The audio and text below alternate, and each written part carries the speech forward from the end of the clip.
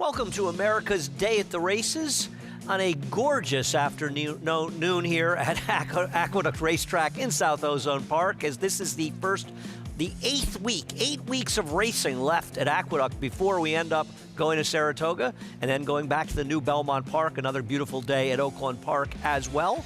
Richard Migliori and Megan Burgess down at Oaklawn as they have 2 weeks of racing left there. In fact, just 7 days of racing. Got a fun card today, turf racing, of course, 4 turf races, 4 dirt races. Happy to be joined by my friend Paul Verderosa on the desk. Maggie Wolfendale will be down in the paddock as well, and Greg Wolf on with Ray Handel a little bit later today. So we've got a full cast. Yeah, we've got a full group, cast of characters ready to go today. Some really good racing, though, today, I think, both here and at Oaklawn. So some races you can kind of dive into. I thought today's 7th race was a very competitive race, and you could really make a case for all 6 horses left in the running of the race. Now, the horse who's the morning line favorite comes in for Wesley Ward, who seems like whenever he ships to New York, he's extremely dangerous. And we saw Bostonian winning here back in September before taking on maybe too tough a field Breeders' Cup weekend at Del Mar. He does project to be the speed. Can he take some pressure up front, Paul? And is he good enough to beat these horses? Because from a speed figure standpoint, he's a little light. He is, but it's funny, as you just alluded to. You know, Wesley's horses come here and they run. You know, even if they take some heat, they still finish strong. And we know what the game is for Bostonians. Going to go to the front. What I like about this horse, though, is over a fast track, this horse is 3 for 4. This horse has a good work coming into this race as well. So this horse is sharp coming off of the layoff. And obviously, we all know you're going to have to probably come and catch this horse. Yeah, I think there's going to be some more speed than people think. Maybe the 7 Private Desire comes out of a fast-paced race down in Colonial Downs. You've also got Parasox inside of him and My Matoli, the 6, who were 2nd and 3rd, 2 races back for Parasox. And last time out for My Matoli, who has been gelded since that start. Both of these horses could need a little help up front. They possibly will. I mean, they've run into also Vibrance Express, who's turned into a win machine as well, you know, in the last few starts. So I think in my Matoli's case, I think it's probably more of just trip for this horse. Pair of Socks, I think, you know, 6 furlongs is probably better than the 7, right? When you look at a horse like Parasox, I think shorter is better, ultimately. Well, it's usually better for the closers. The paces rate to be a little quicker. I'm hoping My Matoli can get a little bit more into the race with his being gelded, but I thought this was a wide-open 7th race. That race on the dirt is surrounded by a number of turf races on today's card. We'll be bringing you all of the action on today's card from both here and Oaklawn Park. As we mentioned, we got the pick 6 starting in race number 3, no carryover, and race number 7, the allowance we just mentioned. Also, Oaklawn, their Classic 6 starts in race 6. They have I believe, an 8-race card on today's card. I didn't look at the last few. I will only be on for the first 5, you for the first 3. And, of course, we'll get more on their racing from Meg and Mig in just a little bit. Want to remind people, no better time to sign up for Naira Bets. Use the promo code Derby25. We'll give you a free $25 Derby bet along with the usual $200 match bonus. Play through Naira Bets. Bet any track, anywhere, anytime through Naira Bets. Look at a field for today's first race. These are maiden claimers going out for $25,000 tag. Currently, the heavy 6-5 favorite. A little surprising is the 6 Counter Move, who was the morning line favorite. I'm surprised he's this big a favorite. And Maggie Wolfendale is back from Oaklawn. Hadn't seen her in quite a while, and she is trackside on a... Okay, so apparently misinformation.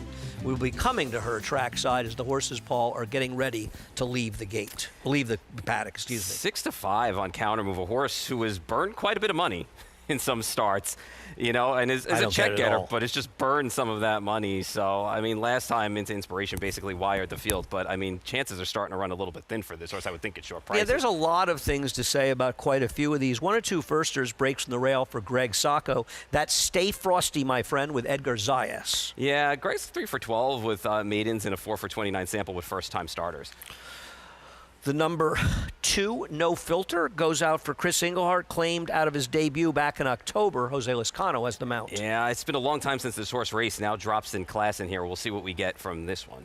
The number 4, my top choice, Max Schnell, hopefully will be a speed along with No Filter. Yeah, just had a couple of trips in his last few starts. Was against it 2 starts back, chasing off that rail, and then also was part of the speed last time out inside. Not sure why Sports Hero is so much bigger price than Counter Move. Did finish finished behind that one last time, Christopher Elliott with the mount. Yeah, but was a part of that pace that was pretty fast. He was up on it last time. Maybe just because the chances have been running out for this horse. I don't know. I don't think people have lost enough money on Counter Move, who's lost a couple times at odds on, and is always a short price and seems to always come up short. Apparently, you know, and I agree with you in this spot. You know, he's tried being on the pace and off the pace. Manny Franco rides that one for George Weaver. We round out the field with a first-time starter. Louis Rivera on Asked and Answered for Chad Summers. This horse has a $1 million pedigree, sold for only $75,000, and is now running for $20 in his debut. That's kind of like some red flags, although Tappett's 13% sire, and the dam was a stakes winner for well, effort. But I mean, it's $1 million. The sire is a horse that's now at the lowest he's been for years, standing at $185,000. The dam finished second in the Grade 1 test. Fabian, I think Bob Baffert trained that horse, actually. And for that horse to only sell for $75,000, now in for $20, the red flags are flying. We'll take a look at Counter Move and Sports Hero running second and third last time out. I'm not sure why Counter Move is taking so much money to Sports Hero. If somebody said to me, who do you think is a more likely winner? I'd say it's Sports Hero. I don't particularly like either one of them. I would think that based off the trip alone, you would want Sports Hero, especially since he was up on that pace last time out, whereas Counter Move came from off of that pace. I guess ultimately, at the end of the day, either the 5 or 6 can win this race. I mean, we're not saying that they can, but it's just horses that have had their chances. And in Counter Move's case, just has taken a lot of money along the way and burned it along the way. But I would think coming out of that race, for me personally, I would want Sports Hero just based on the fact he was on that pace last time out. All right, we'll see what happens. Jumped the gun a little early on Maggie, but now she is ready, and she is, as we said, trackside. Yeah, Andy, always give me a little heart failure when I'm walking up the steps and you're about to toss to me. Like, wait, oh my goodness, I don't think I'm ready. But now we're ready as we'll take a look here at several of the horses in this field to kick things off here with action at the Big A. Beginning with your favorite, that is number 6, Counter Move, who does have a little bit more speed, I think, than what he showed last time. He was kind of coming off a bit of a freshening and just broke kind of half a step slow. And I did think he stayed on decently behind Gate to Wire winner Into Inspiration.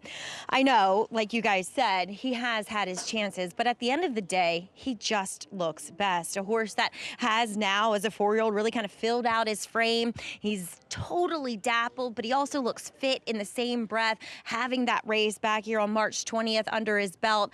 I like what I'm seeing from Counter Move. I think he will break sharper today from that more outside post. Moving on to one that is coming off of a considerable layoff.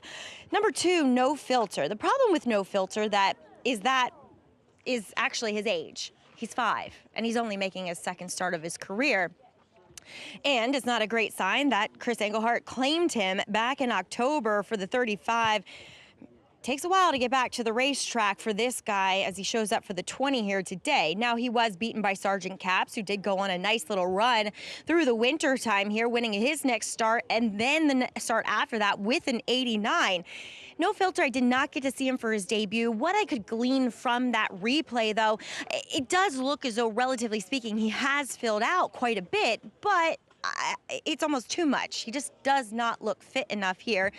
Is a horse that has some early speed, so that's a potential for him as he could be forward in here.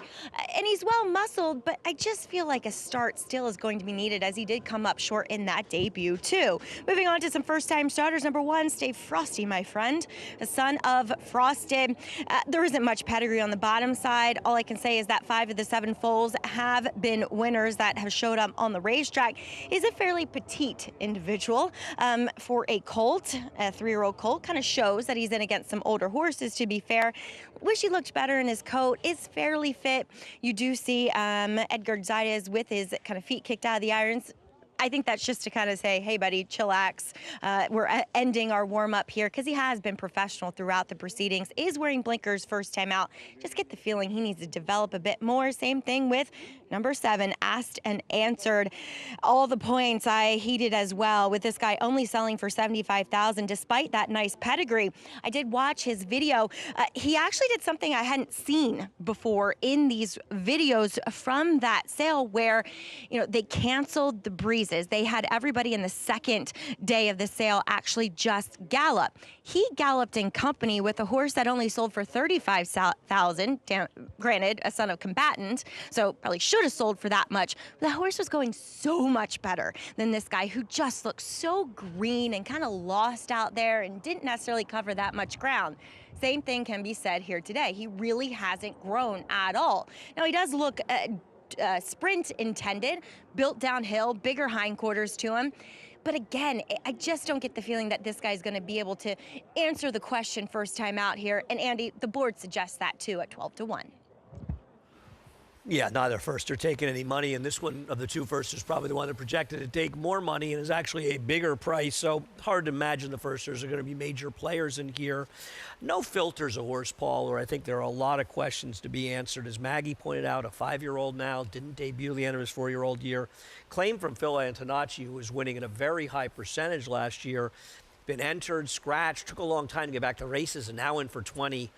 Has speed, but there are a lot of red flags, aren't there? Yeah, there are, and especially because Phil Antonacci's horses are usually win-early types as well, or well-prepared, for their starts. So to get claimed out of there, and I know on its face the field obviously doesn't look the strongest because, Sergeant Caps did get good for a while, but a lot of his races were on the turf, too, prior to that, too. I think there was 5 or 6 of them, so kind of little tosses for me. He brings speed to the table if he breaks cleanly today, but the question is, off the drop, off the trainer change, off the long time off, being entered twice, being scratched, I don't really trust them. The problem is you're back to horses like the 6 and the 5, and I'd much rather the 5 is 5-1 in here. I think that's good value for this horse. This horse is a much better bet at 5-1. The 6 is at 4-5. Is that where you're landing? Because I landed the 4 Mockshell, who I think is an outrageous price at 8-1, and sort of ran to a buzzsaw first-time starver Todd Pletcher last time. I think his race 2 back is good enough to win here. I think the interesting thing about Mockshell is you look at that 62 figure, he got 2 starts back, and some people might say that's an outlier. To me, he might have improved off of that effort. And then last time out, he was involved in that speed. He was inside that day. The Todd Pletcher horse won pretty convincingly. Hasn't run well since, but 21 Red has been a check getting made in 2, so he's just in a better field.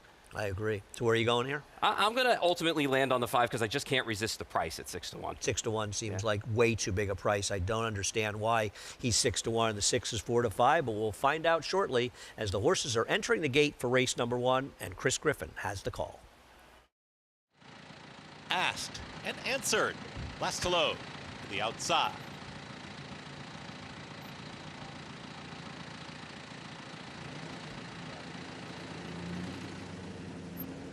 Goes in, all set. And they're off at Aqueduct. Slow beginning for Stay Frosty, my friend, and also the other debuter, Asked and Answered. Counter move right to the front, and Mockshell and the light blue silks is in between horses, holding the rail position. Here comes No Filter. Having to check hard out of there was Mockshell. Raylu Gutierrez backs off that early pace, and the leader is Jose Lezcano on No Filter. They're a neck in front of Counter Move, who's now stalking in second, 22-4 for that pressured opening quarter mile. Dropping back there was Mockshell, and here comes the move from Sports Hero, and Sports Hero is going to be 3 wide. On the move for Christopher Elliott has taken third. Asked and Answered and Stay Frosty, my friend. They start to run on from the back end of the field as they're approaching a quarter mile left to go. Counter Move is just waiting for the cue to try to push on by No Filter, who guts it out towards the inside. Sports Hero had that stock and pounce journey down the center of the racetrack and has sights on Counter Move. Here comes Sports Hero, and Sports Hero puts a neck in front. Battling on to the inside, it's Counter Move. Asked and Answered starts to warm to the task late, but with a 16th left to go, well out into the middle of the racetrack. Sports Hero striding out nicely to win the opener. Sports Hero wins it over Asked and Answered, then came Counter Move and No Filter in 1 minute 11 and 4. Well, he was clearly the overlay in the field, a 5-2 shot that somehow ended up at 5-1 as they went to the number 6. Counter Move will be around to burn some more money in the future days, but Sports Hero works out the perfect trip under Christopher Elliott for Jimmy Ryerson and gets it done quite easily. Couldn't have asked for a better journey for this horse, especially since the 2, the 4, and the 6 went out for the lead. The 4 checked out of there. 4 can't run at And all. the 5 just absolutely sat a garden spot, top of the stretch. Christopher Elliott Aston, this horse was gone. Nice run, though, from Aston Answered coming from the back for Yeah, second. I mean, I don't know how good the race was, but Aston Answered, who did not come out particularly well and took no money, did do a little running for second at the end. The thing here is that you're betting counter move at 4 to 5. I don't know what to say. I don't get it I don't either. have any idea. Frankly, as we said beforehand, I don't think that he should have been even favored over the 5. The 5 is a more likely winner, and he was. That's it for race number 1. We'll wait for the official results. A lot more to come on America's Day at the Races. And, of course, we'll be heading out to Oaklawn Park quite soon as well. A couple weeks left there. We'll be right back.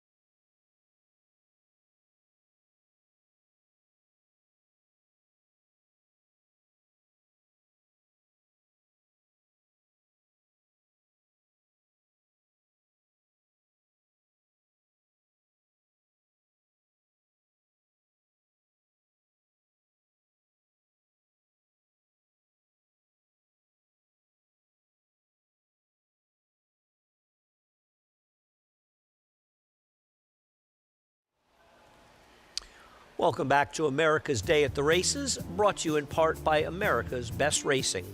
Making the sport easier to follow, explore stories, betting tips, and race day insight at americasbestracing.net. Heading back to the winner's circle, still unofficial, but as we know, it now takes about an hour and a half to make the races official here. Sports hero getting it done quite easily for Christopher Elliott and trainer Jimmy Ryerson, who we see standing in the winner's circle. Finally got a Jimmy Ryerson horse home. I couldn't do it last year, got one today, but this worked out. I mean, this trip couldn't have worked out more better for Sports Hero in here. Had pace in front of him to run at. Christopher Elliott got this horse out in the clear, and this horse eventually kicked in and drew off pretty easily.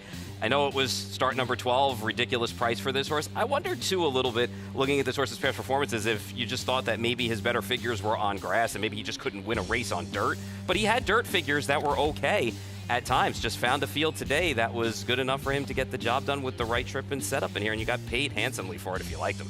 Perfect trip or not, it'll forever be a mystery how he ended up paying $13.38, especially in light of the fact that counter move, who did finish ahead of him last time, was 4 to 5. Long shot firster Acton Answered filled out an exacta that paid just under $59 for a dollar.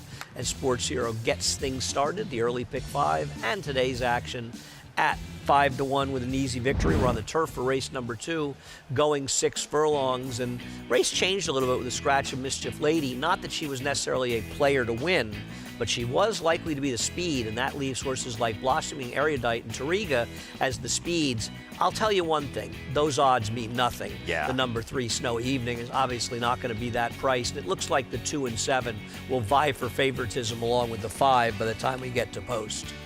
Yeah, I think this race certainly helped Blossoming Erudite out immensely, because I think she's going to have inside position in here. She might just play out to be the speed depending on what they do with the Tariga's 4. fast too, though. You'd like to think that Ruben Silvero's an aggressive rider will go, but I agree, a lot of the speed taken out, and that hurts horses, particularly like Lil Regard, who doesn't really have much speed, though is clearly a player. A lot more action to come at Aqueduct. Action to come, though, at Oaklawn Park. The Megan Mig Show in the last 2 weeks of this meet.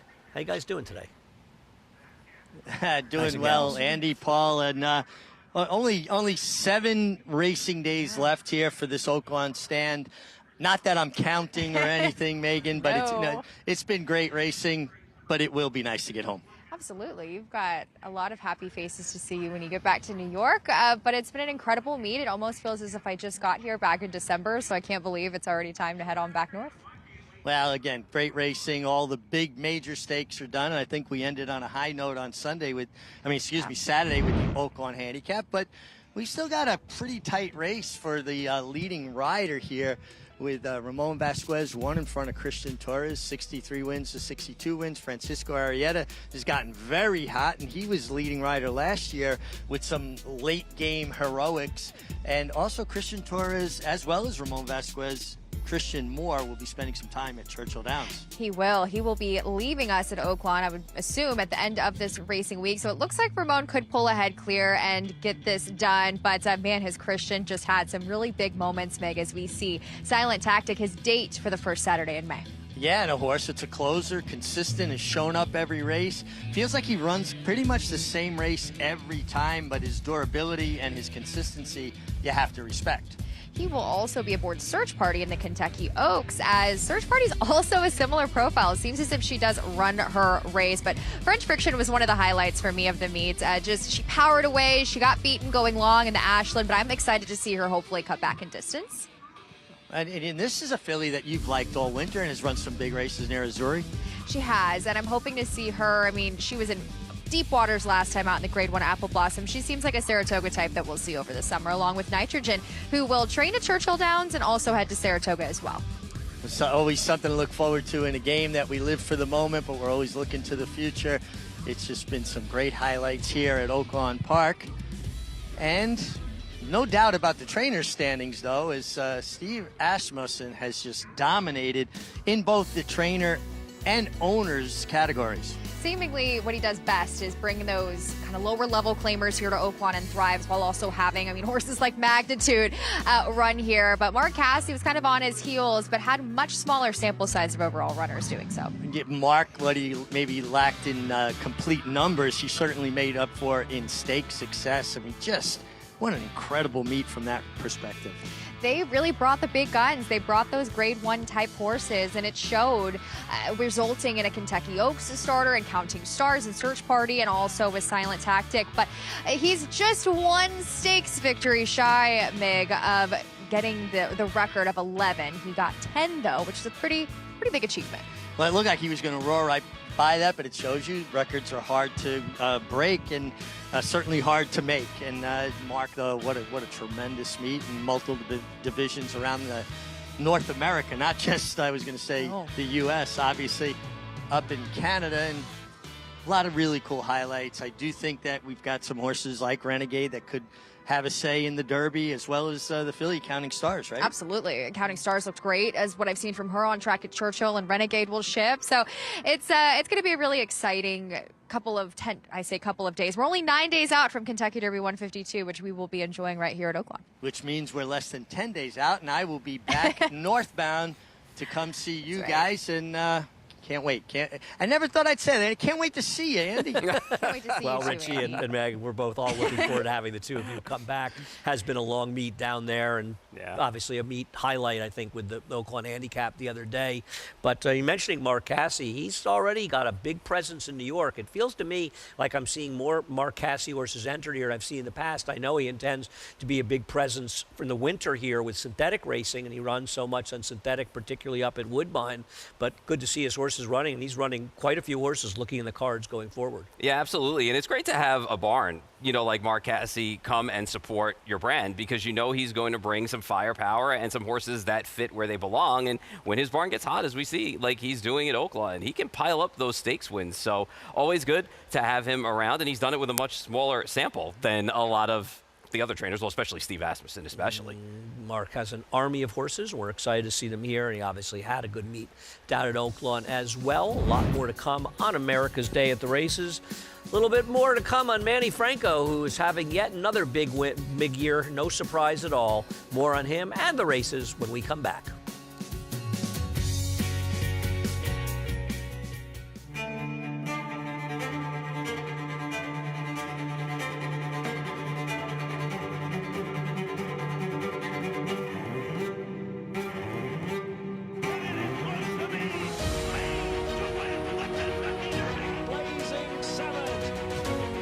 Starting it up into number something classic is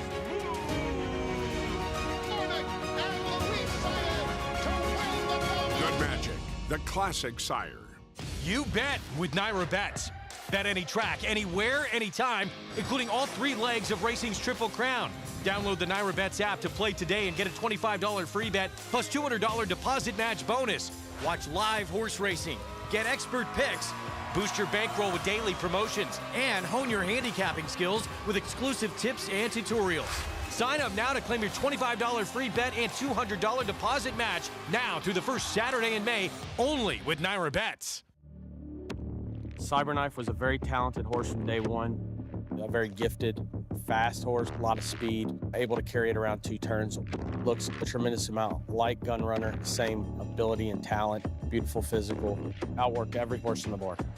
Holds the track record in the Haskell. He won it in impressive fashion, beating a very good group of horses. And Cyberknife has won the TVG.com Haskell over Tama. Jack Christopher finished 3rd. The Arkansas Derby was one of his best.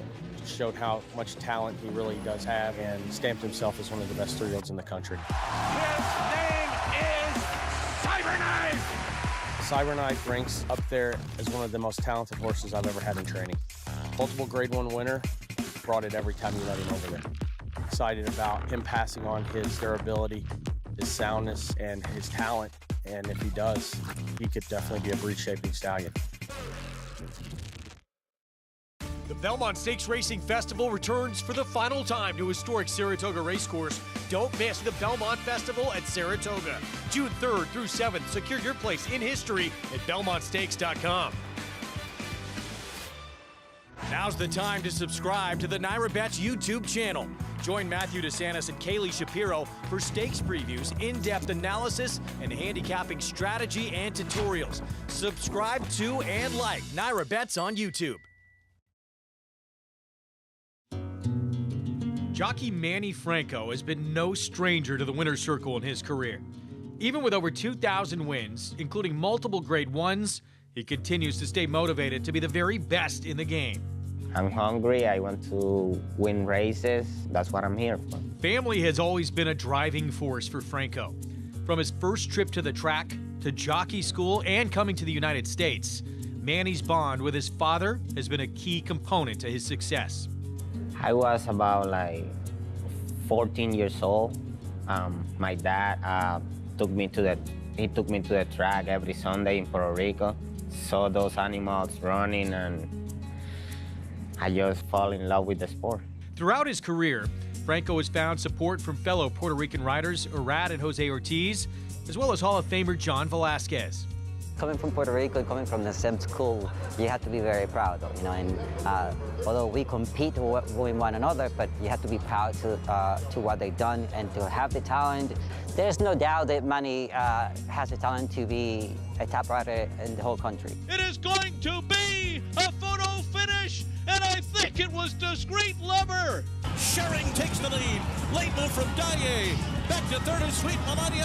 Schering and Manny Franco have won. And he's gonna do it, Manny Franco, in the Grade 1 Joe Hurst Turf Classic. But it is Tis the Law, and the New York bred is gonna win New York's Belmont Stakes, the first leg of the 2020 Triple Crown. Here he is, Saratoga's hometown hero, Tis the Law. With all his accolades, Manny is still missing that one win all jockeys want the most. Man, I want to win the Kentucky Derby so bad, man. That's the dream for any jockey, the Kentucky Derby. Yeah, Manny Franco, tough loss with Tis the Law, finishing second to Authentic in the 2020 Derby after winning the Travers and the Belmont Stakes. Of course, COVID year, Belmont Stakes, the first race of the Triple Crown run, but he was a tremendous racehorse, and it's nice to see Manny back with a chance, though obviously riding a long shot in this year's Derby in Albus, the Memorial winner. Yeah, and you know what it is, too, with Manny, too? It's just he rarely gets horses in trouble, which is what I like about him. You know, he doesn't get in their way, and take a look at a horse like Albus, and you know, when you look at this horse and the way the Wood Memorial set up for this horse, I like that he won this race a little bit differently than his maiden race went. You know, in his maiden race, he was able to save ground. He was much the best. He tracked the leader. He went on by and drew off easily. In the Wood, he ended up with a fast pace. It came apart late, but he got a good trip and a nice ride through to get the job done. And his ability to kind of weave through horses and kind of, you know, step up to that level and get the job done will help him in a bigger field. I mean, obviously he's going to be a long shot going into the Derby, but you know what? You're in the gate. You have a chance. And he's improving. He improved off that maiden win in our Wood Memorial. We'll see what he can do going forward. Yeah, we'll see what he does. He's nice for Riley Mott's got 2 starters in there, obviously, and a big win for Manny on that horse. He's just a little bit too slow for me, but once again, always happy to see Manny, and if he wins and somehow upsets the field, I'll be very happy for both Manny and Riley. And Manny rides the one Lil Regard. We'll take a look at this horse breaking her maiden 2 races back at Laurel, and Brittany Russell, the trainer, brings this horse back off of a 9-month layoff. And looking at her record, 6 to 12 months, off a layoff in turf sprint, she's 5 for 12 with a 323 ROI, but I worry that this horse will be compromised by the lack of pace, Paul. It's interesting because in the race we're seeing here, this was a solid race, the way that she was able to come from off the pace, get the job done. There were 5 next out winners from that race, so it was a solid field that she beat and a good race. She came back at Colonial. She was closer than she ever was early on, and I wonder if that kind of mitigated her kick a little bit in the stretch. And now today she draws the rail. She's not much pace in front of her. I wonder if it's going to happen again. But she's a neat little horse. I think she does have the potential to be good with the way she ran in her first 2 starts. I just wonder, like you, if she's going to be a little pace compromised. While mentioning being closer and mitigating their kick, whereas a horse like Blossoming Erudite, who is the deserved 3-2 favorite right now, this is a horse that could be very forward in this race and had a nice win, couple of wins, actually 2 back, and got a prep, actually, for that race running down in synthetic going long, a horse that's better going short on the turf as the horses are heading the track for race number 2. Yeah, it was 100%. You could tell that was kind of a prep to get her legs underneath her. She had no real speed in that spot, and if you have no speed in those races down at Gulfstream with the synthetic, you're kind of against the 8 ball. This is more her game over a course where she's 4 for 5 and she's run well. Yeah, no, she is the horse to beat. I don't disagree, though. I am going to try the 7 Solo Shot off the claim for Amelia Green, but I'm not against the 2. I do agree that she is the one to beat, the 3-2 favorite. Right now, a bigger price than a horse with less chance to win the first race. The 1 Lil Regard, we mentioned, Manny Franco riding for Brittany Russell. Always have to respect something that comes out of Brittany Russell's barn when she ships here, and she's a good little horse. We'll just see what she can do at a little less pace, possibly. Interestingly enough, this New York bred faces New York breds for the first time. The favorite, Blossoming Erudite, who's faced New York breds before, goes out for Carlos David and Ricardo Santana. Yeah, and her back races are better than this group. Robert Frost fans betting on Snowy Evening. Dylan Davis riding for Dave Donk. Feels like they're just getting a race to get this horse started. She wants more distance. You would think so, ultimately, at the end of the day. Horse who can be forward, Tariga, going out with Ruben Silvera.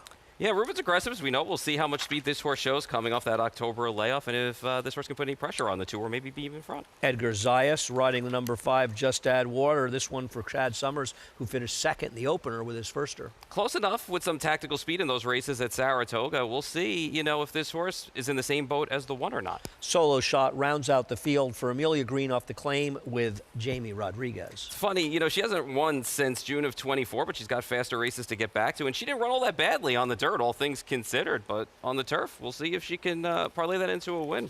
Last turf race for the number 2 Blossom Erudite was a victory on October 18th, and while she can rate, she also has speed and can be forward, makes her doubly dangerous in this race. She is the one to beat. 100%, especially because she can do it from on or off the pace, and even, you look at 2 of her losses on grass, fitting around, and Shoot It True, Wesley Ward horse, obviously, and then, She's So Spicy went on to win a Breeders' Cup race. So I just think she's the best horse in the race, period. It's just a question of whether or not she's going to fire today, and I don't see why she wouldn't, especially over a course that she likes. And she can pretty much make her own trip in here, don't well, she you really think? turned her career around, yes, in her 2 prior turf starts, just better races than she had run before, Maggie. I agree. And honestly, Andy, as she comes back now here as a 4-year-old, I think she looks better than ever, too, blossoming erudite. So I think she's going to be pretty tough in here because obviously a lot of her main competition, they're coming in off her respective layoffs. As we'll take a look here at number 1, Lil Regard, as she faces New York breds for the first time. Now, all of her previous efforts have been at the 5.5 distance. And last time she was kind of chasing between and then got to the inside, cut the corner. She just lacked a bit of a punch. And I wonder if she's one of those fillies that, well, she could be a little bit closer, drawn into the race, maybe a little bit more with the inside post position, given that it's 6. If she needs that pace to come apart a little bit for her, as she's very kind of short and compact, your typical turf sprinter, don't get me wrong, and she does look fairly fit. I'd say she's about 90% there, so maybe willing to give her that kind of wait and see approach, but I do respect anything that Brittany Russell does ship in here from Maryland. Moving on to number 3, Snowy Evening, whom I believe Andy's right in that she probably wants to go a bit further than this. But I will say that as Dave Donk has done very well as of late, she looks incredibly fit. I do like what I'm seeing from her from that overall physical standpoint. And sure, Dave's not one of those guys that expects to win every single race. It's all about a building process, and this very well could be one of those building blocks. But don't be surprised if she runs a little bit better than expected at this 6 furlong distance. Moving on to number 5, Just Add Water. She's been preparing for this return at Palm Meadows with Chad Summers. Now, she does come in here off of a 58-4 workout at Palm Meadows, but I did watch her workout prior to that, the one that you can find on First TV. She was outside of a maiden winning turf sprinter, I Love Giraffes, and really put that horse to bed late. I think she was just more company for her, kind of guiding her around that turf course and just really strode on beautifully after the wire. She kind of looks the same. I wish there was a little bit more development from 3 to 4, but she is a little bit of a nervous type too. So a lot of times those types of fillies won't necessarily carry their weight and conditioning as well. She does wear that hood. You can see makes her ears look a lot bigger than they actually are. But look, she's been minding her P's and Q's. She's been very relaxed out in the racetrack, much as what I saw from her last year. And she is a horse that does have a winning profile overall. So we'll see what she does here currently at 7-2. Andy?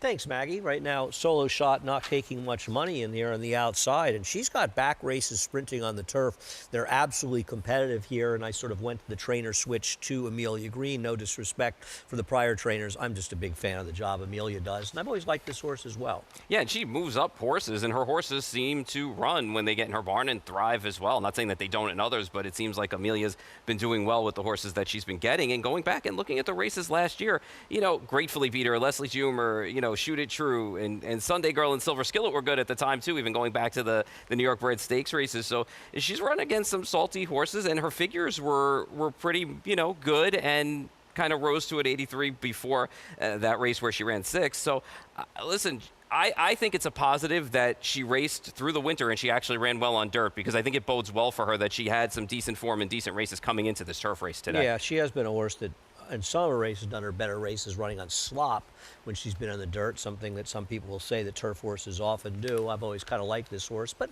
I don't think there's anything wrong with the two. This is not a race where I think the favorite's being overbet like the last race, where it was sort of mystifying why Counter Move was 4-5.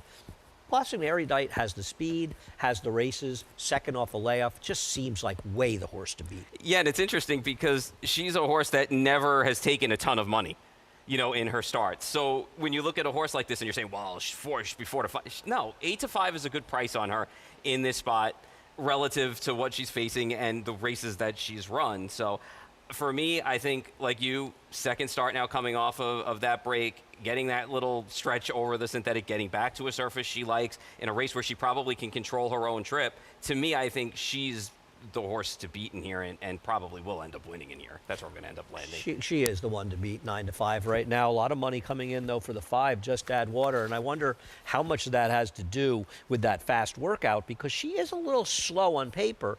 And while she can certainly win this race, 5-2, you're really banking on that workout, indicating she's improved, I think. Yeah, and I guess that's the question that you have to ask yourself. Will there be improvement for her from 3-4 first start? And I thought she ran well in those 2 starts that she won at Saratoga. Even the start where she ran third, she was wide and even in that start. It's not like she kind of packed it in. So she might be a horse on the improve. I guess we'll find out, you know, when her first start as a 4-year-old. See what happens as the horses are heading into the gate. You see the number 3, Snowy Evening, going in, owned in part by my good friend Steve Christ, and of course his partner Ken Durrett and the horses, as well as Phil Gleaves, a legend in the game who used to gallop horses for the great Woody Stevens. You got a real Woody Stevens connection, of course, as Dave Donk worked for the great Woody Stevens for many, many years, and he's done pretty well on his own. He just needs to get a little of his training skill to be transferred to his favorite team, the New York Jets. Just a couple left to load. Chris Griffin has the call of the second race, which begins the first pick 4.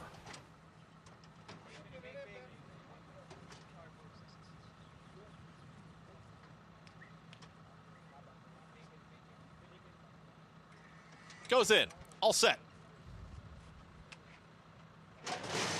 And they're off. Good beginning. Tariga in between horses is shoved towards the front and at the rail. There's little regard and no rush here. At the rail is going to take back.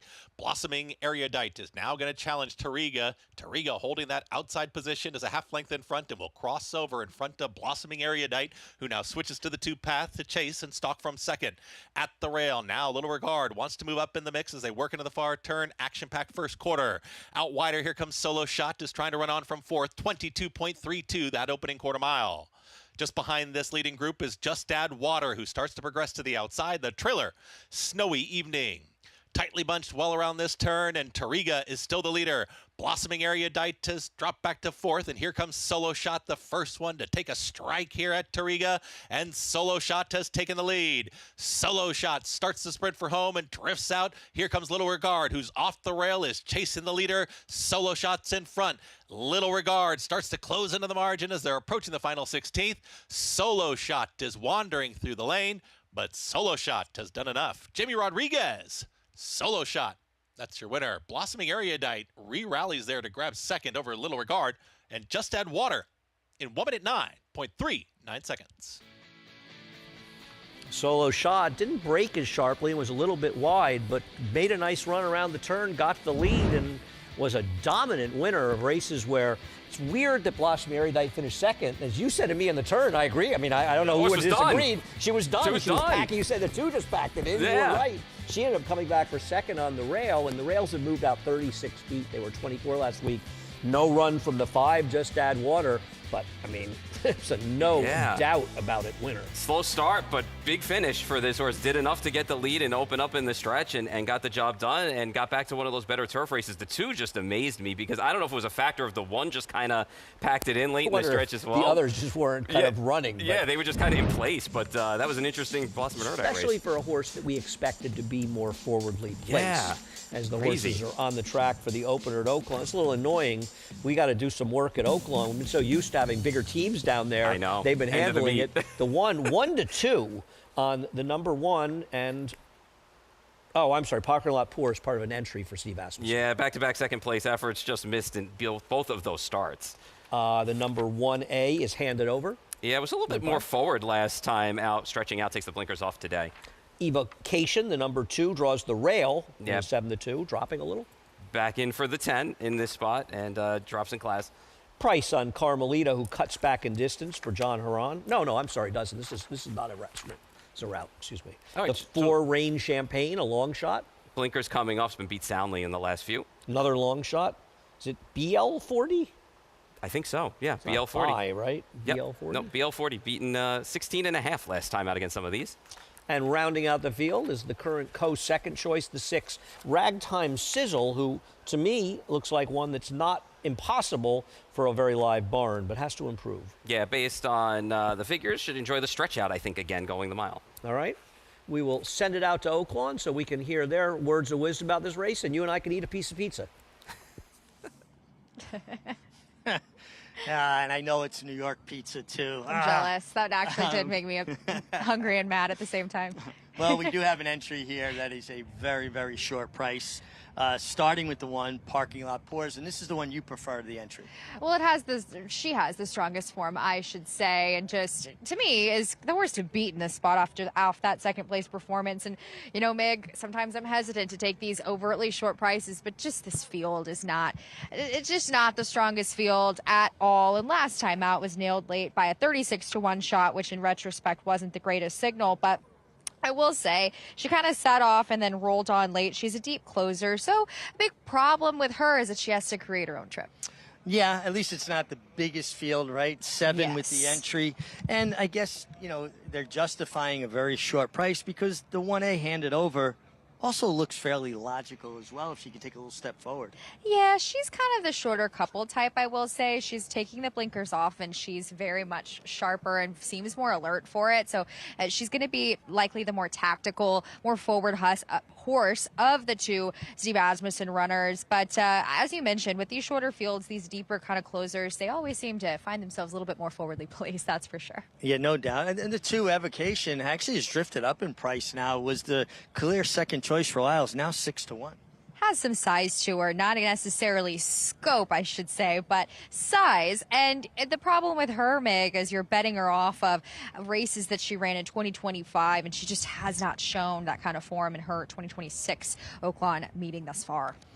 And then, you know, I went to the outside with the 6 Ragtime Sizzle, and you and I were discussing it off camera about how far does she really want to go? The thing I'm hanging my hat on, Megan, is she's by Union Rags, a Belmont winner. Out of a mare who's by Lemon Drop Kid, a Belmont winner. So from a pedigree standpoint, even though physically I don't see it, from a pedigree standpoint, I'm hoping that she is able to get it more ground. I'd agree with her, and as I kind of spoke to earlier, when you find the right group, it seems as though getting the ground makes it a little easier, and I do find she has done so. She's also one that's kind of a plodding type early. She's kind of lost that early speed, or I should say tactical speed, that she showed when she was running back in New York. That's where I became more familiar with her. She looks a lot better than she did in the late stages of last year in New York, and then when I got to see her early on, where actually it's kind of swapped. Her recent form isn't as great, but she looks better, and then she didn't look quite as strong when she was running better races around that $16,000 non-winners of 2-3 back. So it's pretty interesting to me. I don't think she's overtly a sprinter. I think she'll be able to manage this distance, particularly with that post and in this group. Well, what we were talking about, any horse can go any distance if you give them enough time to do it. They're getting ready to load up in the gate for the opener here at Oaklawn Park. I'm on Ragtime Sizzle, hoping that pedigree can get her to get the more ground. Let's send it upstairs to Matt Dinneman with the call. Part of the entry going into the gate first. Parking Lot Pours walking in, 2 back. Carmelita and Ragtime Sizzle to the outside. 9 races today on the docket. Good luck. We're ready to go. We're off and running at Oaklawn Park. Carmelietta was away just a little bit slowly, recovered pretty quickly, though, and there goes Handed Over right to the lead here. Rain Champagne will take the second spot. Carmelietta off the leader's heels, runs in third going into the turn. Ragtime Sizzle on the outside, level third now. Parking Lot Pours is next, running 5 lengths off the pace. BL40 to the outside, and Evocation at the back on the fence as they make their way towards the backstretch run. Handed Over with a clear time of it, not going fast. 24-1 that first quarter mile. It's Handed Over, loose a length in front. Rain Champagne second. Ragtime Sizzle parked outside of that one in the third position. Carmelietta inside of BL40. Parking Lot Pours patiently ridden, 5 from the lead and a length to Evocation as they're halfway home now. It's still Handed Over with a clear time of it, a length in front of Rain Champagne on her tail. Ragtime Sizzle in third, 2 off the pace. Carmelietta niggled along a little bit, so is BL40. Parking Lot Pours is still second to last. Evocation has yet to pass a runner as they charge into the far turn. Handed Over, neck in front. Rain Champagne turning up the pressure. Ragtime Sizzle has come under a hard ride, so is BL40. Then comes Carmelietta. Parking Lot Pours niggled along, still in the second last spot, coming to split horses now, and Evocation's getting outside, trying to make a dash from last, hitting the quarter pole. Handed Over, Rain Champagne there even. Handed Over cuts the corner. Rain Champagne alongside. Ragtime Sizzle third. Parking Lot Pours is still in fourth with Evocation. 1 furlong to go. Handed Over still going strong. Handed Over length in front. Rain Champagne is second, and third is Carmelietta. Handed Over still clear. Rain Champagne trying to tag her. Handed Over keeps going. Handed Over steals it on the lead on the inside. Rain Champagne second. Parking Lot Pours third. Then Carmelietta and Ragtime Sizzle, who is next. Rain Champagne looked like an upsetter in this race, but the 1A Handed Over able to hold that one off, who just did not want to go by. Watching this race in real time, Keith Asmussen just sat chilly. It was almost like a Pat Day-esque, we're waiting, and just let this horse go and just had enough to hold off Rain Champagne, which, by the way, Rain Champagne ran a hell of a race because at the start of the race, there was a lot of bumping going on and some slow starts. Carmelita, Rain Champagne, BL40, they all kind of came together a little bit. So a really nice effort at the end of the day for Rain Champagne to be able to sit just off of the 1A in this spot and fight down to the wire with this horse that was dropping slightly in class but got to the front and was able to get a clear path to the front and just hold on at the Keith end. Asmussen gets that win for his dad, Steve Asmussen, who, I'll tell you what, Steve Asmussen, he is an action guy. I mean, he is run a lot of horses. Speaking everywhere. of an army of horses, yes. But Steve, listen, let me tell you, Steve is great for the entries. He runs his horses. Yeah. I asked him once, he won the Prioress, and it skipped the test, and I said, was it skipped by design? And he said to me, skip a race? I don't think so. That's about right. Tremendous. Anyway, a lot more to come on America's Day at the Races. Chad Brown has a couple of horses in the next race. One of them will be the favorite, breaking from the inside, looking for that Derby Oaks double. We'll be back.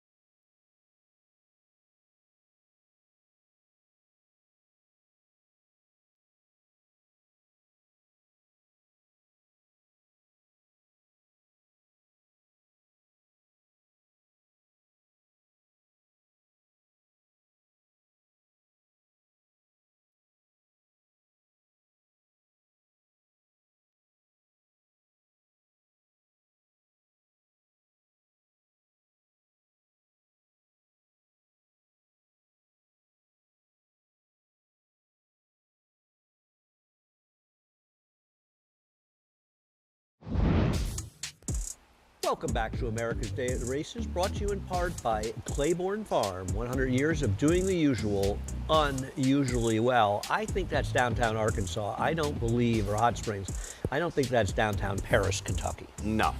That compared to Paris, it's a booming metropolis. You ever been to Claiborne? No, I've not been to Claiborne. You go through Paris, and then you go a little bit out. You take that sort of right turn when you're going through Paris if you're coming from Lexington, and then you scoot around, and there's beautiful Claiborne Farm. I recommend to everybody they head down there. Amelia Green, place she's gotten very used to being in. Obviously, she spent a lot of time there when she worked for Todd Pletcher, but she spent a ton of time there on her own. Solo shot, a generous 10.50, and I think we saw overlays in both the first two races. You look at the double, the parlay was, I mean, almost 30 or more percent or more over what the double paid. Both these horses paid more than they should have, and both got it done fairly easily. A horse that didn't pay more than he should have was the first winner at Oaklawn Park of an entry, where you got 2-5 with Steve Asmussen finishing first and third, but it was the 1A handed over who got the money. Was able to get the job done, able to take him gate to wire, stood out of trouble early, and just had enough late to get the job done in that spot. So Steve padding those statistics with another win.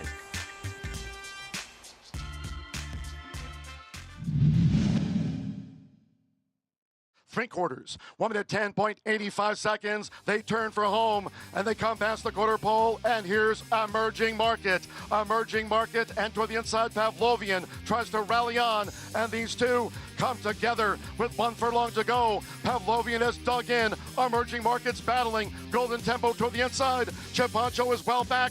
It's Pavlovian and Emerging Market in a Louisiana Derby thriller. 2, Emerging Market, who just rises to the moment. Emerging Market is going to try to do what has so far seemed impossible and win the Kentucky Derby in just his third career start. And while it was a good pick by you on the second finisher in there, I believe the margin would have been much bigger if that horse hadn't severely interfered with and carried Emerging Market out the stretch. The head-on of that race is very telling. Yeah, I make no bones about it that if I would have won that race with Pavlovian, I would have had to have survived an inquiry in order to get that win. And I think it was also talent versus experience in there. Pavlovian had the experience, knew how to fight. He ran very He well. ran a bang-up race at a big price. He improved off his effort that he ran in the Sunland Park Derby. But Emerging Market showed his talent, and he showed that he does have it and has the goods and is still learning on the job, with that only being his second career start. And it's interesting to me also because Chad Brown's not the type to kind of rush his horses into situations like the Kentucky Derby. So I think with this horse doing well and this horse training well and looking good, I think that it all plays into a horse that has some talent here, and this is a good chance for Chad if this horse can run well. He was ready to run in the fall. He got sick. He came back. He's very, very good. And we'll see if it's a Derby winner or maybe a prep for the Belmont Stakes. Sierra Leone, a tough loss. Durant Derby horses run fine. Good Magic second to Justify. Zandon finishing third with Rich Strike and Epicenter beating him. Normandy Invasion, his first starter, should have won. Yes. Moved too soon. And Practical Joke, who really didn't want to go beyond a mile, actually ran very well and got a great ride from Joel Rosario to finish fifth. I got to tell you, I was very impressed with Always a Runner, who completely turned her career around off a slow maiden win. Chad was very high on this horse. I should have listened to him. He found a way to get this horse to win this race, go to the Oaks off that debut. And when you watch this race, too, it ended up being faster than the Wood as well. I know the pace scenario is a little bit different, but the race turned out faster, and she ran down Pashmina, too. It's not like Pashmina's a bad horse. I mean, she dropped her head and came calling and got the job done. Well, it was faster, and it had a much slower pace. Right. So it was really, in my opinion, a much more impressive race in the Wood. And, you know, it's funny, I look back, and I'd actually had a phone conversation with Chad Brown before this horse and Emerging Market run. Now, I knew about Emerging Market because he had talked about him last summer. And he brought this horse up to me, and he said, I don't know if I'm too close to the Oaks, but I felt she was my Oaks filly all along. And she's his Oaks filly right now. And I don't know about you. If I was making a morning line for the Oaks, I'd make them all 6-1 and just move on. You could throw a dart. It's wide open. It's wide open. It's almost like you could find the price that you like. The search results one still kills me because that's the only future bet I ever made. That horse was 40-1. You told me that's a sick odds to have on that horse, and that horse got beat. I had a search results hat on. I was there at the Oaks, the Connections, and we went to dinner afterwards, and I was wearing the hat still, and I was coming out of the bathroom, and one of the waiters said to me, tough beat. Yeah, for more than one of us, for I sure. said that it was. Yes, it was. Belmont Stakes, the last Belmont Stakes at Saratoga. That means the new Belmont just around the corner. But you want to get tickets for that Belmont Stakes, belmontstakes.com/tickets. You don't want to miss it. It is going to be a tremendous week of racing, as it has been the last 2 years. And there's, of course, Sovereignty and the connections, trainer Bill Mott and Junior Alvarado as well. Saratoga just a few weeks away. We are just 5 weeks from heading up there for the Belmont Stakes. And then, of course, less than a month later, that Saratoga meet, which is going to be 10 weeks this year. Marketplace of ideas for Chad Brown, the current 7-5 favorite over Pinch of Bourbon for trainer Mark Hennig. We'll have more on this race, more at Oaklawn, and much more in general when America's Day at the Races continues.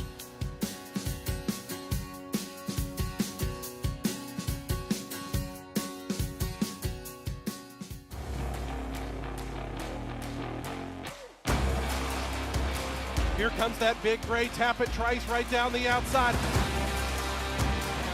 Tappet Trice wins the Toyota Bluegrass. Tappet Trice's 2024 debut was awesome. Tappet Trice is lunching. Tappet Trice wins the Woodward.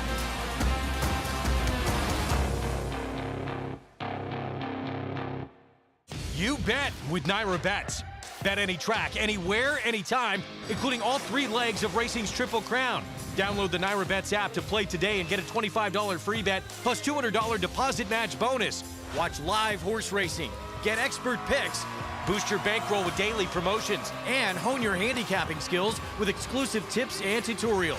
Sign up now to claim your $25 free bet and $200 deposit match now through the first Saturday in May, only with Naira Bets. Gunrunner is the sire of 16 millionaires and 12 Grade 1 winners. Last year, he sired $17 million yearlings, including the Keeneland September sale topper. He was the sire of the $2.2 million Keeneland November weanling sale topper as well. Gunrunner was the co-leading sire of 2-year-old Grade 1 winners, including Breeders' Cup Juvenile Fillies winner Super Corridoro. Gunrunner, breed true. It's America's original sport, and no one covers it better than americasbestracing.net. From the sport to the lifestyle, the best races, horses, and destination venues, cocktails, gambling, fashion, and more. americasbestracing.net is a sport for you.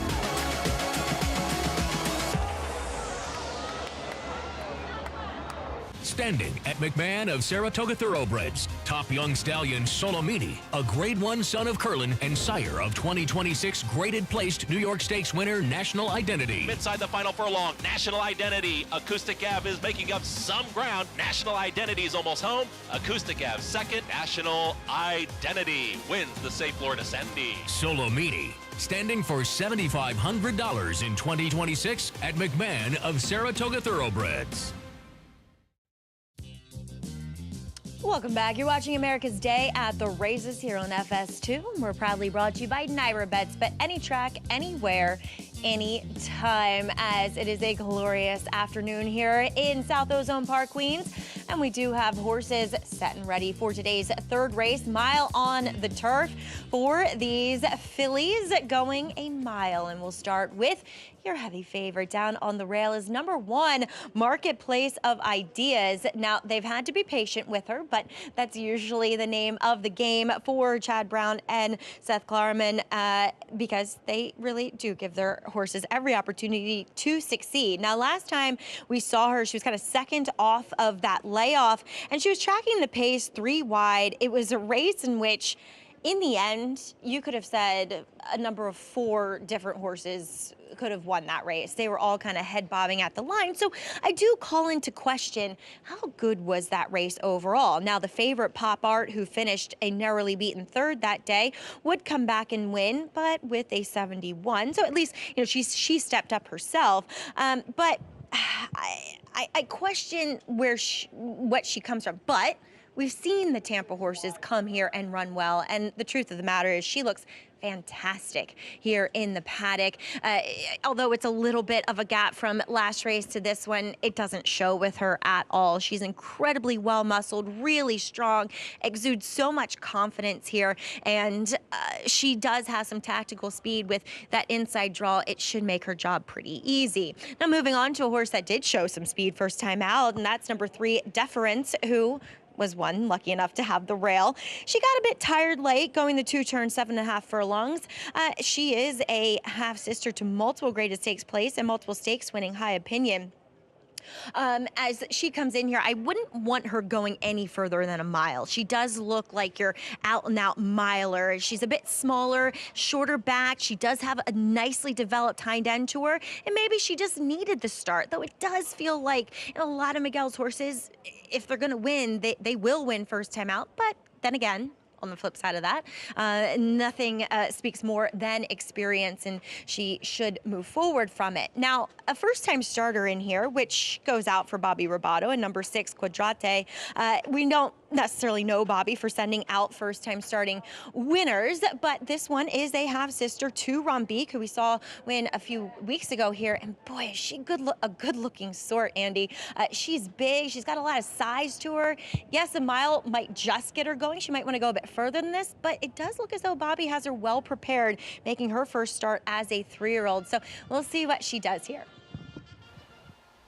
Thanks, Maggie. Horses on the track for race number 3. The one Marketplace of Ideas heavy favorite for Chad Brown with Dylan Davis.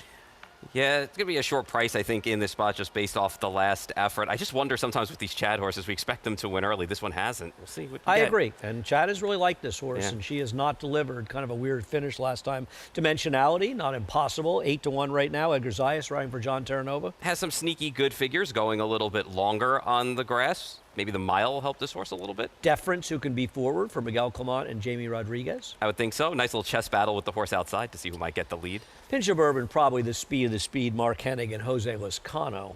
I don't think this horse ran all that badly last time out with the other speed. That kind of packed it in, and I think ran last in that spot, so not a bad effort. No money again for the number 5, Mistborn, who didn't take money first time out and didn't take money the second time. I didn't do a step of running, and I know Chad's got really good second time out numbers, but I would like to have seen just a little something from this horse, but it's still Chad. The number 6, as we mentioned, rounds out the field. The first for Bobby Robato. I disagree a little with Maggie. Robbie will occasionally win with first-time stars. He doesn't win a lot in general, but he can get a firster to win, though more of them win in the dirt, I would say. This horse does have some pedigree, though. Yeah, it does on the dam side. A couple starts on the turf. The second dam as well. Going to be a big number in here for a barn, as you said. That can every once in a while pop one of those firsters. Doesn't do so well otherwise, though, overall.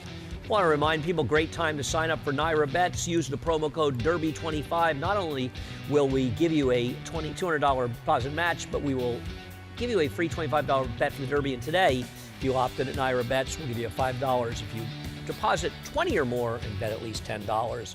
Opt in over at Naira Bets for that. And there is the number 1 in this race, Marketplace of Ideas. I will tell you, she was scratched. That race got rained off here in the fall, and Chad was really, really optimistic about the way she was training. I'm not going to get carried away how she did at Gulfstream with a slow pace, too far out of it. She had a little bit of a wide trip last time. She did kind of hang in the stretch as 4 hit the wire together here, and the winner was a long shot who got completely left.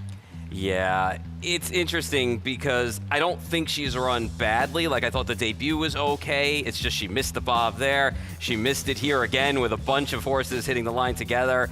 I guess they're all clumped together is not my favorite jam when it comes to turf races, and that a long shot ended up winning the race. But she draws inside here. It's a much smaller group today. Maybe she can work out a better trip. Here, we've seen Chad bring these horses up and run well with these types. She's going to be a short price against what's in here. I don't fully trust her, but she can most certainly win. And I think when you look at the group, she's probably the horse to beat in here. Well, she is, and she's even money, and she is. But, you know, you do have to be wary of horses for Chad Brown that have taken money and disappointed, especially 2 of the races narrowly beaten them. Chad tends to win those races more often than not, and this horse hasn't done it. So the question becomes, who else do you want? Do you want the number 4, Pinch of Bourbon? I picked this horse second, and I'm not sure in retrospect how much I like him, and I wonder if Deference might show a little bit of speed. This race where he finished second, a heavy favorite for Klarovich with Flavien Prat won. This was not a very strong field. No, it wasn't, and I don't know. I mean, when you look at a horse like Dimensionality going back, again, just I think has figures going longer that bode well for this horse. I wonder if the cutback will help this horse a little bit. Pinch of Bourbon, to me, I don't think ran so badly, losing in an effort. Got a perfect trip in that spot from Investment Process, came back in a race again, was on the pace, and the race for her kind of held up at the end of the day running fit because the other speed ended up running last in that spot. So I don't think it was that bad of an effort. Obviously, the best way for this horse's chances is to win. It's to go to the front. Let's head to Maggie. Yeah, I think the 3-horse Deference might give her a little bit of trouble on the front end in ensuring that. So she might have to work to get to the lead today. And then again, like I said, she might not get it. Talking about number 4, Pinch of Bourbon, whom I'm not in love with the way she looks. I've just seen her look better, have a bit more conditioning on than what she does today. She'll a bit more energy, too.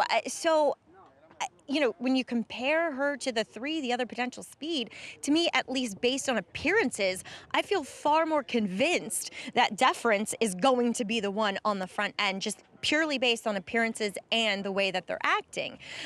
And 2, you know, last time, yes, as Paul said, the pace maybe came back a little bit. 2, the rider lost the crop, looked as though she needed to be inspired a little bit more.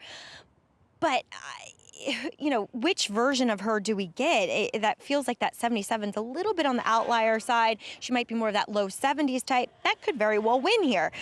Moving on to the horse that she faced 2 back, at least in their last turf start with Dimensionality.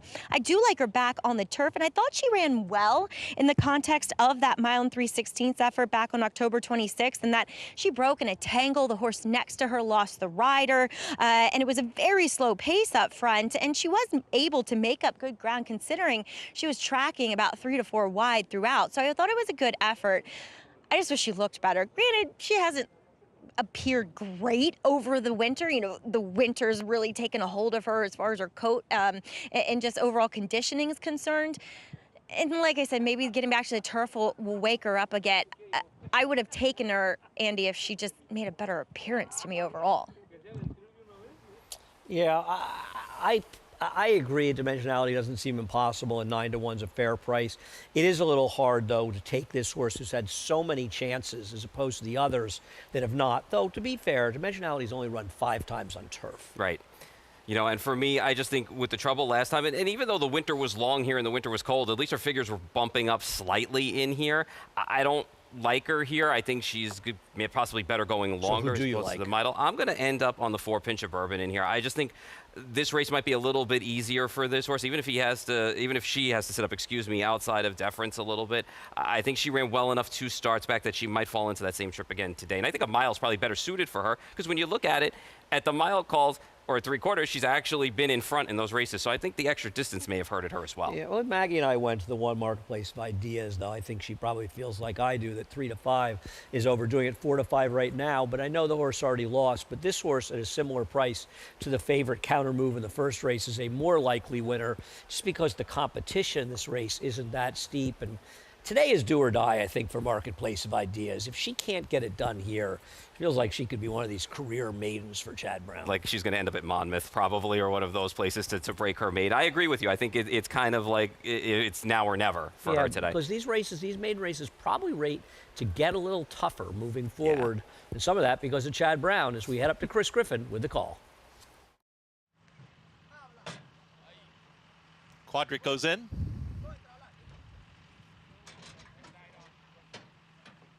All set. And they're off. Quadric broke in the air at the start.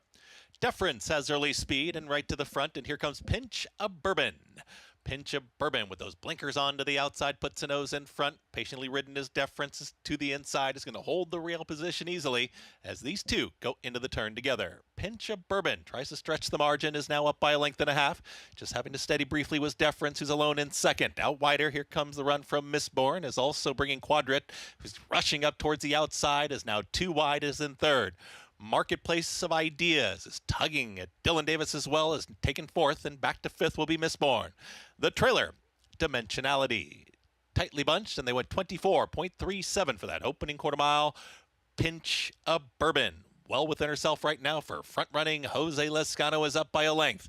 Towards the inside, Marketplace of Ideas is in a tight spot there as Deference holds that position. And out wider, here comes Quadrant and Ricardo Santana Jr. 50.44 for the half-mile time. Pinch of Bourbon still free running on the front end.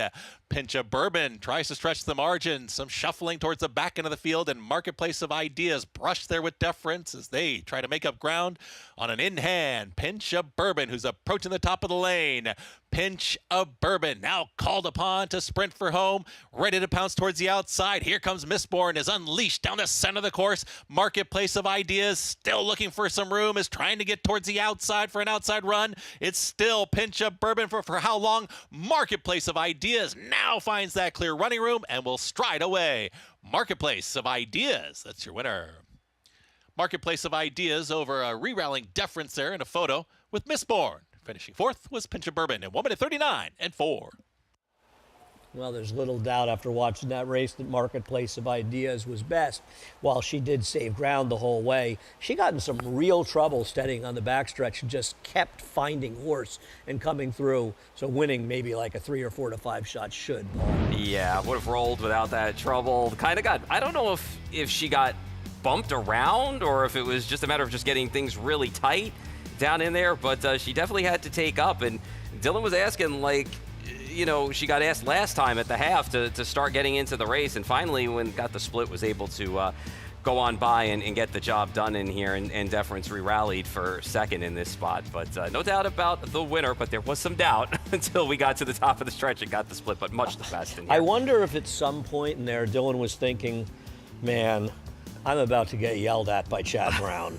Probably. He's going to be like, you know, I want to continue to get mounts for this barn, you know. Maybe I need to find a way to not get in the jackpot. But I really would like to see the head-on at that point, too, because I wonder if Deference was outside and they kind of got bumped down into the rail a little bit, or it just got super, super tight in there. But either way, there were some anxious moments for this 4 to 5 shot until they got to mid-stretch. It seemed like a couple of situations when Deference kind of got in their way, both early and then later in the race as well, but the favorite does persevere to get it done.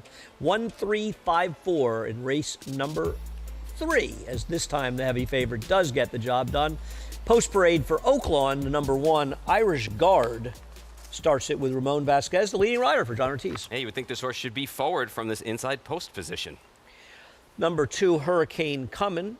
Long shot going out for Richard Jackson. Yeah, no early speed for this horse, and that's this horse's biggest problem. 3 is scratched. The 4, No Kid of Mine, a bit of a price. Yeah, hasn't threatened in 3 starts. Hoping for better today.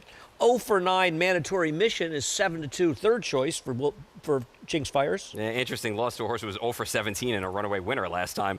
Longest shot on the board, the 6, Banded Writ, makes second start. Longer should be better for this horse based on the pedigree and a troubled start last time. Justifiably, Arkansas Dave is the second choice right now for John Horan. Got wired last time out, but does have a back race 2 starts back. That would be okay. Walter De La Cruz rides. Kelsey Hare on My Russian going out for Al Cates. I'm not convinced Longer's better for this horse. Has been flat in those starts late that have been going long. Does have some early speed, though. Should be forward near as Ruley's Street rounds out the field at 23-1. I think this is a horse that'll appreciate Longer, as the dam's only start was a win going long on the dirt. Megan is standing by at Oaklawn. Let's get more on race number 2 from her. Thanks, Andy. And honestly, this race just seems to me like the logical horses are the ones taking money and are the ones that look best as well on track. But we'll start with the inside runner, Irish Guard for Johnny Ortiz, who's had a pretty slow, maybe a little bit disappointing meet here at Oaklawn Park and not quite to the strengths of some of his prior years. But I will say this horse is in a great spot and has a very similar profile to the number 5 Mandatory Mission, as this horse has been well beaten, has shown speed, and just not been able to keep pace late in very similar groups in his last 2 tries. I will say this, when you're comparing the number 1 and the number 5, 2 horses that make sense in this group, this horse has more range, looks more like the horse that wants to get this route of ground. He is by Double Irish, who is by Tappet has the body to go long, just needs to find more late. Does have that speed though from the inside, as he does come out of that same key race as a disappointing favorite where God's Country just ran off with them at a big price. But I will say he did look much better when he got the tack on and got a little bit more sharp and engaged here on the racetrack. The number 5 Mandatory Mission, when he first came in, I thought he looked best and just looks the part of a racehorse in a race where there's a little bit more to be desired by some of the others surrounding him. As I will say, he is a bit more on the petite side when just comparing him up close to the current favorite, but his dam was an Arkansas bred stakes winner and a graded stakes placed type on the dirt sprinting and at the mile. So I don't find this is going to be too out of his range. I do find, though, his 9 furlong test last time likely was. So getting back to the 8.5 furlong should be just to his fancy. And I took the price a little bit over the current favorite as I thought this horse was likely who you wanted out of that last key race. Now getting to cut back a touch in distance. The number 7, Arkansas Dave, stretching back out. Does look like this horse has some size to negotiate the distance. He just doesn't appear fit, and I've seen him a couple of times here. He's got a steady schedule of races dating all the way back from March 1st. He's been raced 4 times, and he's just a very burly, robust animal. We'll see how he takes to the stretch out in distance. This is the furthest he's going yet, and I just find he's just been so much outrun and much to a similar profile as what you're getting on a lot of these horses. So it's kind of one of those situations where you pick your poison. I thought a horse that was pretty interesting, just looking at him physically on track, was a long shot, the number 2, Hurricane Comin'. Now getting to that 8.5 furlongs yet again, Andy, but it seemed like there was a little bit more of wanting in this spot. Thanks a lot, Meg. I don't know about you, Paul, but I Einsteined out the 2 favorites. I prefer the 1 Irish Guard over the 7 Arkansas Dave. Do you have any clever opinions in the air? I sure don't. I wish I did, because just looking at these horses, to me, I just think Irish Guard's probably the better of a bad group, because I just think he's going to be forward in this spot and can establish position on the inside. I mean, Cuts I guess back a little bit, gets a good rider change, to be fair. Simone Vasquez draws very well on the rail, only has the 4 starts, where Arkansas Dave has 7, and only one of them was going long. And the other thing about Arkansas Dave, I think Irish Guard is just as fast, if not faster, with a better post. And isn't My Russian supposed to go from the outside? Well, that's the thing. You would assume if My Russian breaks, Kelsey Haar is going to send. I just didn't like any of the longer races for that horse because I just felt that this horse just was flat in the final parts, going a mile and a 16. Everything's relative. Oh, yeah, in this field, exactly. What did the great T.W. Lucas used to say? They can all get the distance. It's just a matter of what time they come home. So something along that nature. This is what this field epitomizes. It's true. I mean, I think if you talk to a lot of trainers, I think if you talk to Bob Baffert, candidly, he would say, I don't know if any of these horses really want a mile and a quarter, but that doesn't mean they can't win at the distance. And the truth is, the horses that want the mile and a quarter, for the most part, not all of them, want it because they're a little slow and they're hoping they can sort of outgrind it out than the others. Yes. I mean, Sovereignty obviously is a different horse. Sierra Leone, a different type of horse. But in general, today's thoroughbred, they're not 10 furlong horses. No, you're going to get a don't plotter need to and a be too grinder. often. No, you're right. We don't run that many races. Just a couple of very big races in America as they're loading in the gate for today's second at Oaklawn, as we'll send it upstairs for the call from the voice of Oaklawn and soon to be the voice of Monmouth, a man who's always working, Matt Dinnerman. Really straight to the outside post. Waiting for Ruley Street to take his spot. Ruley Street goes in. And we're off. A little bit of a tardy break from Mandatory Mission. Ruley Street drifted outwards at the start. My Russian up on the pace. No Kid of Mine also right there. Irish Guard takes back to third early. Banded Rit in the 4th position. Arkansas Dave floated wide into the first turn, now trying to tuck over. Hurricane coming next with Mandatory Mission there side by side, and Ruley Street at the back as they round the clubhouse turn. 2 runners on the lead. My Russian neck in front. No Kid of Mine holds the rail spot here. They lead a length and a half from Banded Rit, who runs in the 3rd position in a stalking spot. Irish Guard retreats to 4th, but he's patiently ridden. His rider's happy where he's at. He's 3 off the pace. 2 back to Arkansas Dave. Another 2.5 more to Mandatory Mission. Hurricane coming to the inside. Ruley Street detached from the rest as the runners head down the backstretch here. My Russian carving out the fractions. 3 parts of a length ahead. Opens up the lead to a length and a tail. My Russian second. Banded Rid alongside. And Irish Guard tips outside into the clear. Is 3 wide with that pair getting closer, approaching the forward turn run. Arkansas Dave is following his move.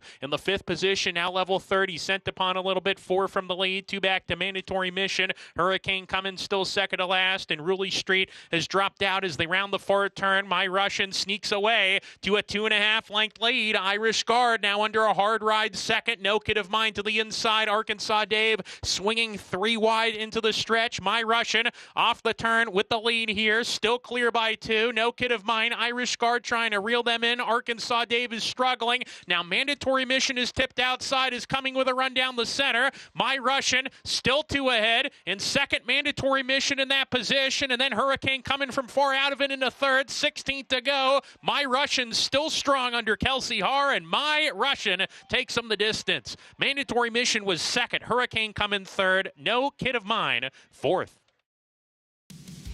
Kelsey Haar made the front from the outside post. They were a little bit slightly unaggressive rides from the runners, allowed her to really back it down. But frankly, Arkansas Dave, Irish Guard, they both their chances. I know Arkansas Dave broke a little slow, but this horse was much the best. My Russian getting it done in the 9th career start. Kelsey Haar getting just, I believe, her 3rd win at the Oaklawn meet, unless she won a race late last week. I played these PPs about a month ago. Not my top pick for sure, but got the job done. And there's something to be said for getting to the front in fields like these. You get brave in front, and she was able to get this horse home all the way, wire to wire. She did what she needed to do. If the horse doesn't win, if she goes to lead and the horse doesn't win, you can't blame her for it. That's a good move. You know, she went to the front with a horse who was the speed of the race from an outside post. The others, I think, took her a little bit lightly and kind of thought they were going to have more horse than they did. It turned out they had nothing, and you could see on the turn, the 7-1 made very brief moves, but Ramon Vasquez was scrubbing on Irish Guard around the turn, and that horse clearly not gaining. But Kelsey Haar, My Russian, and Al Cates get the job done, breaking the maiden in the 10th career start. And I want to say about 5-1 or 9-2. I think it was about 9-2. Somewhere in Final there. odds right there. Yeah, this horse, you were smarter than Paul and I. Then again, that's not that hard. Exactly. The number 8, My Russian, breaking her maiden at Oaklawn Park. Much more to come, including official results of our 3rd and Oaklawn 2nd when America's Day at the Races continues.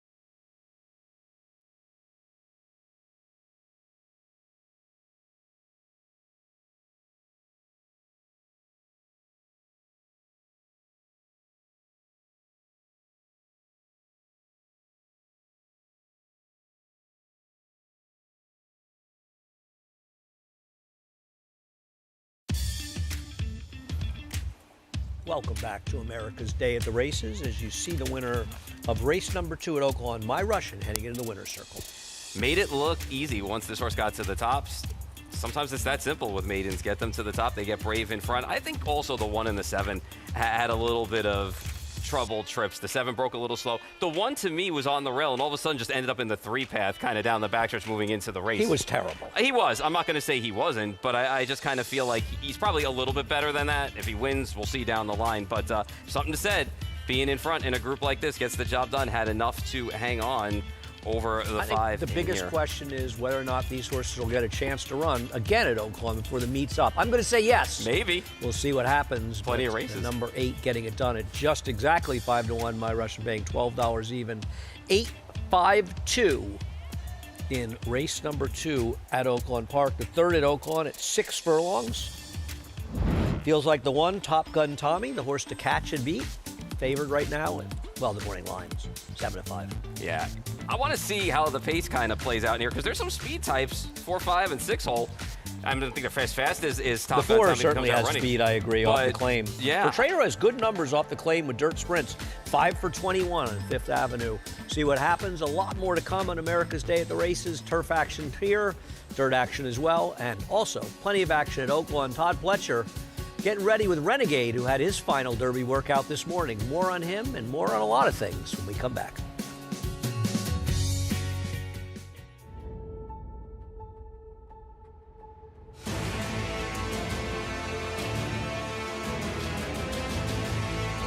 They come on for the finish in the Pilgrim Stakes. Annapolis by a head. It is Annapolis in front. It is Annapolis to win the Coolmore Turf Mile.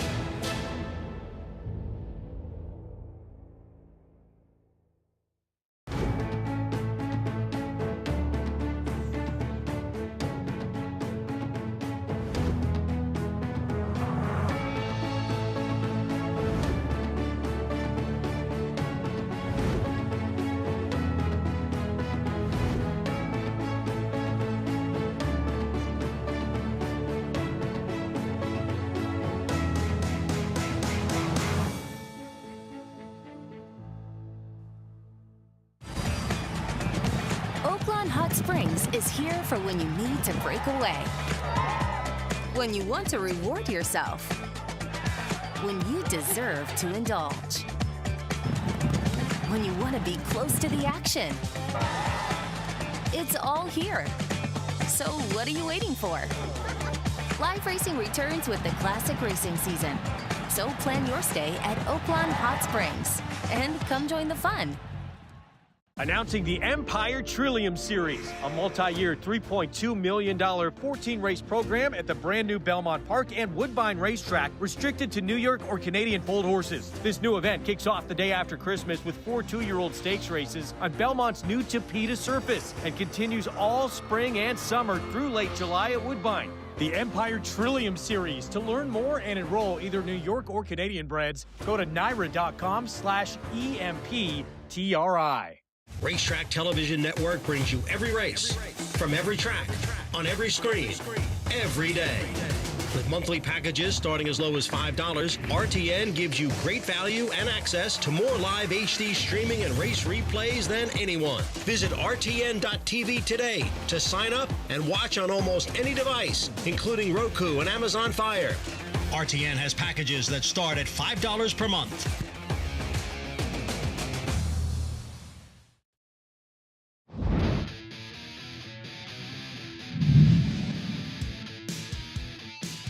As they come off the turn, Taptastic right behind him, and Renegade is unlaunched on the 4 outside. Let's see what he's got for the final 3/16. Silent Tactic in front. Renegade way out the center of the track, but he's coming with a burst. And here comes Renegade, sweeping to the lead, and Renegade is drawing away in the Arkansas Derby. It's off to the run for the roses for Renegade.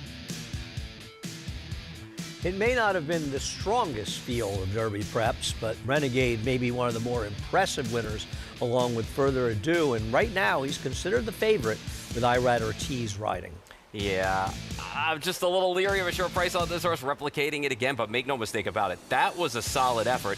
for this horse to be able to run that way and be able to blow away that field in the Arkansas Derby. So moving forward, we'll see where he draws for the Derby. Solid horse going in. It's going to be the favorite in this spot, you would think. And that Derby draw will be between 2 and 3 o'clock on Saturday, an afternoon card at Oaklawn Park, at Churchill Downs. Field for the race. Pippa Adds in the 4th race goes out for Todd Pletcher, likely to be the favorite at post time over Sarah Party, who's currently favored. And trainer Todd Pletcher and owner Mike Rapoli potentially could have the favorites in both the Derby and the Oaks, and both those horses work this morning, and we'll get some expert opinions on those works from Maggie. Wait, Andy, really quick, side wager. Is Renegade really going to be the favorite? You know, Maggie, it's funny you asked that. Well, David Aragona says he's going to be favored. Nick Tamaro is making the line, says he's going to be favored. He's favored over in the European markets, but I'm with you. I don't understand why he's favored, but I'm listening to the experts, and the offshore pools apparently are saying he's favored, but I'm with you. I don't see it. I'm not saying he can't win. I don't see him as the favorite, but apparently smarter people than us think he's going to be. Exactly. We'll leave the line making to David and Nick, that's for sure. I was surprised when you had said that. But let's talk a little bit about preparations for Renegade, who has been with Todd Pletcher at his base at Palm Beach Downs. This is his work this time. Yes, of the 50 and 0.96. He's outside of Power Stroke. This was today, who is his usual workmate. Power Stroke is still a maiden. He did take a stab at the Tampa Bay Derby, did not run particularly well that day. Now, what I like most and what is typical of Todd Pletcher workout is the gallop out. Now, I'm not the best at clocking horses, but I did get him galloping out in kind of even 12s around there to go, 102, 114. So he is extending the margin here. You're going to see his regular exercise rider, Nora, kind of niggle at him, ask him. He's going to pull away from Power Stroke here in the end, and just getting that foundation, which he does already have, to be fair, with winning the Arkansas Derby. And the work before this was the 48 and change. So definitely decent preparations coming in for this year's Kentucky Derby, which it sounds like they're going to ship there in the next coming days. Now, Zany, she also had her final workout today. She was with She Be Smooth, who did win the Devona Dale. I actually really like this workout from Zany, who is likely to be one of the favorites for trainer Todd Pletcher in the Kentucky Oaks. She is dragging Nora and really extending herself well. I think Nora's trying to keep her slow, keeping her out in the middle of the racetrack, but she wants to do more. Her energy levels are phenomenal. Watch her as she gets to the end of this work at the wire. She's going to throw her ears up. To me, it really looks like this big filly is thriving heading into the Kentucky Oaks. So I do like what I'm seeing from Zany. If I had to pick one of these two that we showed their workouts from, I'd definitely be on Team Zany a little bit more than Team Renegade, to be fair, Andy. But looking forward to what they can do heading into the first Friday and Saturday in May. Yeah, I don't know what to expect from Maggie. I loved her coming out of the Demoiselle last year and thought she was the class of the group, and she hasn't run badly, but she has disappointed a little bit, I think, in her races so far this year. Yeah, no, that is fair. It was a little bit of a weird trip down there at Keeneland, and we'll see what they do, as far as their tactics in the Kentucky Oaks. I'm just going to transition to a paddock report real quick as they're getting riders up, and we're going to take a look here at number 4, your favorite, also for Todd Pletcher and Spendthrift Farm. That's Pippa Adds. Now, she did show speed in that first start, going the 6 furlongs. She was really kind of sent along for that speed, too. She looks good. She has her Florida tan. She's dappled. She's resplendent, but her hind end, I am not a fan of. She doesn't look like a filly that should show speed. She looks kind of peaked through her hindquarters. So we'll see what she does here, Andy. I do have some first-time starters on the outside that I'll get to after this post-parade. Thanks, Matt. We'll get much more from her after the parade. As she suggests, the one Sarah Party, not favored multi-race bets, not likely to be this big a favorite by post time, goes out for Chad Brown and Manny Franco. Had a couple of sneaky trips in the last 2 starts. Maybe that's adding to the even money. I think this one is a little interesting. The 2 Themis, I'm assuming his pronunciation, was heavily bet for a snowy, sloppy track debut. It wasn't good, believe me. Yeah, it was one of those horses that exploded at Colonial like some have. Number 3, Prime Connection, second-time star of Linda Rice, has originally been with Chad Brown. Yeah, we'll see if Linda can improve this filly in this spot today. Lost to a very impressive debut with Erna Thalia, who was scratched out of the spin-away, and we're still waiting for her to come back. Pippa Adds, who could be close to favoritism, not favored, goes out for Chad Brown with Kendrick. A little speed from this horse, first time out. Probably projects to show some speed again today with Kendrick up. Hand Over Heart, another one for Chad Brown, a firster for Vinnie Viola's St. Elias stable. Yeah, second dam Serena song, my girl. So doesn't mean that horse has to win, but more turfy when you look at the Serena songs. It's crazy, right? And yeah, Flying Holly, not taking much money, but working well. Nice pedigree, an expensive horse for Shug McGay. It's interesting with this horse. I like this horse a little bit. I'm interested to see if Maggie says longer will be better for this horse for what she's seen. Yeah, you mentioned the trips earlier with Saratoga Party, and we'll look at her when she finished second to Schilling back in October. Actually, this is her last start, but she did finish second to the stakes winner Schilling, who won the Tempted in her next start.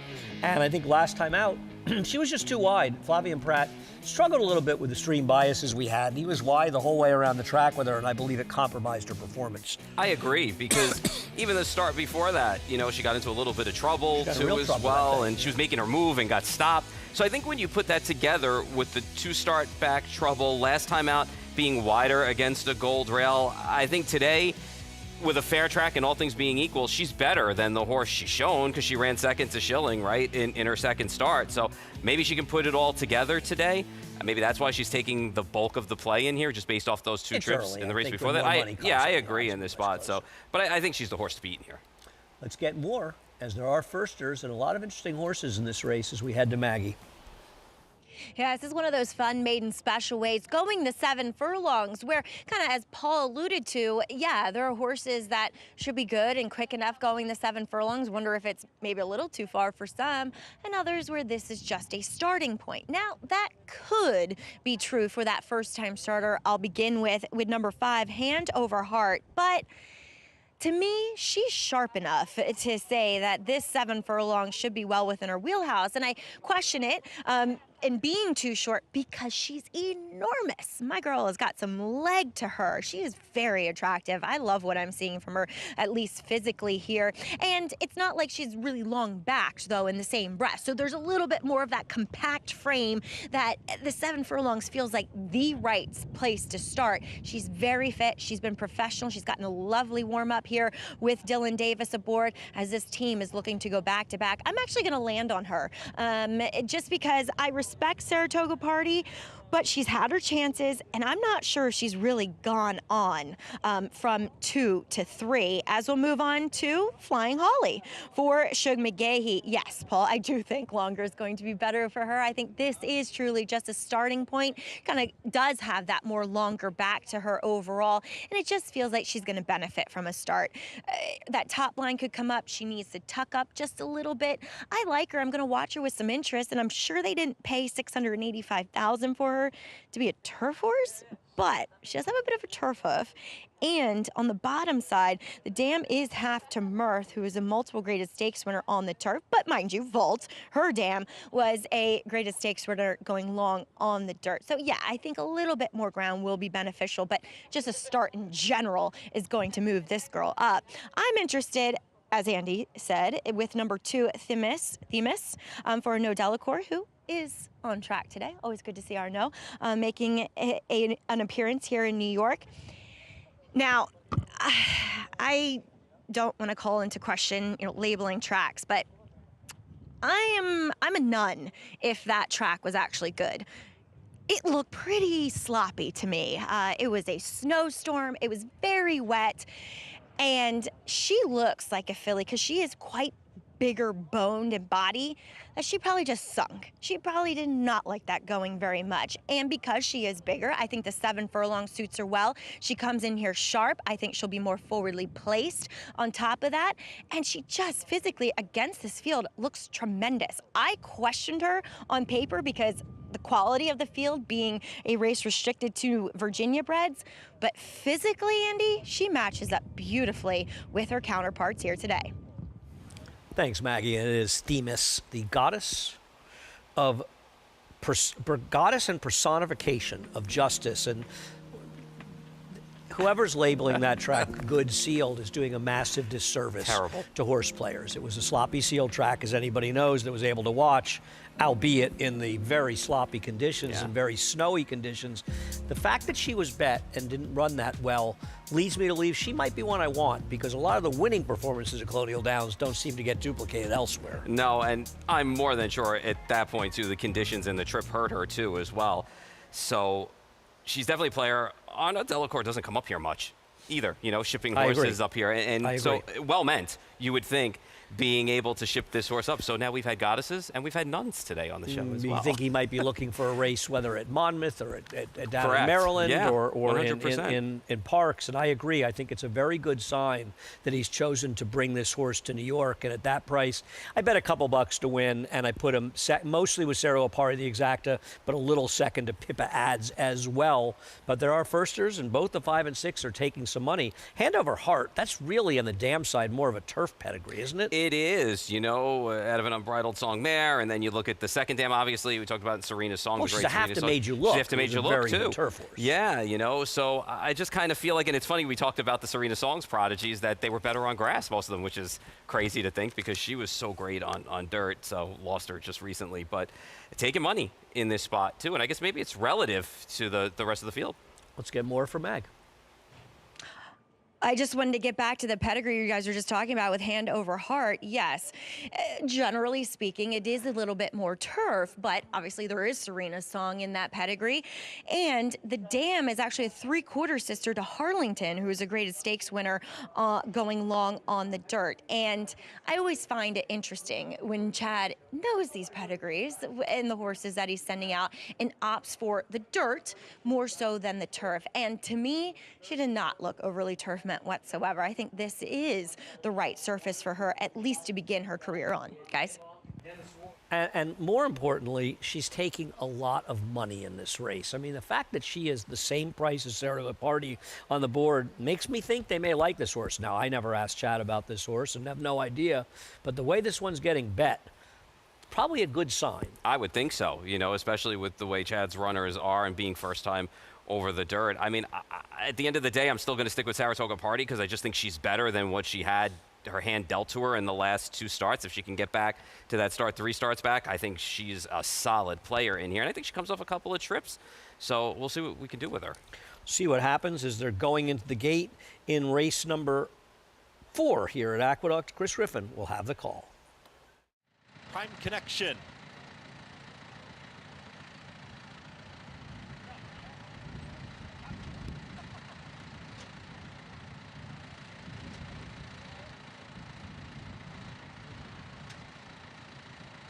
Hand Over Heart.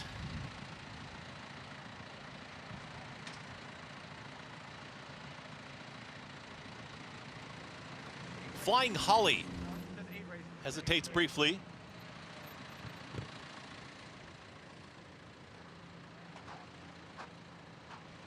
Goes in. All set.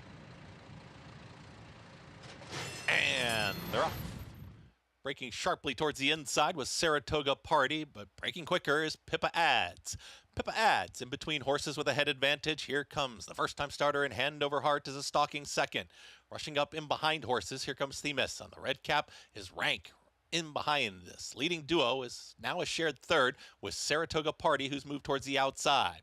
Back there in 5th, that's going to be Flying Holly and the trailer, Prime Connection. They work up the backstretch to a 23 and 4. Measured opening quarter, Pippa Ads and Kendrick Carmouche on the engine. They're up by 3/4 of a length. Hand Over Heart looming towards the outside, just moving right along, is within 3/4 of a length of the leader. At the rail, Themis is now more settled for Jamie Rodriguez, looking for a way through. Out wider, Manny Franco is scrubbing along Saratoga Party 3 wide.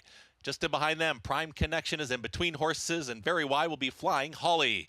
They're still chasing Pippa Ads to the quarter pole, and Pippa Ads has a half-length advantage. Hand Over Heart has been there the entire journey and starts the sprint towards the leader. Pippa Ads in front. Now Hand Over Heart has got within range, and Hand Over Heart's trying to push on by. Pippa Ads still in front with a furlong left to go. Hand Over Heart now puts a nose in front. Pippa Ads is trying to fight back. Hand Over Heart, a nice debut run. Dylan Davis, another one for Chad Brown. Hand Over Heart wins it. Then came Pippa Adds, Saratoga Party, and Flying Holly in 1 minute 24.66 seconds. Some might say the other Chad Brown, but given how much money this horse took, I would not refer to this one at 5-2 as the other Chad Brown. It's funny, this one pressed the speed of the 4 Pippa Adds. Coming in the stretch, she dropped off. It looked like she had had enough, but she re-rallied and got it done. Yeah, I wonder if she just came off or going into the turn at that angle just a little bit wider with her leads and just kind of backed up a little bit. But boy, when she put her head down in the stretch, she came after Pippa Adds and she went on by late. So nice effort. Not sure about the entirety of the field when you stack it up, but starting point nonetheless, and got the job done and showed some speed early on. Finished pretty well. Pippa Adds ran okay to be second, and very disappointing effort from Saratoga Party, who clearly just had that one good race and is just not that good at this point. The others, they'll need to improve. A little trouble for Themis, but I don't think she's much horse. But the number 5 Hand Over Heart gives Dylan and Chad a rolling double, getting the job done. Took a lot of money at 5-2, as we pointed out, and boy, did she run to it. Yeah, a little bit easier trip this time for Dylan as opposed to the last race, but got the job done for Chad Brown nevertheless. Homebred for owner Vinny Viola's St. Elias Stable gets it done as the 5-2 third choice. Probably a little better if you're alive in the multi-race bets. The Big 5 will be closing out in our 5th race. We're on the turf for that, but we've got a race at Oaklawn coming up, race number 3. Horses are on the track, and we'll take a look at the post parade. The rail horse, Top Gun Tommy, a heavy favorite right now at 6-5. I think it's awesome that this horse, as an 8-year-old, has had some solid starts this year and also had a good start after being claimed from Chris Hartman, because that's tough to do. Has speed from the inside and looks good on track, too. I agree, but I do worry a little bit. The claiming from Chris is tough as time goes on. The 2 Sutherland, 7-1 right now. Interesting horse. Made the lead last time and then kind of gave way late. Got speed to chase today. Derby Date taking some money off the claim for Armando Hernandez, having a rough meet. Yeah, and it's hard to claim off Steve Asmussen, too, so good luck. Not that hard. The number 4, Fifth Avenue. I will say that Dwayne Loy has very good numbers off the claim. The 5, Juilliard. Another one of those speed types that are in here as well. But I think this is the horse probably out of all of the speed that could probably rate a little bit more. Yeah, I would think the 1 and 4 are the 2 likeliest speeds. The 6 is Capital Connection. Rounds out the field is the second choice at 3-1 right now. Another horse that got away quick from the gate last time is going to have to step up now against winners. All right. Are we heading to Richie? Let's head to the MIG. Thanks, Andy. Yeah, and I think you guys are spot on about the analysis of a lot of speed being in here. And Top Gun Tommy, with the rail draw, with his natural speed, and he does look like the best horse on paper, kind of simplifies things for Ramon Vasquez, right? You've got to go. You can't allow those outside horses to get the drop on you. And you can see he's a fighter. He's game. He will put his head down and run for it. Now, he's eligible for this race, which is for horses that have started for a claiming price of $16,000 or less, because previously he had run for $16,000 going back to last September. But more recently, he's been running for $25,000, where he was, an easy winner. $40,000, where he was just, beating a length. I mean, this is a very good horse, and maybe he just overmatches this field. But I also think that there is so much speed in here that tactically he could be up against it. You've got the 4-horse has speed, right, with Fifth Avenue. Juilliard has speed. Capital Connection has speed. Now, obviously, they'll sort themselves out, but I don't think there's going to be a soft pace here. I think it's going to be busy up on the front end. So as a former rider, the way I look at races, who is the most likely closer in here? And I landed on the 2, Sutherland. I just think this horse has the ability to come from off the pace. Maybe he's not good enough. I just thought the race would shape up the right way for Sutherland and or Derby Date. I prefer Sutherland a little bit more on this horse's form.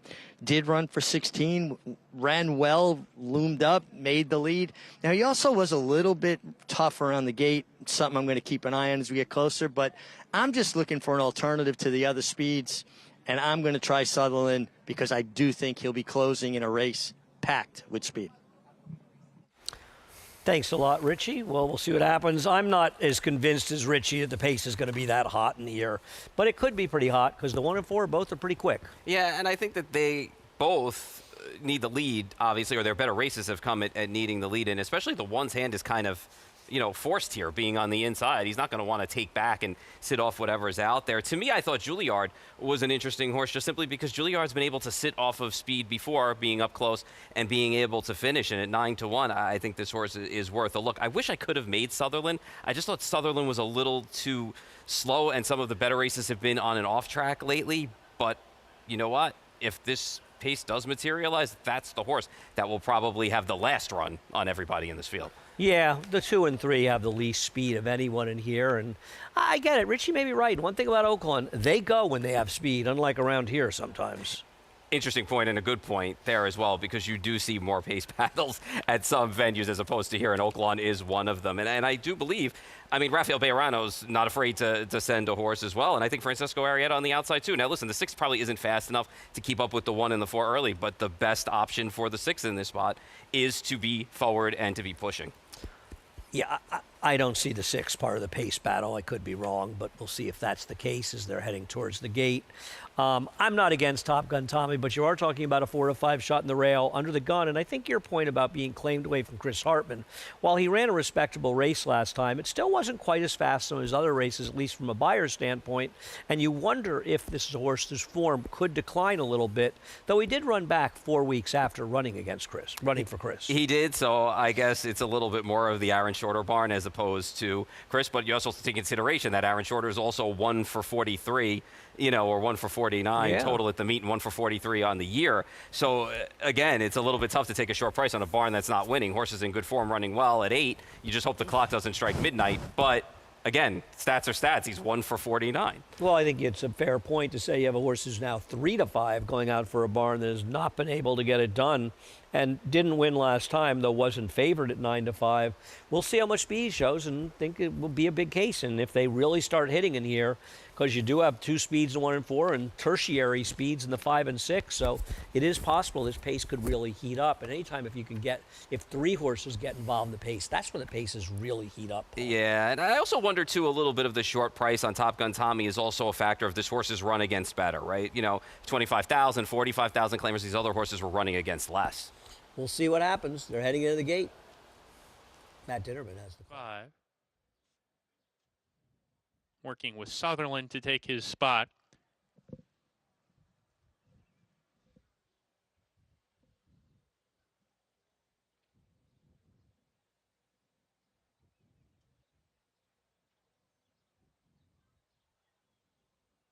Sutherland goes in. 2 back, Derby Date. And to the outside, Capital Connection.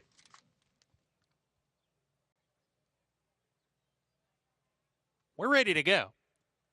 And they're off. Sutherland was away very, very slowly, was throwing his head around right when the gates open, and he's well out of it, Sutherland. They head down the back stretch, and Top Gun Tommy is cleared off on the lead. Top Gun Tommy, very quick, leads a length and a half from 5th Avenue in chase mode. Second, Capital Connection right behind him. Then Juilliard in the 4th position, well off the speed today. Derby Date on his tail, and a big gap to Sutherland, the slow starter out of the gate. Approaching the far turn. Top Gun Tommy still up top, leads by 3 parts of a length. 5th Avenue applying some pressure from the outside. Now a half length back. Capital Connection 3 wide. A length and 3/4 behind. Gap of 5. The Juilliard, he's come under a hard ride. So is Derby Date. And Sutherland still detached as they hit the quarter pole. Top Gun Tommy nose in front, coming to the top of the lane. Hugs the rail with 5th Avenue and Capital Connection 3 wide in the swing off the turn here. Capital Connection comes looking for the lead. 5th Avenue second, and Top Gun Tommy has dropped anchor, has lost the second position on the fence. 1 furlong to go. Capital Connection is about a half length in front here. 5th Avenue trying from the inside, but Capital Connection is clearing off late. Capital Connection to win it under Francisco Arrieta. 5th Avenue second. Photo for 3rd, Derby Date, and a weakening Top Gun Tommy. Trainer Carlos Santamaria is now 1 for 21 off the claim with dirt sprinters and 1 for 9 at Oaklawn, having had no success in the past, but Capital Connection gets it done as Top Gun Tommy just completely dropped anchor. Yeah, it was well alone on the front end. Pace never really materialized as far as a battle goes. He packed it in, and boy, you were right when you said that it wasn't all that hard to claim off of Steve Asmussen, because he claimed right off him and got his first win off the claim for this trader. Claims off of yeah, but this was a good effort, though. This horse was able to sit 3rd and just 3 wide clear trip in the stretch, was able to get the job done over. I thought Fifth Avenue ran a good race for having to chase Top Gun Tommy. And obviously the race changed when the number 2 or Sutherland completely blew the brake. It feels like the horse jumped up just as they popped the gate and got completely left. No surprise, finishing last in there. Don't know, Richie, if it was just one of those bad timings. Yeah, it looked like it was one of those just bad timings, and maybe it would not have mattered anyway, Andy. I mean, he didn't really close any ground. You would think he would have made up some ground. Maybe it was just the right idea, the wrong horse. But the winner got to sit the nice trip just outside, and underscores when you have an outside post just how important it is. Yeah, man, I tell you what, too, the 2-horse Sutherland, he really hit his head against the stall doors at the same time as well. Just poor luck for him. Hopefully nothing but scratches, because he certainly hit those doors pretty well. Winner was good, guys. No excuses for your favorite either. I mean, Richie's being generous. I know he liked the 2. There's no way of knowing what the 2 would have done, because once it happened to start, whatever chance the horse had went to 0. Yeah. But as Richie said, a nice win by the number 6 off the claim, getting it done. Capital Connection, Paul, thank you very much. The last couple hours. Always fun. I'm going to move into the analyst spot where Paul is right now, and a real host is coming in. Greg Wolf will be here in just a few moments as America's Day at the Races continues after a quick break and a little bit of a change up on the desk here at Aqueduct.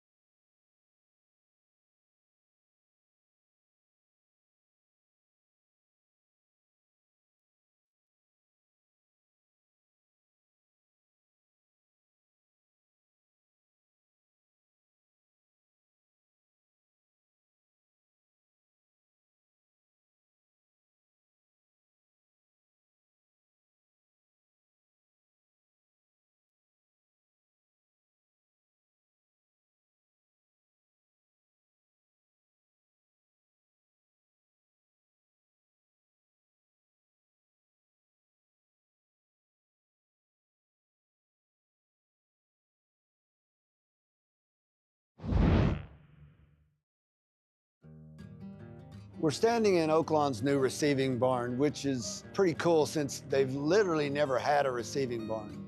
So I had some ideas, and I talked to a lot of other folks with receiving barns. So we kind of took everyone's idea, and I tried to implement it to the construction. So basically, I'm sort of an advisor between a horseman and the construction people. They're building they believe, a state-of-the-art receiving barn that is focused primarily on keeping down the risk of contamination and making things safer for the horses. The feed will be delivered through the outside. They won't have any reason to step inside where people were trying to run their racehorses. They deliver it right here, and then it's under a locking key. We've designed it to where there shouldn't be a reason for a lot of people in the barn. We have it to where there's a clean line side of everything. Also, the stalls were designed to try to be to where you could wipe them off and keep them clean, and where a horse couldn't reach things out of the stall to lick on, which we know horses love to lick and chew. We made a little bit higher yoke on the stalls, and we made it to where there wouldn't be somebody bringing in outside contaminants and hopefully not exposing somebody unnecessarily.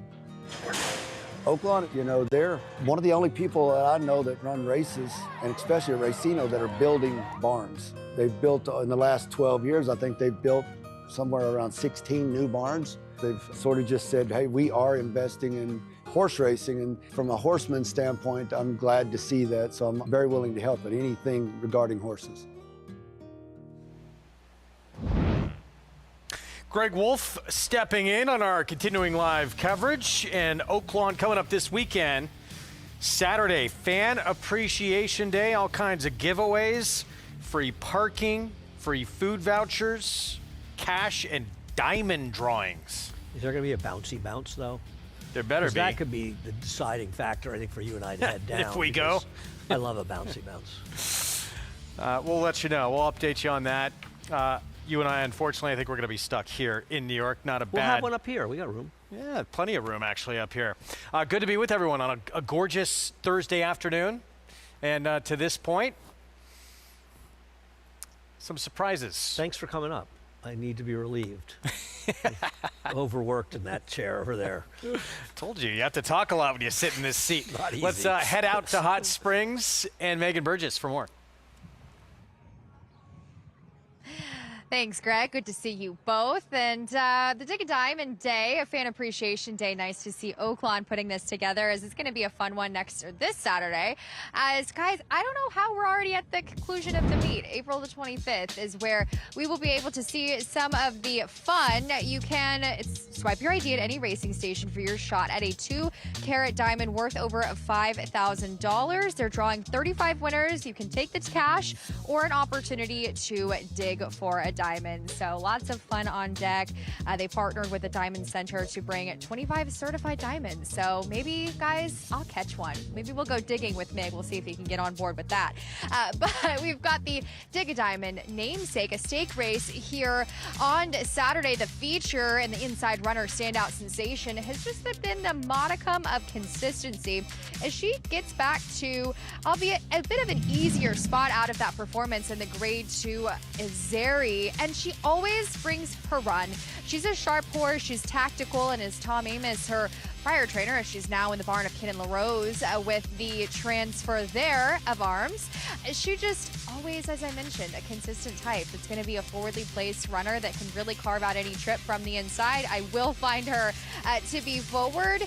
She gets back to likely a wet track, but I thought the X Factor horse to me was the number 7, Run a Mile in My Shoes, who had been prior mostly campaigned on the grass, and she's undefeated. A perfect 4 for 4 on the dirt, and I have just scratched my head as to why she hasn't had a more comprehensive dirt career. She was a powerful daughter of Street Boss, albeit does have a bit more turfy of a pedigree, though she has really impressed me, especially in that last race here at a mile and a 16th, as she will get into stakes waters for the very first time on the dirt. And Greg, I find that she is the horse that intrigues me the most coming into this race, with a favorable outside draw, really carving out any kind of trip that she will want, as she will too be sharp with some speed. All right, Megan, thank you. We look forward to it. That's race 10, Saturday card, 6:46 Eastern time for that Dig a Diamond over the weekend on Fan Appreciation Day. We're going to take a time out. We'll be back. Much more coming up. We're about 19 minutes away from the 4th out in Hot Springs. 9 minutes to post race 5 in New York to kick off the late pick 4.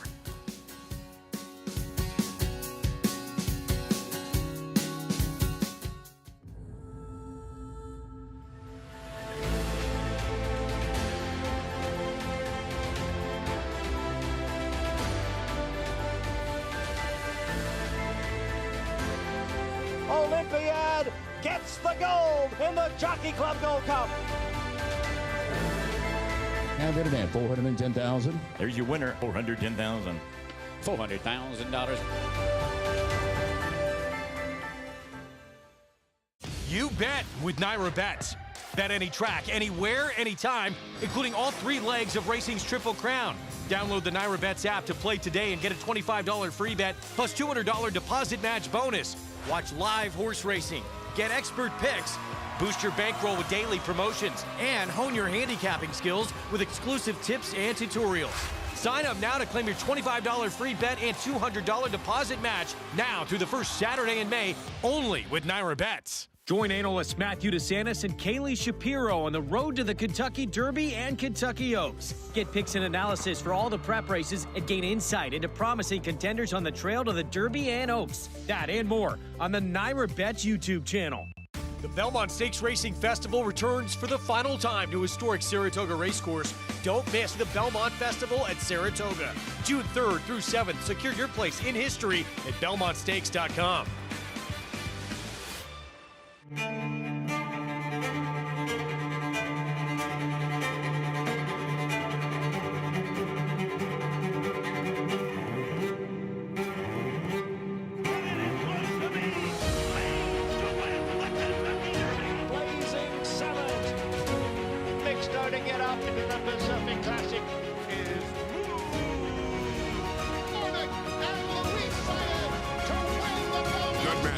The classic sire. It's a perfectly timed sale. When you're racing in a place like Keeneland, it gets everybody's adrenaline pumping, and then to be able to transfer that adrenaline right down into the sales environment.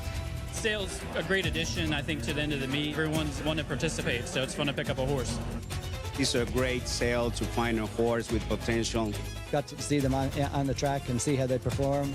Really kicking off Derby week. Welcome you to the April Selected Horses of Racing Age sale. Good to have you back with us. Back with you on our Thursday coverage on a gorgeous Thursday afternoon in the Big Apple. Little stroll through Central Park. Hop on the train, head out to the Big A. Race 5, 6 furlongs outer turf. New York breds, entry-level allowance. Post-parade starts with On the Ledge off the layoff. Generous price in this horse, in my opinion, at 7-2 right now. A horse that I think's got some good turf sprints and is in position. Should get a good trip sitting just off the speed. Only turf start for Take a Stance was not great, but it was the debut. I agree, but just doesn't look like she's really good enough. He's good enough even if he improves a lot. Ray Handel going to join us later on the show, standing out Chummers, the 3. Yeah, a horse who could improve. First-time star is a 3-year-old in the turf. Has shown some speed as well, 14-1. Tom Morley barn.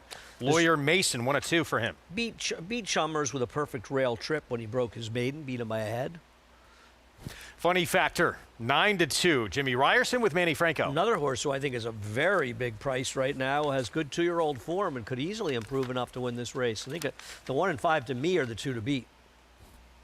He had 3. Scaramanga. He did. He had 3, and he's going to need more than 4 legs probably to win this race based on his races. Huge number. A couple of okay, actually, turf figures. 313, I thought the races had been pretty slow. The only thing I'll say is when this barn takes money that they don't deserve, they seem to outrun their odds. But on paper, this is a 15-1 shot masquerading as a 4-1 shot. The Speedster, the favorite. He did not hang on at 5 furlongs on the turf in his debut at Gulfstream. Just broke his maiden on synthetic. He should be in front in this race, but I agree. Dylan Davis looking for his 3rd winner in a row. I don't know if this horse wants to get 6 furlongs. I think he's overbet. And the other Tom Morley runner in here, Chero Rico turf debut. It was a maiden win. You like him. You're getting 6-1 right now. Good trip first time out, but another horse making his 3-year-old debut, and he could certainly improve on that number perceptibly. 6-1 from the outside post. Let's go back to On the Ledge, returning for his 6-year-old debut. 7-2 right now from the Bruce Brown barn. One of a few with speed in this race. Yeah, he has a win 3 back where he ran well enough to win in this race. Next time out, I thought he's betting a couple of tougher fields the next 2 starts. And just think with the rail draw, Christopher should break running here. Not likely to outrun Burning Bridges if that one breaks, but sit behind that one. I think both the 1 funny On the Ledge and the 5 funny factor should get good trips behind the 8. And if the 8 has trouble finishing out the 6 furlongs, they seem like the right ones to get the job done behind her. I think they are the 2 to beat, personally.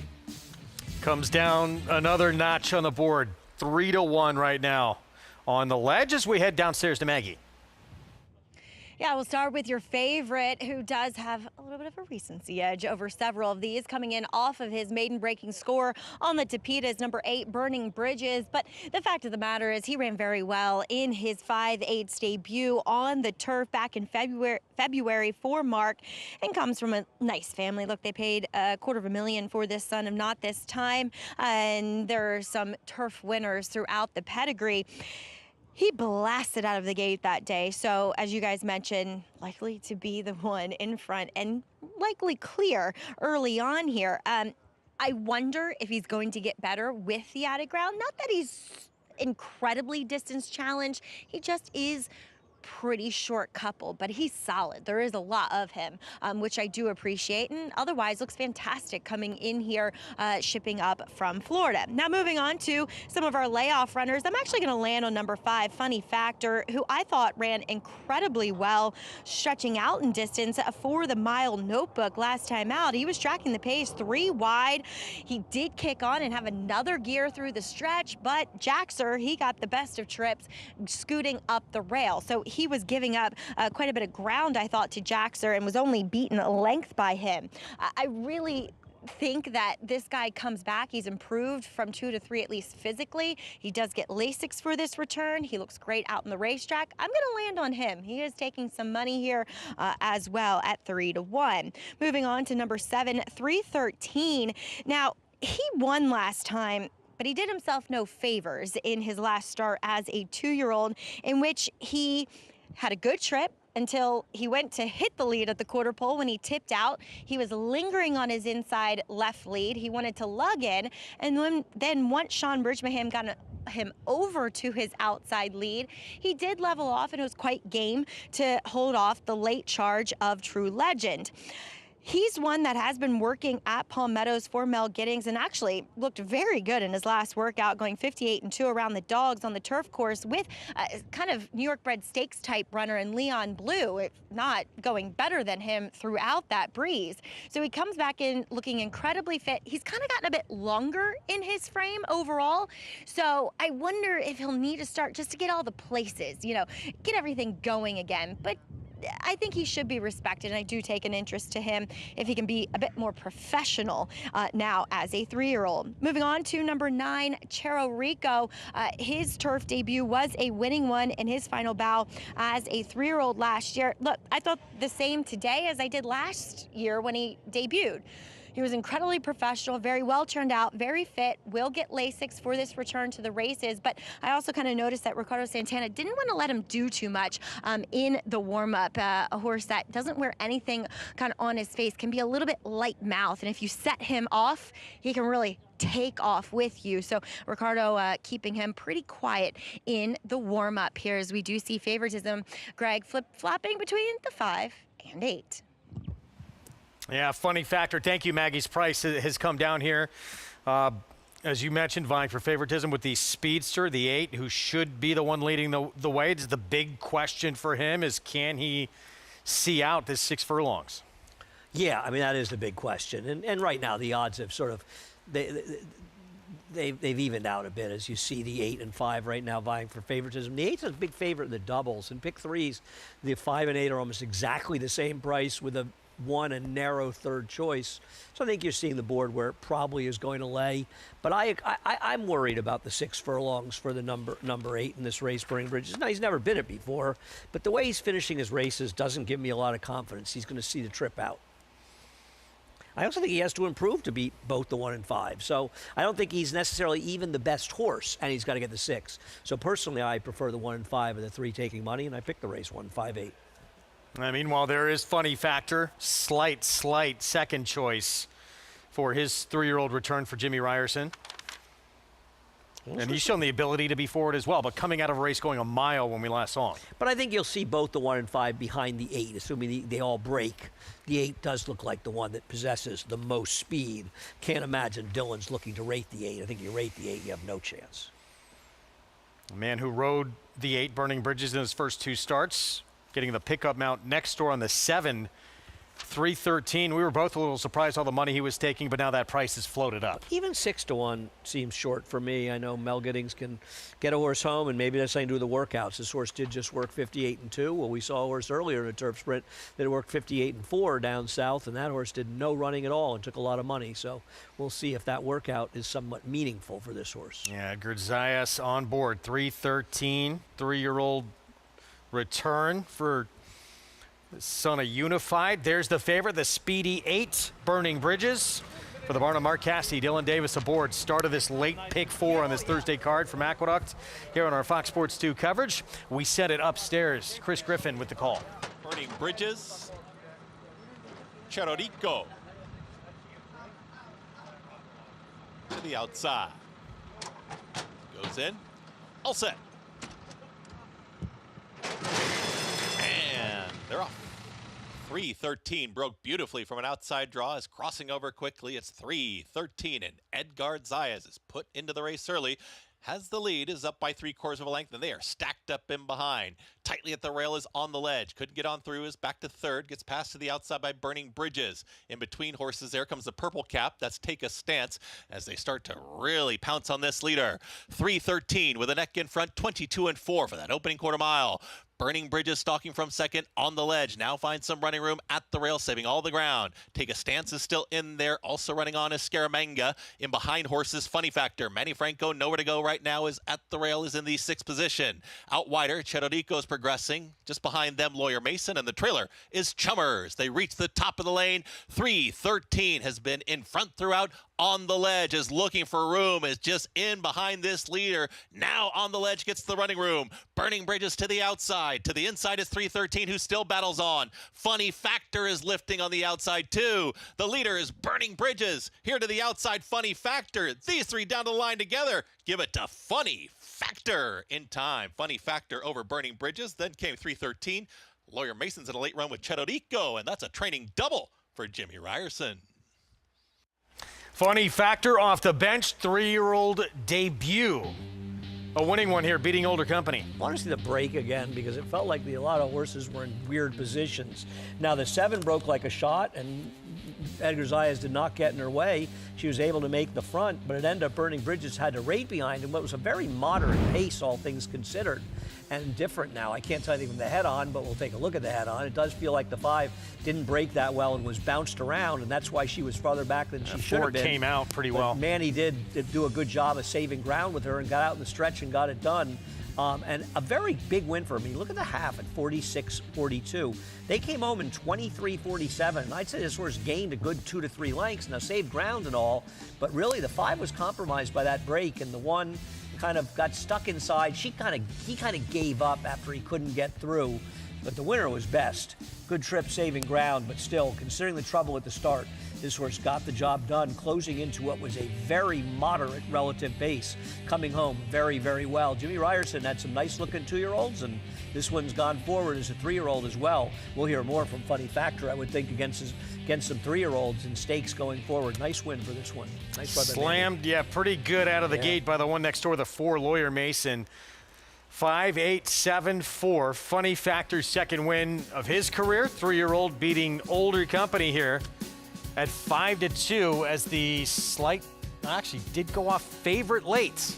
We'll get back to Hot Springs when we come back.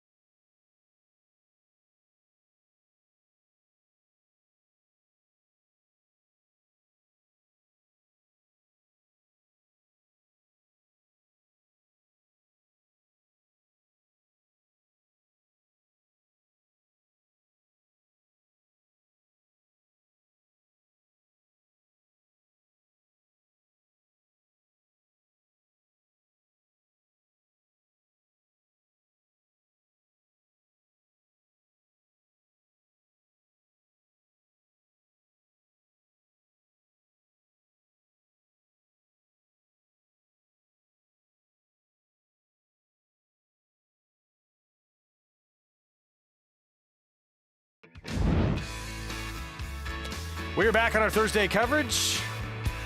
Overview of beautiful Hot Springs, Arkansas, as their meet winding down.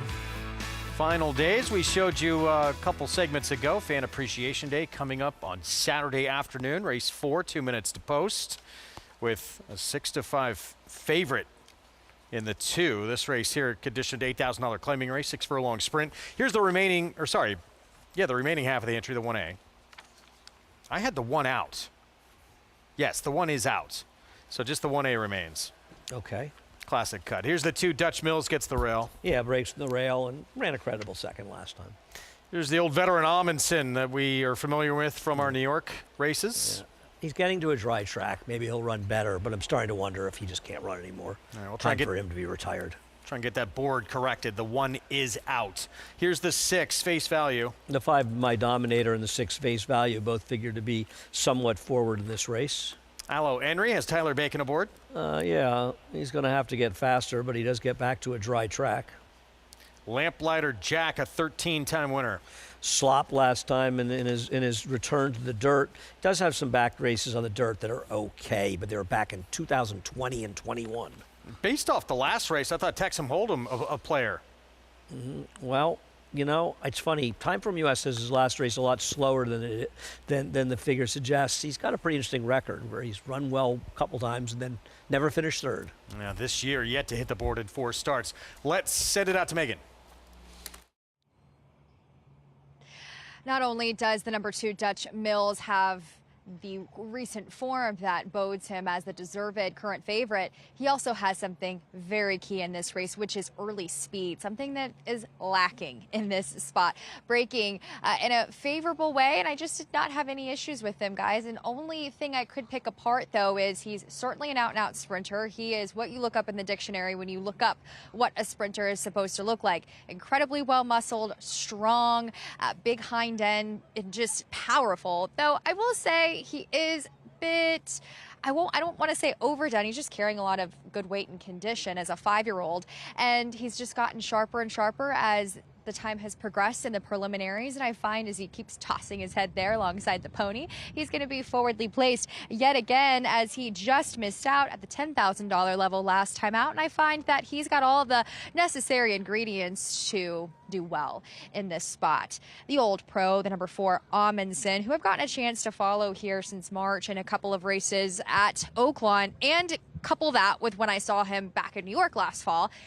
He's getting to the point now where he's putting on a lot of weight, and now he just doesn't have that fitness and athleticism to go with it. And that often kind of happens when you climb in age, as this 10-year-old is such a venerable veteran. 17 wins, nearly $900,000 in earnings. I just find that his recent form doesn't inspire me, as he is taking quite a bit of money in this spot. I will say he was kind of woken up a bit with a little bit of a warm-up on track, but again, I just find he's putting on weight and doesn't necessarily have the form to go along with it either. The number 8 I had a little bit of an idea on as a long shot that I liked a little bit.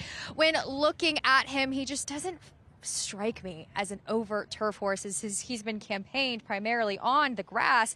Last time out, he wanted nothing to do with the slop, and his last win actually is his last race, I should say, on a fast track all the way back in 2021 did result in a win. But quickly, before these horses, the number 5, My Dominator, I thought looked incredibly strong, and to me, the most fit out of a lot of these old-timers in this spot for trainer Dan Ward, who recently announced he will be heading over to the Bob Baffert barn as an assistant.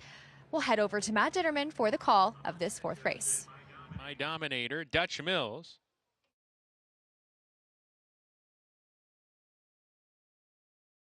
Face Value in the red. Allo Henry, Lamplighter Jack, Texas Hold'em to the outside. And Lyroff, Smooth Dispatch for all. Allo Henry gets the first call of the race. My Dominator sent hard for early speed. He grabs a short lead here. Allo Henry right behind, tracking in second. Lamplighter Jack is 3 deep. Texas Hold'em in the 4th position early on. Classic Cut the Gray finds himself between horses. Dutch Mills down on the inside. Face Value easing off that pair 3 deep. And Amundsen drops to the back of the pack under pressure already. Half mile to go. My Dominator nose in front. Here's Lamplighter Jack turning up the pressure. These two kick on and they open up a length and a half. Allo Henry behind in third. Now 2 lengths off dueling pace setters. Texas Hold'em claims third, going okay. Texas Hold'em getting closer as Lamplighter Jack. He's got a half-length edge now on My Dominator coming to the top of the lane. Texas Hold'em in the 3-path getting closer as they wheel for the judge. Lamplighter Jack off the turn, still has a narrow lead. Texas Hold'em asks for more and he strides in front. Outside Classic cuts into third now, trying to catch Texas Hold'em, who has 1 furlong to go. Chips are all in for him. Texas Hold'em hitting the 16th pole, clear by a length. Classic Cut now a half length back. Texas Hold'em finds more. Texas Hold'em gets it. Texas Hold'em over Classic Cut. Then came Lamplighter Jack. 3-way go for 4th there. Allo Henry, Dutch Mills, and Face Value. Texas Hold'em 7-1 here, winning for the 6th time in the 7-year-old's career. How about he didn't look great at the flop. He appeared to be the one to beat on the turn, and he held on at the river. Well done. He nailed it. Tim Dixon barn, Joe Belmire holding off the favorite here, Classic Cut, for the Cantermachi barn, and earns this victory. First time hitting the board this year at his 5th career start. Yeah, gets the job done. Made the lead. Looked the winner on the turn and just was able to continue. It felt like they might get caught when the 1A made that run. Classic Cut held that one off. And can we all just, I don't usually like to get in these conversations with older horses. Amundsen has done enough. Yes, he was a favorite of mine for a long time. Texas Hold'em 7-year-old for Tim Dixon with the victory. We're in the 4th in Hot Springs.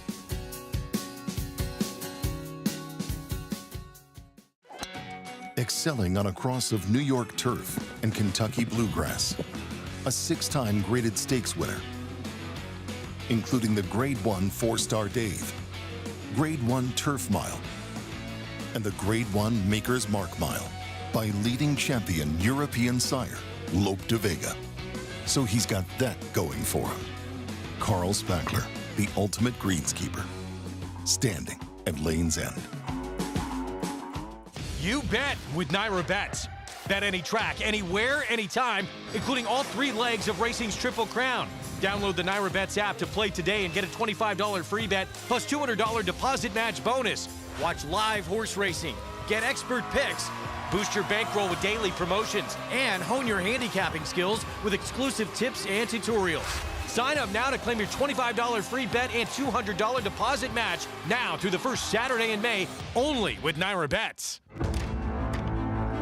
Some horses are remembered, other horses are passed down like an heirloom.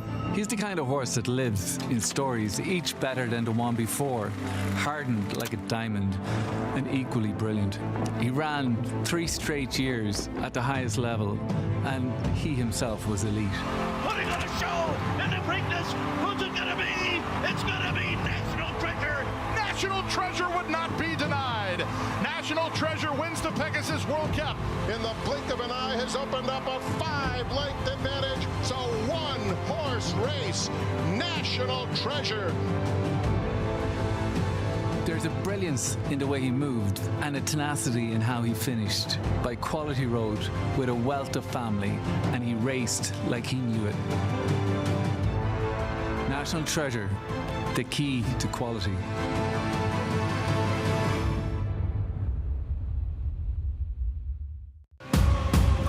It's just super exciting.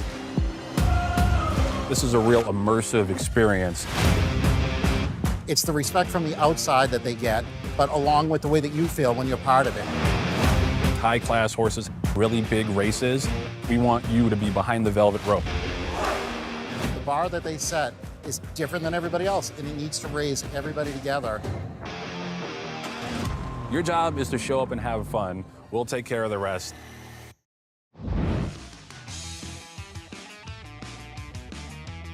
coverage. You can play all the action.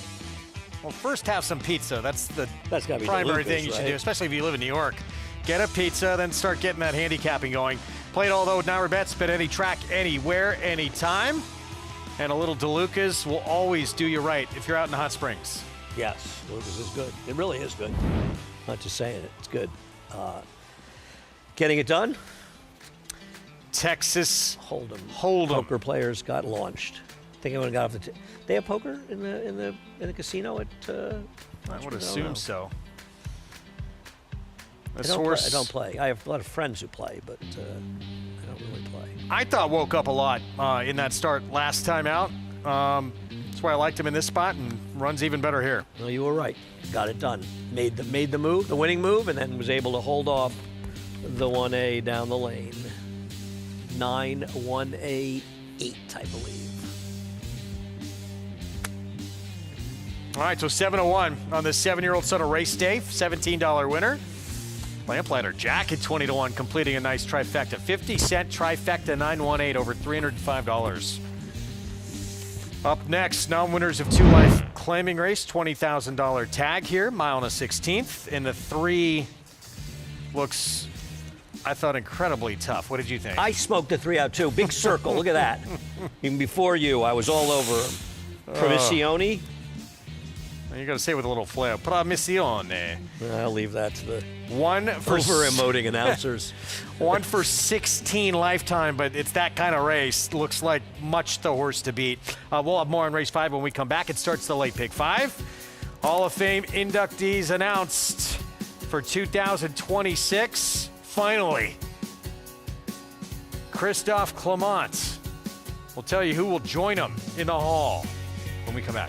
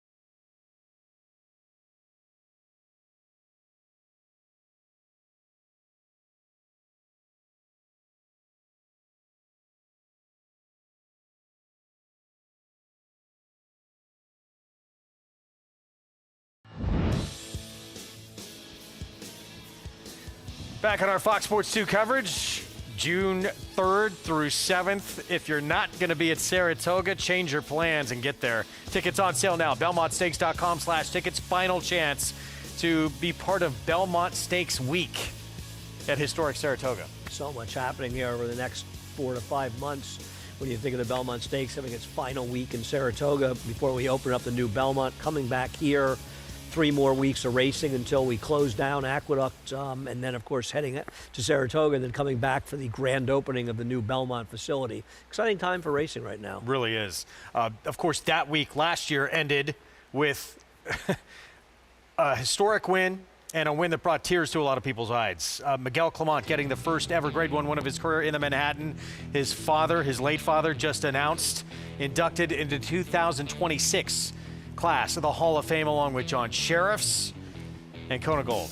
Been nice if they both could have made it before they passed away, but unfortunately they didn't. But the right thing was done this year with both getting in. And of course, Christophe, it's hard to be objective for me about Christophe because he was obviously a great trainer with enormous credentials and success, but also an even better person. And I don't think there's a person around here that knew him that doesn't miss him virtually every day.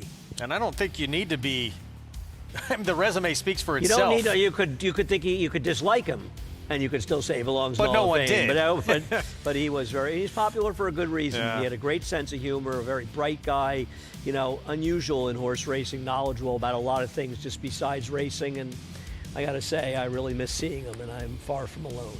Trained 22 millionaires, 2,576 wins, 286 graded stakes victories, including Diana, Manhattan, Man o' War, Sword Dancer, which is going to be renamed in his honor.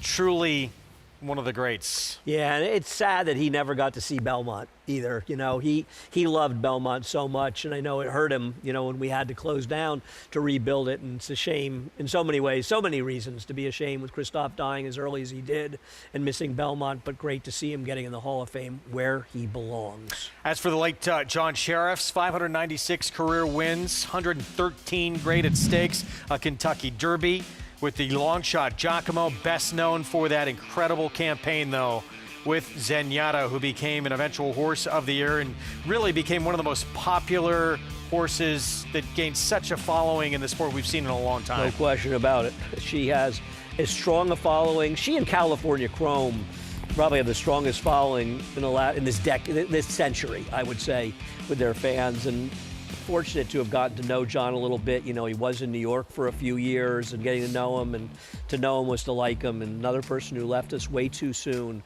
Glad to see him getting in the Hall of Fame. Congratulations to him and his family as well. 2000 champion sprinter, Kona Gold, part of that class as well. How about this when he won the Breeders' Cup Sprint at Churchill Downs? 107.77. Well, you look at his PPs, his buyer figures were littered with mid-teens to high-teens buyers, the kind of numbers that would leave people's jaws dropping these days. My friend Jay Privman, California, of course, columnist for many years at Daily Racing Forum, has been fighting for Kona Gold to make it for a long time. Glad to see he gets in. And I'll tell you what, I'm glad to see Gulch gets in. I know some people maybe don't agree. I thought Gulch was a tremendous horse, one of my favorites, and David Whiteley as well.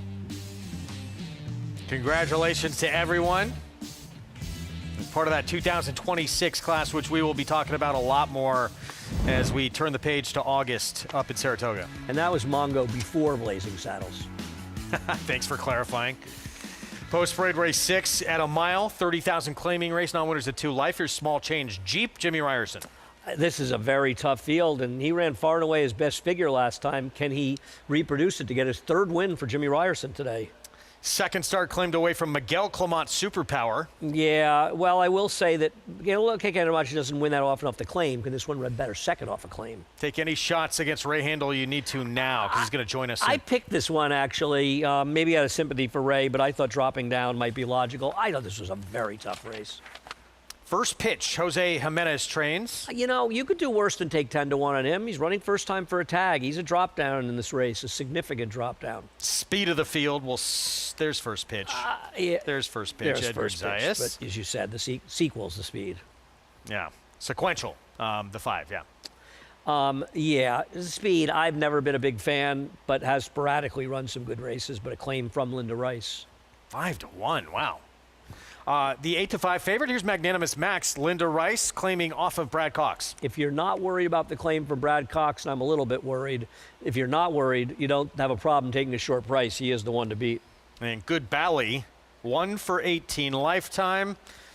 It's been a long time, though. I agree. It's a little bit tricky to take this one, but he has some back races good enough, but a big price. 4 minutes to post here in race 6. Give your weekend bankroll a boost. The $5 deposit bonus. All you have to do is opt in, deposit at least $20, and bet at least $10 on any track. And to get that money in your account, opt in, don't forget, at NYRABets.com. So 3-2, horse on your screen here. This 4-year-old Magnanimous Max coming off a 20 maiden claiming win we're going to show you right now. That was back on January 15th, and you had brought up when we talked about this earlier before we came on the air, where's this horse been? Yeah, and he was entered and scratched at least once, if not twice, in that interim, so maybe there were some issues. Now, I think it's a good sign that Linda claimed this run for 20 on the drop down and does not come back at a lower level. Comes back at 30,000, so she's not looking to try to just get a win and sort of dump. She's looking to win this race. If somebody wants to claim, they got to pay more than she paid. I thought his last race was good. I think his prior races were pretty good. I have no problem with him being the horse to beat. I just don't love the idea of a short priced horse claimed away from Brad Cox and owner Sandy Goldfarb.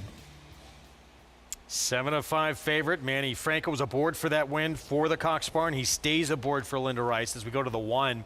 Small Change Jeep, who was second, beat a neck at 15-1 on a good track back on March 13th. Right, now he's 1 for 13 with 4 seconds, which isn't that appealing a number. But there are some things to like at 5-1 because he did run his best figure last time. I'm a little bit skeptical of that number, but he lost to a horse that was just under 3-5, paid $3.19 to win, technically 1-2. So lost heavy favor last time. And listen, Just Mace's last race was good. And Jimmy Ryderson's already having himself a very good day as he looks for his 3rd win in here, and he certainly could get it. Small Change Jeep, 5-1 right now.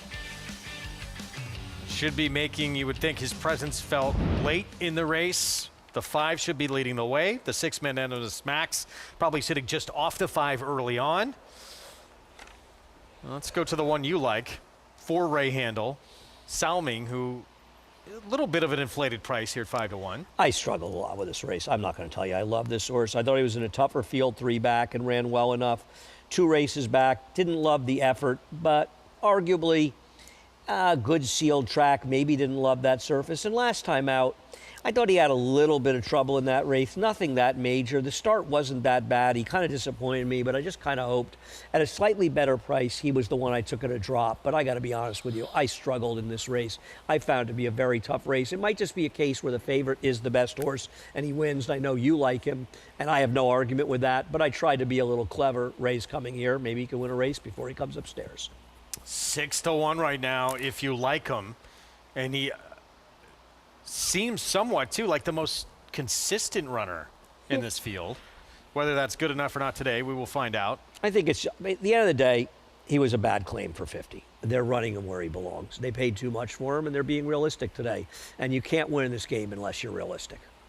And I think Ray realized, I'm going to have to drop this horse if we have any chance of winning, and that's just what he did. Well, this one here does not hang on to finish races. Obviously, it's the nature of the condition. Non-winners at 2 life, but this horse likes to be in front. Same deal last time out. Had the lead in the stretch and got nailed. Not even for the win, for second as well. Yeah, he's got a couple of big numbers, and the rest of them are just sort of okay. I don't trust that last race, and he still finished behind Small Change Jeep, who's a bigger price in here. He's had his chances, and I don't love horses claimed away from Linda Rice either. Listen, I'm not going to be shocked by a lot of results in this race, but you got to make some decisions somewhere. I went 3-6, and I think the 4 is a little interesting at that price. Meanwhile, 7-5 favorite. Here's Magnanimous Max once again. So off since January 15th. We'll see if that winds up being an issue here, but just in terms of upside, fairly lightly raced. Had been in against tougher really every time out until that drop down to maiden 20, and that did drop down from 50 to 20, but won pretty convincingly in that group too. Yeah, no, he did, and he overlaid those horses, and he won like the overlay he was. I just wonder, where has he been? And I don't love horses claimed away from Sandy Goldfarb and Brad Cox. I don't love the 6-5, but I have no argument that he's the horse to beat. Play it all. Get a free $25 Derby bet with that $200 deposit match new customer bonus. Derby 25. Punch that code in to get that free money in your account right there at NyraBets.com. As our official Derby countdown is on, right? 9 days, less than 9 days, well, 9 days away, and the draw will be in under 2 days. Around 2 o'clock, the Oaks and Derby are drawn on Saturday at Churchill. And always fun to see.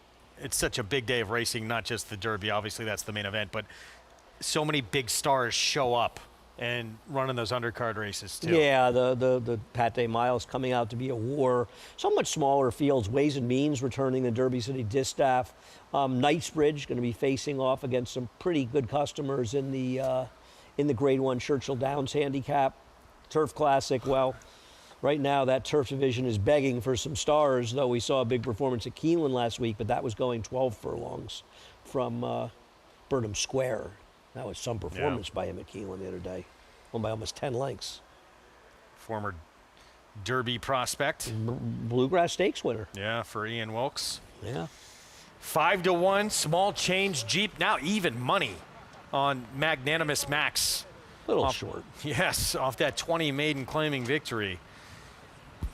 5-2 morning line. Public all over this one. Manny Franco again aboard the favorite as we send it upstairs. Race 6 from Aqueduct. Here's Chris Griffin, the call. First pitch, Sequential.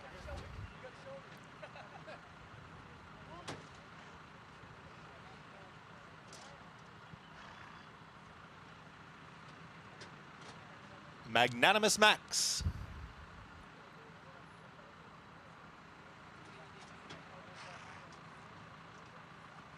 Good volley. Goes in, all set. And they're off. Salming broke well, but quicker his first pitch in between horses. There comes Sequential towards the outside. Joining that early mix is going to be Magnanimous Max, but it's going to be Sequential, who's now got a nose in front. Sequential to the inside of Magnanimous Max. They're 1-2. First pitches off of them is now a well-settled third. Is to the outside of Salming, who's in fourth.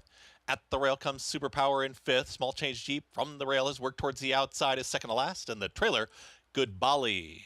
They work up the backstretch through 23.54. Opening quarter mile, Sequential with that nose in front. Magnanimous Max is staying well off the rail, is just wide apart here from that front runner Sequential. Magnanimous Max stalking second. Salming still ground saving at the rail in third. Challenging to the outside first pitch. Here comes Superpower. Jamie Rodriguez sees a seam towards the inside. Just got shut off as they work into the far turn. 47.18 for a half mile time. Small change Jeep second to last. And all in Good Bali not making up the ground. The two of them still head and head, and Magnanimous Max starts to edge clear. Sequential's back to second, still fighting on. All in is Salming and Jorge Vargas Jr. trying to reel in these leaders who are now up by 4-5 lengths, and back in front, it's Sequential. Sequential turns for home. Magnanimous Max center of the racetrack. Magnanimous Max is trying to push by this stubborn Sequential towards the inside, who keeps fighting on, and now Magnanimous Max is up by 1.5 lengths. He's going to sprint clear late. It's Magnanimous Max. Manny Franco opening up this margin inside the final 16th. Wandering about, but Magnanimous Max, an easy winner. Sequential second, then came Salming, and Small Change Jeep in 1 minute 36.77 seconds. Back to back, and does it off a layoff here too. Hadn't raced since January 15th. That was that maiden win for 20 maiden claiming, and a little bit of time away, not a problem. Yeah, much the best in this race. A basic merry-go-round affair. They went 6-5-3 pretty much around the racetrack.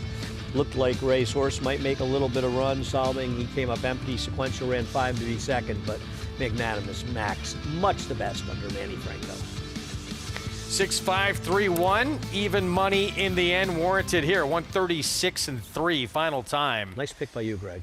Thank you. That's good work, wasn't it? That was great work by you. It really was. So make sure you get the credit you deserve. Back to Oaklawn. No sarcasm there at all. None. Mile and a 16th in this 20 claiming race, non-winners at 2 life. And a 2-1 favorite. And we told you what a big favorite. I mean, I would expect that to get even shorter here on Promotional. I mean, it's a 1 for 16 with 9 seconds and thirds, but man, the competition. Liberty's Champion went by off a 30 maiden claiming win on a wet track. Here's Scottish Storm. Yeah, another big price in this race. Would have to improve dramatically off the recent efforts. Here's the favorite, Tis the Law 4-year-old for Matt Williams. It's hard to take a short price on 1 for 16s with 9 seconds and thirds and some lost at short prices, but Source kind of lays over the field. Decent effort for the level for Gold Gunner last start. I guess, but this one's 1 for 15 and slower. Napali Joe just claimed off of Steve Asmussen. For a trainer who's yet to win in 2026. Stoke the Fire just claimed away from Cipriano Contreras. Ray Ashford having a great meet at Oaklawn, so maybe this one a little interesting. It was claimed for 20, so not dropping, even though this was 40 to 20. And Arthur's Court just claimed away from Lindsay Schultz, trained by Cody Rosen now. Kind of a better turf horse, huh? And not exactly a winning barn, claimed away from a winning barn. Let's go back to the favorite. Let's. I was hoping you would. I mean, as you said, with the record, this is back on March 21st, 2 starts back, running third. You can't get too excited about 1 for 16, but in terms of how fast he's run relative to this group, should be even money, shouldn't he? Yeah, I mean, the problem is I have no... I live to bet against heavy favorites at 1 for 16. I know you do too. The problem is who? Who are you betting in this race? Now, if you have some idea against this horse, you should bet. I just don't have a particular idea. I guess maybe the 7 claimed by Ray Ashford, but he claimed this horse away from Cipriano Contreras, who does nothing but win. So I don't know why we should expect to claim, but I guess that one, who is 5 to 2, is second leg of this winner. But, you know, you look at the 2 prices, right? Don't you think the 3, who's 1 for 16, is a better bet at 2 to 1 than the 7, who's 1 for 12 at 5 to 2? It's not even close. Right. I mean, I could see if the 3 was like even money and the 7 was 9 to 2 or 5 to 1. Then maybe you're getting a commensurate price to take a shot. But they're sitting out, to be fair, the 7 is whatever 3 to 1, and by post time, I haven't looked at multi-race bets, but my guess is the 3 is going to be closer to even money by post time, if not even under. I'll take a look. Let's head back to Hot Springs, and the MIG back with us. Yeah, thanks, Greg. And listen, no doubt that the 3 Promotional is the horse to beat. Makes a nice physical impression, but a couple things that I always look at. 1 win, 5 seconds, 4 thirds. So that's to lead me to believe that maybe, you know, just more content running with horses instead of running by horses, if you will. And, you know, at a short price or shorter price, that's problematic to me. I love this here, what we're seeing David Cabrera giving a lot of love to the 3 Promotional. And I like when riders show an appreciation for their horses. These horses elevate all of us so much, and particularly the riders. You know, the world looks a lot different from the top of a horse when you're looking down on the rest of the world, as opposed to being a smaller guy looking up at the rest of the world when you're on the ground. Certainly the horse to beat. I am going to try to beat him. A couple horses that come to mind, Napali Joe could not make a nicer physical impression, but this horse has always been with good trainers, right? He was with Ignacio Correas, Nacho. He was with Horatio De Paz and Steve Asmussen. Claimed last time, you know, on April 3rd, so that's about 20 days ago. And he looks great. From a physical perspective, you got to love what you see from him. The 7 horse, Stoke the Fire, another one making a real nice impression, except his last race was a little too lean for me. And I didn't see the huge excuse. I know it says bump start. It didn't seem like anything that would cause him to run that poorly.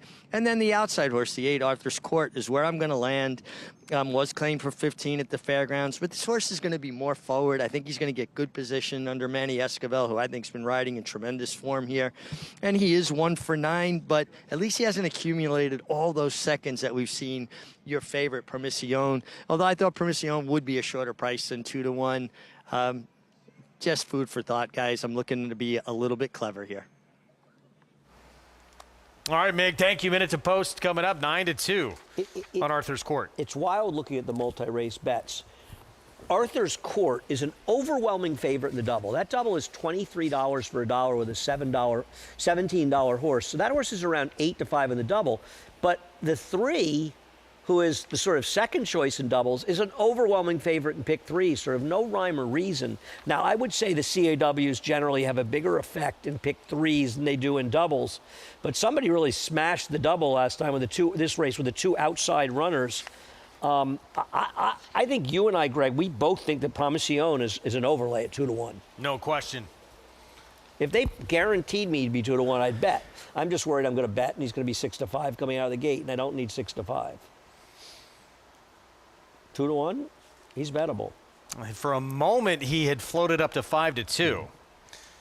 But back down to 2-1 here. And I mean, not far behind, you have Napoli Joe the 6, the 7 Stoke the Fire, both on the board at 3-1 as well. Yeah, I'm not sure what there isn't to like about Promotional, except for the 1 for 16, but they're all 1-fers. Yep. The records of everyone in this group are not something to get too excited about. Non-winners of 2 Life, the condition here, all for sale for $20,000. David Cabrera will be aboard the big favorite here from Matt Williams. Should we mention some real talent just showed up by the desk? We're excited about it. Yeah, there he is, Ray. He got his hair cut. Ray Handle's going to be joining us shortly. More or less than 3 times a week? Once a week. Just once, really? Once a week he gets his haircut? Listen, when you're Ray Handle, you got it. You know, and I, we don't have to look good. You Ray. You are a star if you get, I just can't even get into my salon that I don't often. have any hair, so I don't really have to get my hair cut that often. Both of them. Matt Dinnerman with the call and slowly creeping down even further. Promotional, 9-5 now for Matt Williams. Here's the 5th from Oaklawn. Promotional coming up, 2 back, Stoke the Fire. Stoke the Fire going in, and to the outside, Arthur's Court to round out the field. We're ready to go. And we're off. Gold Gunner gets away cleanly, but is not going to the front, though. He broke very alertly, better than the rest. From the inside, Scottish Storm, he's going to stride out and take the lead. Arthur's Court will sit in second. Nepali Joe right behind him in third, going into the first turn run. Promotional down on the rail. He's a length and a half clear of Gold Gunner, who's been taken back towards the rear of the field now. Liberty's Champion moving up alongside, and Stoke the Fire 3 wide with that pair as they approach the backstretch. Not a great deal of pace on here up top, and Scottish Storm, he's setting the pace, a length and a tail ahead. Arthur's Court in a good position. He's running in second. Nepali Joe, a little bit keen on restraint here. Third, 3 deep. Length and a half to Promotional. Then comes Gold Gunner, happy to sit behind horses today. Liberty's Champion already passes him. And Stoke the Fire, Liberty's Champion, is now within 5 lengths of the lead here. And Gold Gunner has been taken to the back of the field as they go past the half-mile pole. Scottish Storm still up top, a half length from Arthur's Court, a little bit closer. Second, Nepali Joe 3 wide going into the turn here. Promotional down on the rail. He's saving ground 2 from the top. 3 more back to Liberty's Champion. He's come under a hard ride now. Gold Gunner in the second last spot. Stoke the Fire not picking up his feet, well behind now as they round the far turn. Here comes Nepali Joe after Scottish Storm, who loses the lead to Arthur's Court. He's a neck in front of Nepali Joe's into second now. Promotional getting outside for the stretch run as 2.5 lengths to gain. They turn for home. Arthur's Court bears down, still has the lead. Nepali Joe behind in second, now a length and a half behind Arthur's Court, who opens up the lead to 2.5 with about a 16th to go. Promotional coming on the scene, ladies, into second now, but Arthur's Court has it won.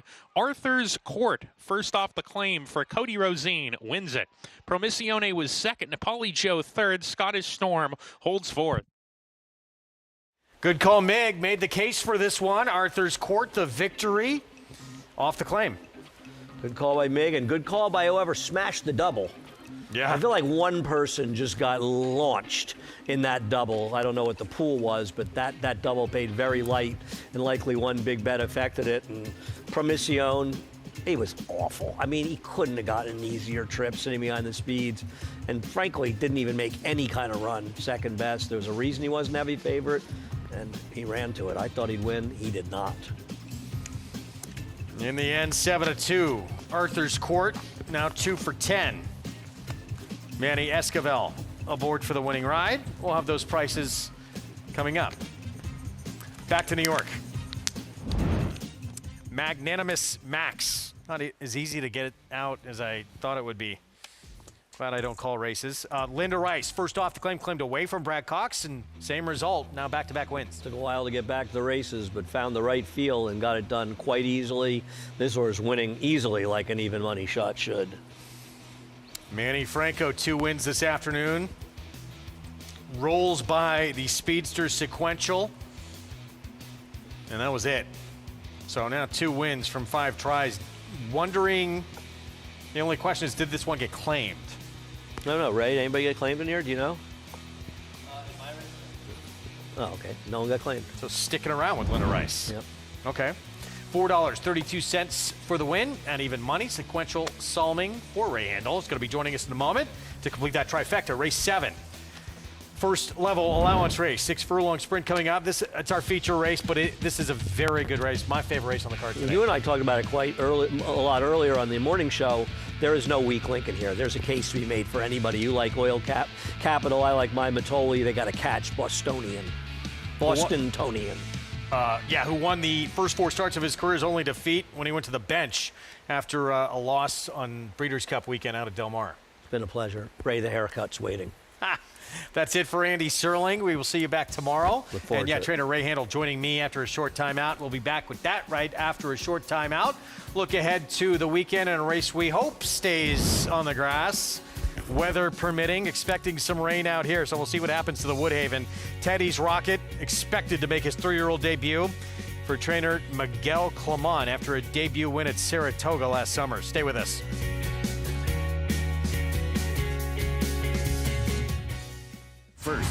First again and again and again.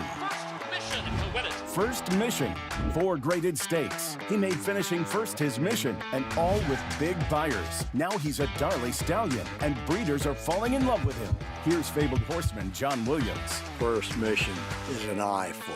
He's beautifully balanced, and I love the way he uses himself as he moves. Come to see First Mission and tell us your first impression.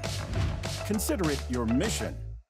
RaceLens is the most in-depth product in horse racing, with unique features found nowhere else. True odds, predictive analysis, and pace projection. RaceLens. It will change the way you follow horse racing and take your game to the next level. Enhance your handicapping with AI Fast Facts, exclusively on Naira Bets. Open your Naira Bets app, click View Runner Details, and a stat-driven fact will appear for all U.S. thoroughbred racehorses. Download the Naira Bets app to start using Fast Facts today.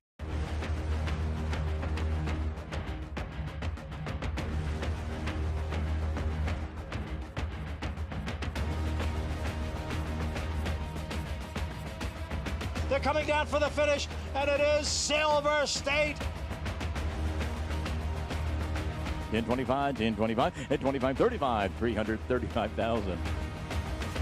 Grade 1 winner Silver State, standing at Claiborne Farm. New York breds. Race them. Respect them. Bet them. Respect them. Breed them. Respect them.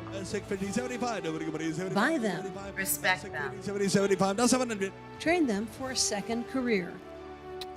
Respect them. Join us in respecting thoroughbreds at every stage of life. Learn more at nybreds.com. Racetrack Television Network brings you every race, from every track, on every screen, every day. With monthly packages starting as low as $5, RTN gives you great value and access to more live HD streaming and race replays than anyone. Visit RTN.tv today to sign up and watch on almost any device, including Roku and Amazon Fire. RTN has packages that start at $5 per month.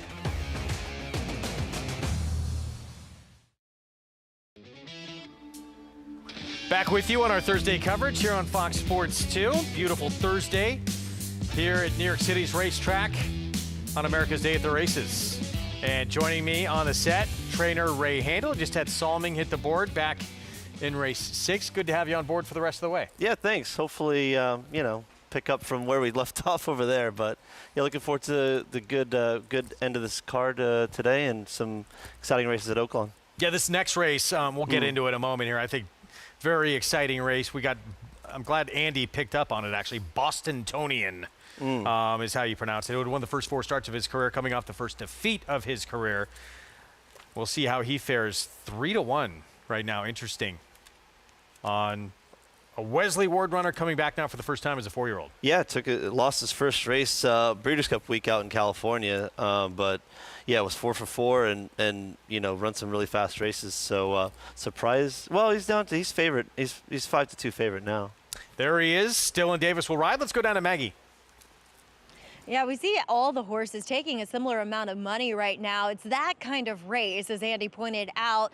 You can make a case for any of them in here. But we'll take a look at Bostonian as he does come back off of suffering his first defeat in his career for Wesley Ward out in California. I always wonder, how does Wesley pick the races that he's going to run his horses in? Does he just kind of like put a bunch of condition books in a bucket and pick out the one for each horse as to where he's going to run them next? But Bostonian, he does come in here off of a pretty quick workout, which I watched online at the Kentucky Horseman's website.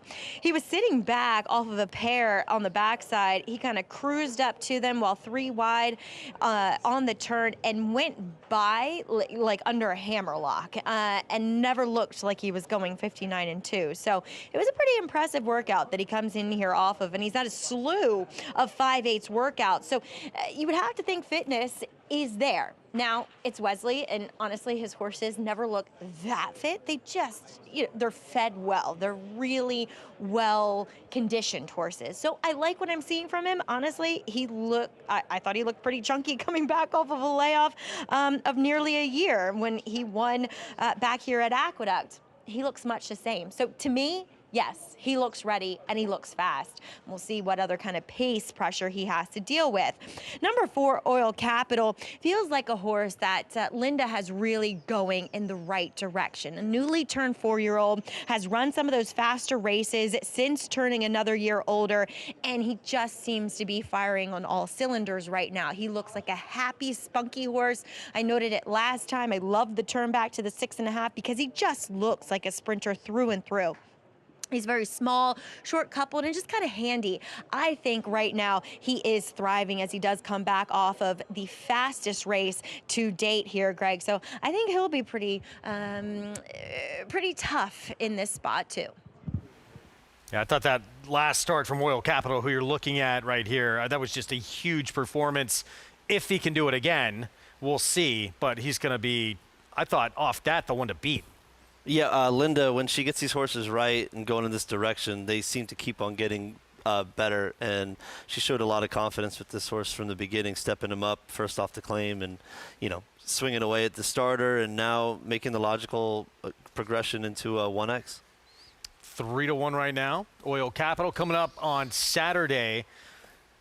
Weather permitting, we hope. Mile on the Turf in the Woodhaven $150,000 purse. And we talked going to break about Teddy's Rocket. Will be coming back. We saw debut and win at Saratoga and then thrown into the Group 1 Summer north of the border of Woodbine. And Miguel Clement has him coming back for his 3-year-old return in this Woodhaven 8-5 morning line. Yeah, interesting runner. I mean, obviously super successful at 2, winning first time out in Saratoga, and then coming back in the Summer Stakes and running a bang-up 4th that day. I would be a little concerned with this horse if we stay on the turf and we run this race. But 8-5, the race, the Summer Stakes, obviously it's a Grade 1, a very prestigious race. But a lot of the runners have come back and not done much out of it, if I'm being honest. So, I'd like to see him do it out here. Again, I wonder if that's why he's starting in a more modest spot and didn't go to Keeneland and something like the Transylvania and comes here in an ungraded, listed stake. Well, meanwhile, you have more lightly raced, but he's done nothing wrong either. Instability, his debut for Chad Brown-Klarovich as the favorite at Tampa. Impressive victory to win by more than 4 lengths. Super impressive. When Chad gets these horses from Europe with this Loop de Vega, big pedigree, and they debut at Tampa, you always think there's bigger and better down the line. And he was impressive. It's hard to gauge off of what they're going to do in these next starts, but Chad has a plan, and I'm sure this is exactly where he wants to be in this spot. Flavien Prat back in town over the weekend. We'll see him aboard this one Saturday for Chad Brown. That is the Woodhaven race 4 Saturday card, 2:40 Eastern start time as we get back to our feature race on this Thursday card. And here's the current favorite. So Bostonian, Wesley Ward, 4-year-old return.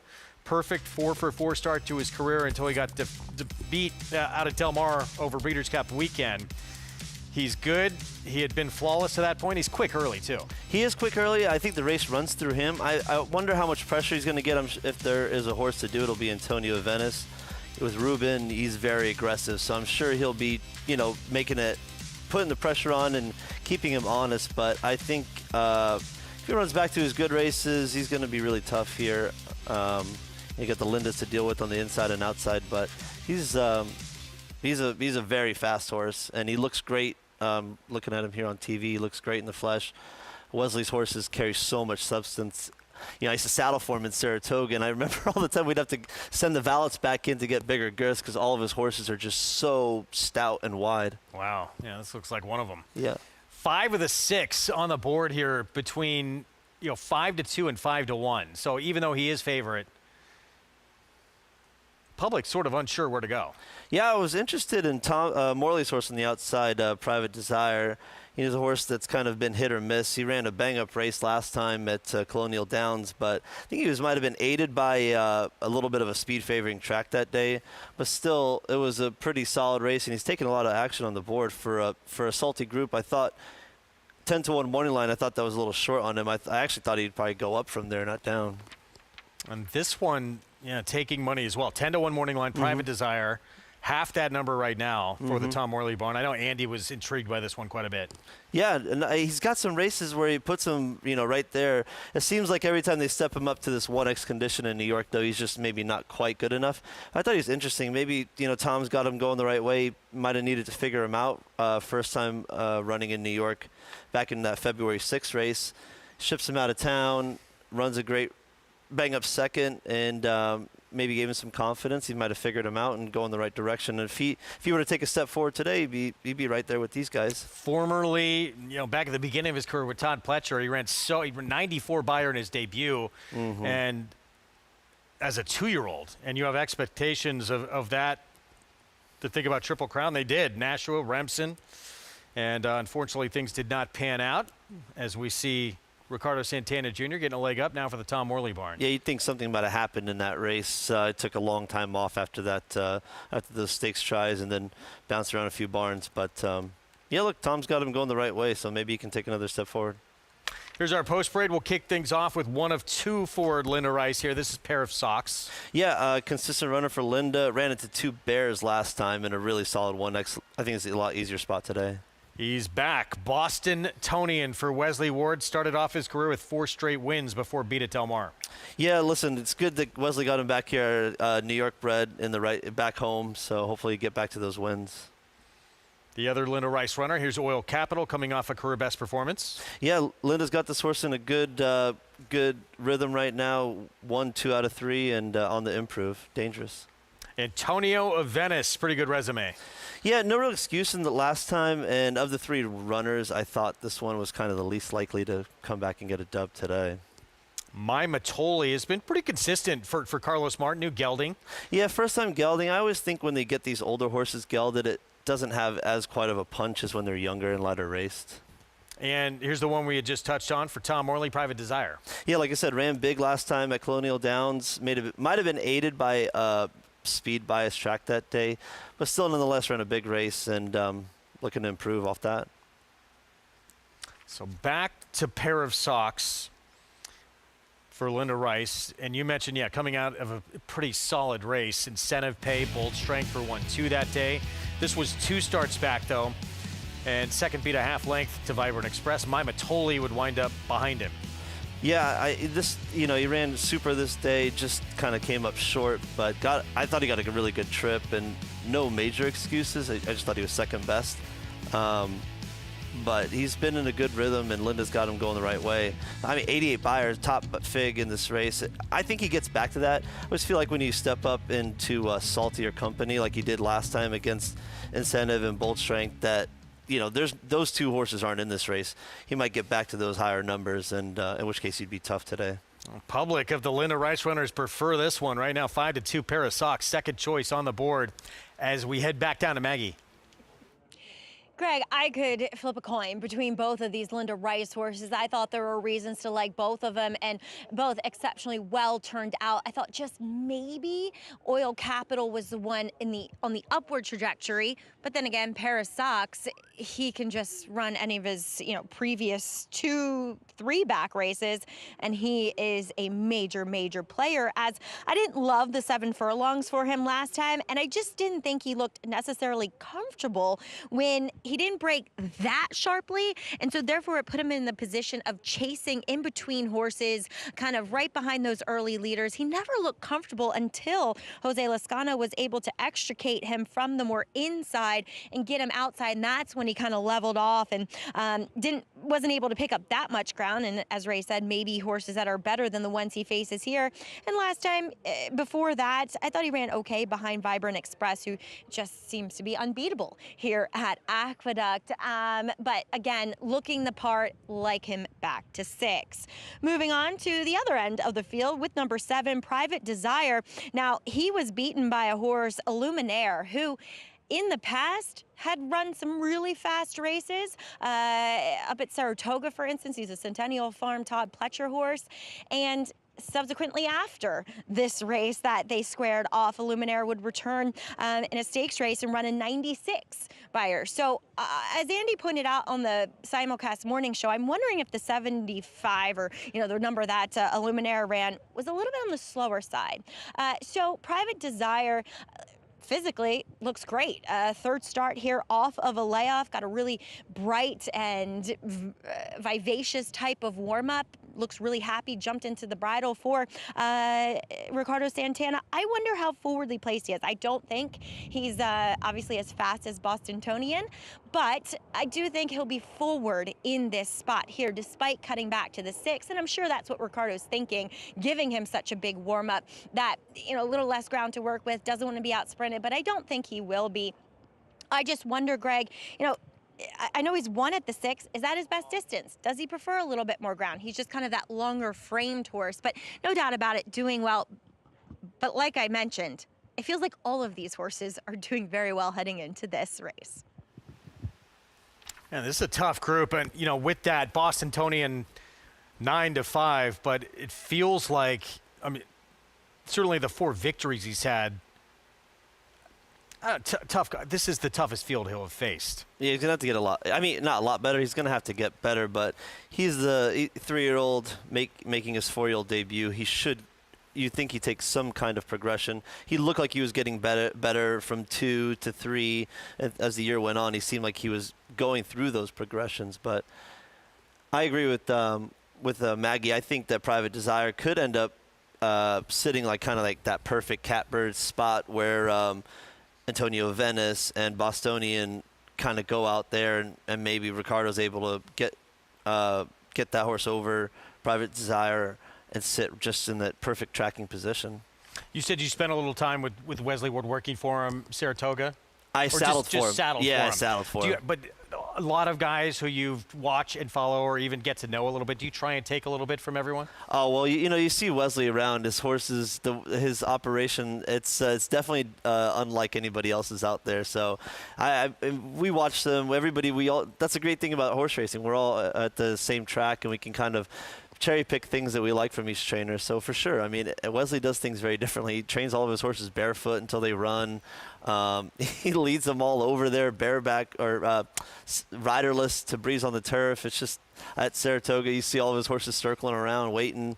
It's very different. It's interesting. So yeah, pretty good success. Of course, known probably most for his success with debuting 2-year-olds at places like Keeneland. Of course, he's had great success with horses like Golden Pal on the grass. I remember him winning the Bluegrass with that horse at like 30-1, or maybe it was a Lexington Stakes actually. I was at Keeneland there, galloping like 35 or 40-1 back in the day. So there's a wide range, but yeah, obviously known for his sprinters and turf sprinters. Well, this one here started out pretty good in his sprint career. 4 straight victories, including, as Maggie mentioned, off almost a year's layoff. That was back in September of last year. Now coming off the bench again. First start since November 1st. He's the 7-5 favorite. Dylan Davis rides. Let's go upstairs. Chris Griffin, the call. Post time for today's 7th. Oil Capital.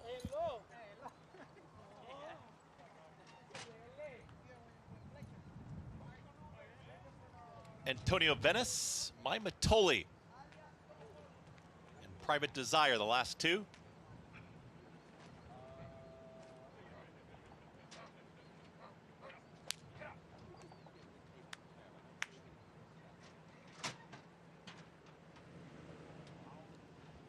Private Desire. Nose in. All set. And they're off. Hopping in the air at the start was Oil Capital. Antonio of Venice up front, but in between horses, here comes Bostonian. Bostonian and Dylan Davis up by 3/4 of a length. Antonio of Venice is going to be 2 wide, 3 wide. That's Private Desire. That's the top trio. Settled in behind them, that's Pair of Socks, followed by Oil Capital after the hopping in the air at the start has caught up with the leading group to be 5th in a 22.58 opening quarter mile. The trailer, My Matoli, Bostonian sprinting here. It's Bostonian with a head advantage. Antonio of Venice is looming up on the outside. Private Desire is asked for more by Ricardo Santana Jr. 3 wide. Pair of Socks and Jose Lescano in behind rivals. Here comes Oil Capital. My Matoli still 6 to make up. They reach the top of the stretch, 45-4, the half-mile time. Antonio of Venice is now sprinting away. Oil Capital running a big race, grandstand side, in between horses, Pair of Socks. Antonio of Venice is still there. Antonio of Venice not relenting, has a 16th left to go. And Antonio of Venice will do it at a price. Antonio of Venice over Pair of Socks, Oil Capital, and My Matoli in 1 minute 10 and 4. Antonio of Venice, 5-year-old Rudy Rodriguez, Ruben Silvera with the victory. I could not have gotten this one. I mean, you could have given me 4 different scenarios and I wouldn't have gotten this one. But he put the speed away, held off the closers. Impressive. 7-1, 5th win of this 5-year-old's career. And Rudy Rodriguez, I'm going to get to make that winning phone call here in a moment. Let's go back to the start as you take a look at your winner. And Oil Capital, keep your eyes on the 4 out of the gate. Not beginning here, not doing him any favors. Oh, wow. Yeah, it was a bad hop. That's definitely going to cost you. Recovered pretty well, but you got to think that takes something out of the finish. Unfortunate that he ran 3rd. If he had gotten 2nd, maybe you think like, okay, maybe, you know, he wouldn't have gotten there, but definitely cost him a placing, you'd think. Yeah, I mean, you look at his running lines too, with the ability to maybe be at least a little more tactical. Certainly that compromised him somewhat there. But Antonio Venice, he was good today, 7-1. And it's his first win since April of 24 in the New York Stallion Series. I just could not have had this horse. There's no way. But good for them. 1:10-4, final time. 5-1-4-6 in the feature. We'll have those prices coming up momentarily as we get you back to Hot Springs, Arkansas, and race 6. Start of the late pick 4, mile and a 16th. $30,000 maiden claiming group.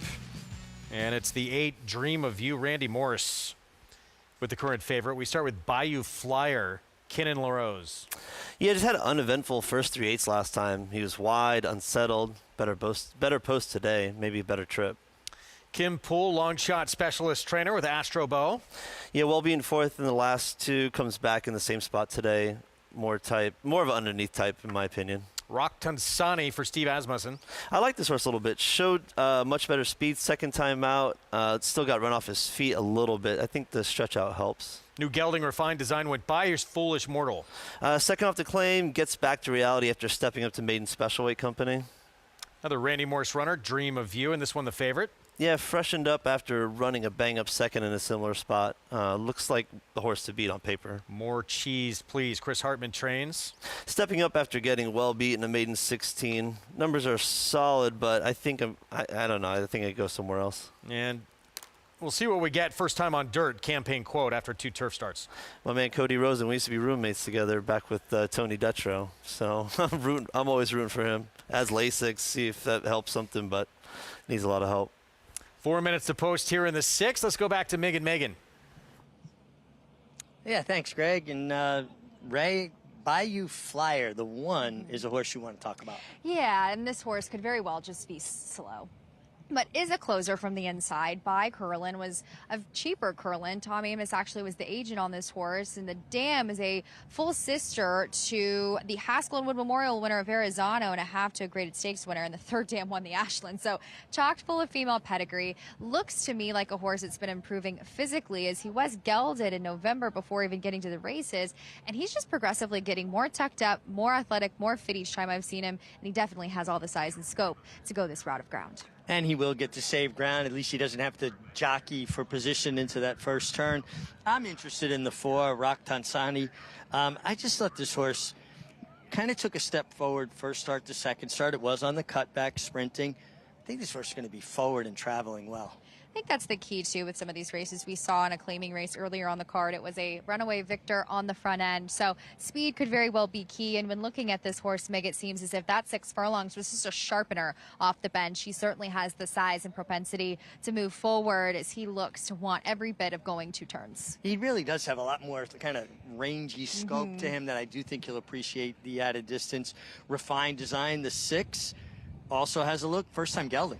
Does get the gelding recently in April, so it's been probably it's too quick turnaround to maybe say, oh, this horse is lightened up and just completely made over by this gelding. I think that probably still needs time to do that. But an $800,000 son of Twirling Candy, who is one that has tactical speed, I think will be right there early, forwardly placed, does have size. I didn't have a huge problem with a lot of these horses getting the ground. It's more so, are they going to be fast enough? As he has been kind of plugging away at the lower levels. We'll see if he can wake up a bit. His 3-back race was pretty interesting. Yeah, and maybe the gelding will also get him a bit more focused. The 7, Foolish Mortal, he really elevated for me on racetrack. I love the way this horse looked warming up, and he is dropping back in for a tag. He is. He's got the most consistent form as far as the numbers are concerned, and he's, I believe, the lone horse in here making a precipitous drop from a maiden special to now a lower-level maiden claiming affair. And I will say the only thing I took issue with him, just judging him from everybody else in this field, is while he is athletic, he is fit, he's just a bit lacking behind to me, and not maybe the strongest there, but you go through the form lines. Western Warrior, 2-back that beat him by 8 lengths, just participated in a stake race in the Bathhouse Row. So he's likely getting a bigger class relief than many of the horses in here. Well, Megan, the public has settled on number 8, Dream of You, from the Randy Morse barn as your favorite at 2-1. Where did you land? I actually landed on, I believe what I told my producer, the number 1 at the end of the day as, yes, the 1, Bayou Flyer. And as I mentioned earlier, it could very well, he just might be too slow. I'm going to give him another chance. He is a horse that comes from off of it in his last few efforts, so we might be up against that, Meg. But I was kind of surprised to see the 8 taking favoritism. What do you think? Yeah, I was too, actually. I mean, we'd take a look at his last start where he showed, I thought, improved speed under Christian Torres. You get Rafi Bejarano, who's been riding extremely well. And he really fought all the way to the wire, just came up second best. He did. He was honestly under a hard ride under the turn, and I thought he was going to be well beaten in this spot. And then he just really progressed forward. I don't know if that was a product of the others getting tired behind him in that maiden $24,000 race, where the 2, as you see, are much the best of this group, and he took pressure from the inside as that horse kind of came over on him a little bit in some parts of that stretch run. But still, he does get freshened for this. Randy Morris is one of those horsemen I have such a tremendous amount of respect for. His horses always look strong. He'll be interesting to see here, as I do like the fact that he was able to kind of find some early speed last time out. Now, I always like clever names, and I think the 9 is a clever name. More cheese, please, out of the mare Charcuterie. That is a good one. More like, salamis? I don't know if it's going to top Cheesecake and the byproduct of that horse, Fat Guy, Little Coat. That one was a good one. That might be the best one. But this one was pretty good as well. All right, well, I'm going with the 4, Rock Tansani, with Keith Asmussen for his dad, Steve, dropping back down to the $30,000 level, kind of started maiden allowance and maiden 40, now maiden 30 on the stretch out. So maybe it's a little bit of that Goldilocks effect, right price, right distance. But full disclosure, I'm going with all Asmussen exacta here. Eric on the 7, Foolish Mortal. I boxed the 4 and 7. Don't blame me there. They've just been sending out the right horses in the right spots, and class and cream rises to the top, especially when you get into some of these lower level races towards the end of the meet. And you really got to like the improvement you've seen. Eric was an Eclipse Award winning apprentice, but I feel like he's taken his game to another level. Keith, coming off another tough injury, he broke his pelvis. I think has really found his form, riding extremely well. And it's got to be something for the Asmussen family to watch Keith and Eric ply their trade and have success. It's incredible. They come from a family of incredible riders. Their uncle was world-renowned. So, yeah, it's incredible to see. I will say, lastly, before we send it up, the number 10 campaign quote, 24-1, that horse is not overtly turf meant when looking at him. So I think that he'll hopefully take to this surface for the very first time off of the bench. Well, getting to the dirt for the first time, tough outside draw, but we'll send it up to Matt Dinneman for the call of race 6 here from Oaklawn Park. Refined design coming up. More cheese, please, and a global quote to the outside.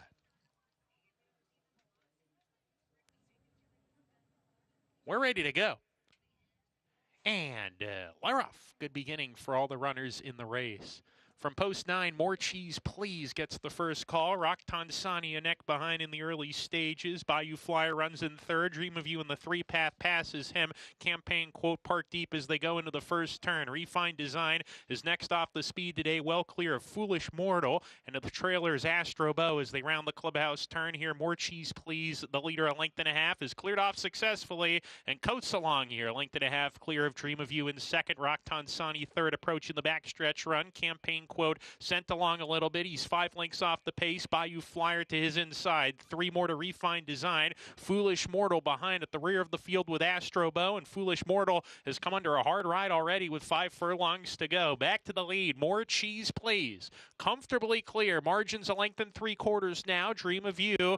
Bejarano already gets to work aboard him. Rock Tansani down on the inside. 2 back to Campaign Quote. He's in the 4th position. Now level 3rd with Rock Tansani, but he's under a hard ride to do it going into the turn. Bayou Flyer 7 lengths behind. They're still strung out. Refined Design under a hard ride too.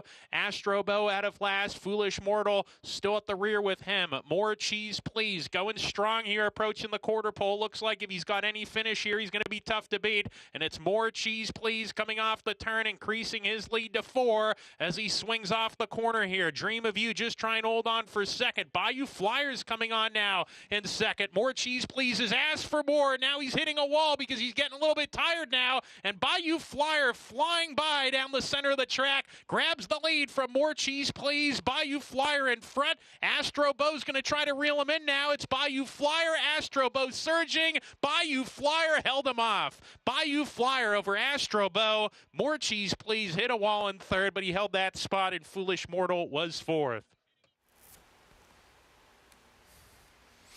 Kinnan LaRose, he's been on a tear since taking over for Tom Amos, and 8-1 here on Bayou Flyer. Yeah, you love to see that, young trainer getting wins everywhere. Keeneland here. I tell you, I thought More Cheese Please was absolutely gone at the quarter pole. If I could have bet anything, I would have hammered that. But Bayou Flyer came alive and swooped by and finished the job. Nice call, Megan Burgess. Bayou Flyer, well done, Kinnan LaRose. Take it to the Limit Stables. And Ramon Vasquez at a price here in race 6. Back in New York. Feature race in the 7th. It's Antonio of Venice. 5-year-old son of Lauban for Rudy Rodriguez with Ruben Silvera. Our Winner's Circle lead-in brought to you by the Fasig-Tipton Mid-Atlantic May 2-year-olds in training sale. It's May 18th and 19th after the Preakness in Timonium, Maryland. Where will you be?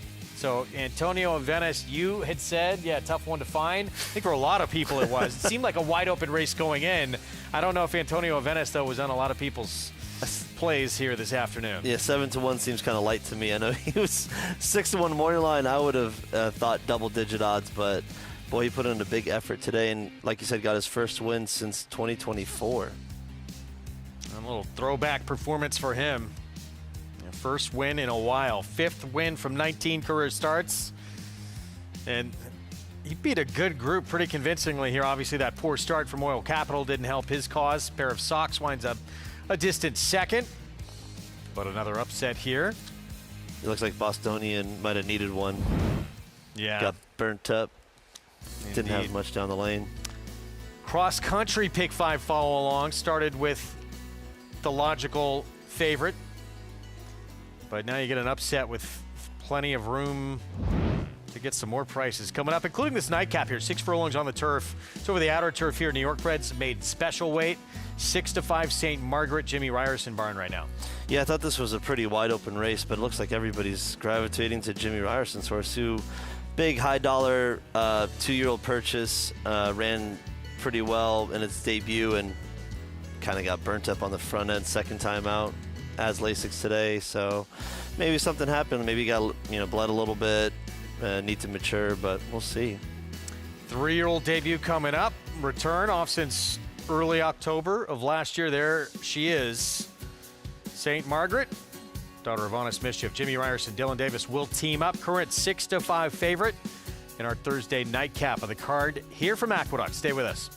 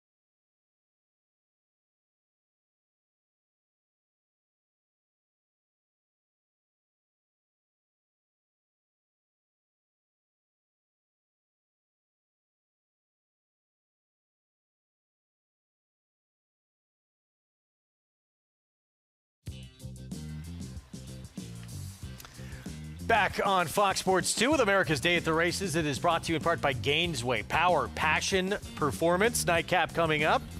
We're 12 minutes away from this 8th and finale on the Thursday card in New York. Plenty more to come still from Oaklawn as well. 6 furlongs outer turf in this New York bred maiden special weight. There is the favorite, St. Margaret, 7-5. We'll get Lasix for the 3-year-old return for Jimmy Ryerson. Let's head downstairs to Maggie. I joked about being a nun earlier. And here's St. Margaret in the paddock.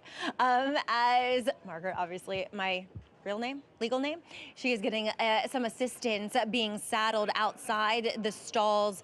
Just a little bit of a nervous type of filly. This is actually the first time I'm seeing her as Jimmy Ryerson looks for his 3rd on this Thursday afternoon card. I'm wondering too if she just needs to maybe strengthen just a touch over her top line. She looks very fit and defined overall, and I definitely don't mind the effort she comes in off of because she was attending a pace that eventually fell apart, so I'm willing to forgive her for the beaten favoritism effort, and she does get Lasix here. So we'll see how much speed she brings to the table from that inside post position, the first time in her career that she does draw inside. Moving on to another one that is fairly logical, getting back to the turf here for her 4-year-old debut is number 8 Aperitif for Liz Merriman, and she looks great here. here. Honestly, I really like what I'm seeing from her. And, you know, sometimes it shows when horses are a little bit older, I should say, as she is facing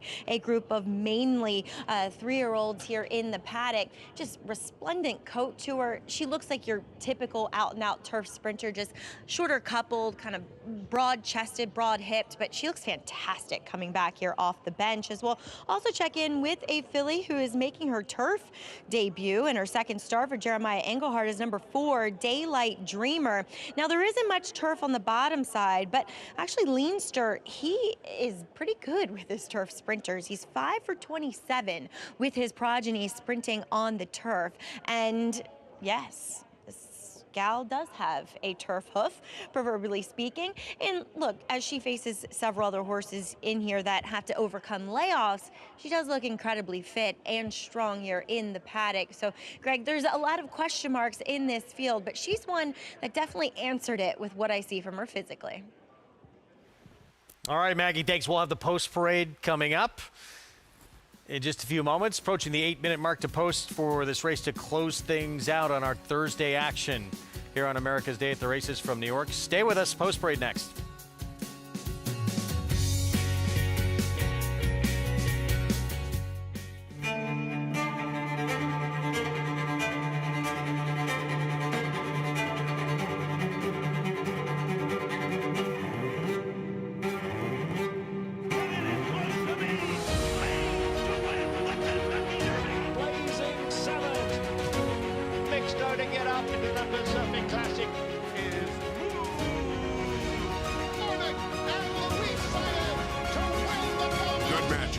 Classic sire.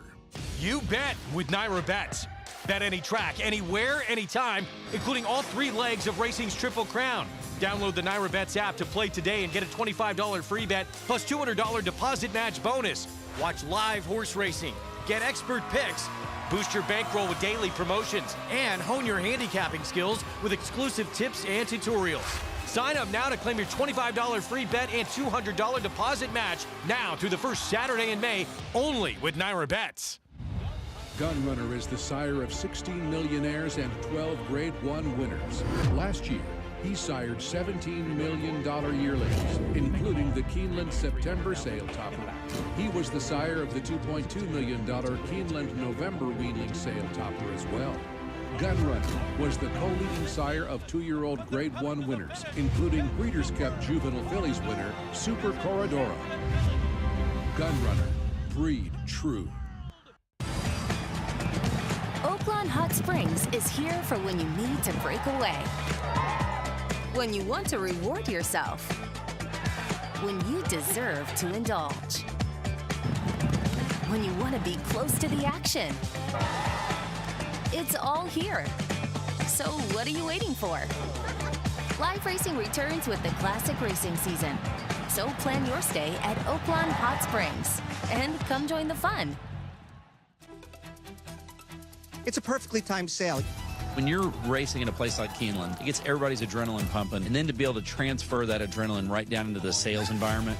Sales a great addition, I think, to the end of the meet. Everyone's want to participate, so it's fun to pick up a horse. It's a great sale to find a horse with potential. Got to see them on the track and see how they perform.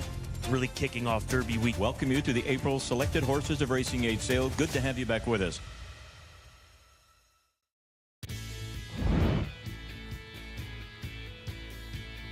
Back with you on America's Day at the Races. Our program brought to you in part by the OBS 2026 Spring 2-Year-Olds in Training sale. That already happened. 6 minutes away from race 8. Here's the 1. Quell, first-time starter. Yes, Jimmy Creed Fillies had a long, steady work tab with some bullets sprinkled in. Here's the 3-2 favorite, St. Margaret. Speaking of OBS sales, a $425,000 OBS grad who's looking to get to some winning ways here with adding Lasix. That was very quick and then backed up last start. Could be the one on the lead, too. North Starlight, first-time starter for Amelia Green. Yeah, it looks like a horse that might need one, kind of an average work pattern with the sire that seems to get better with racing. Daylight Dreamer by Leinster is a multiple graded stakes winner on the grass. Yeah, this horse is 3-1 first time out, though, so there had to be some intention on the dirt. I would be worried about taking a horse at a short price like this that did take so much action on the dirt. Here's Pismo Beach. David Donk, a full brother to Gino, who was second in the Awad.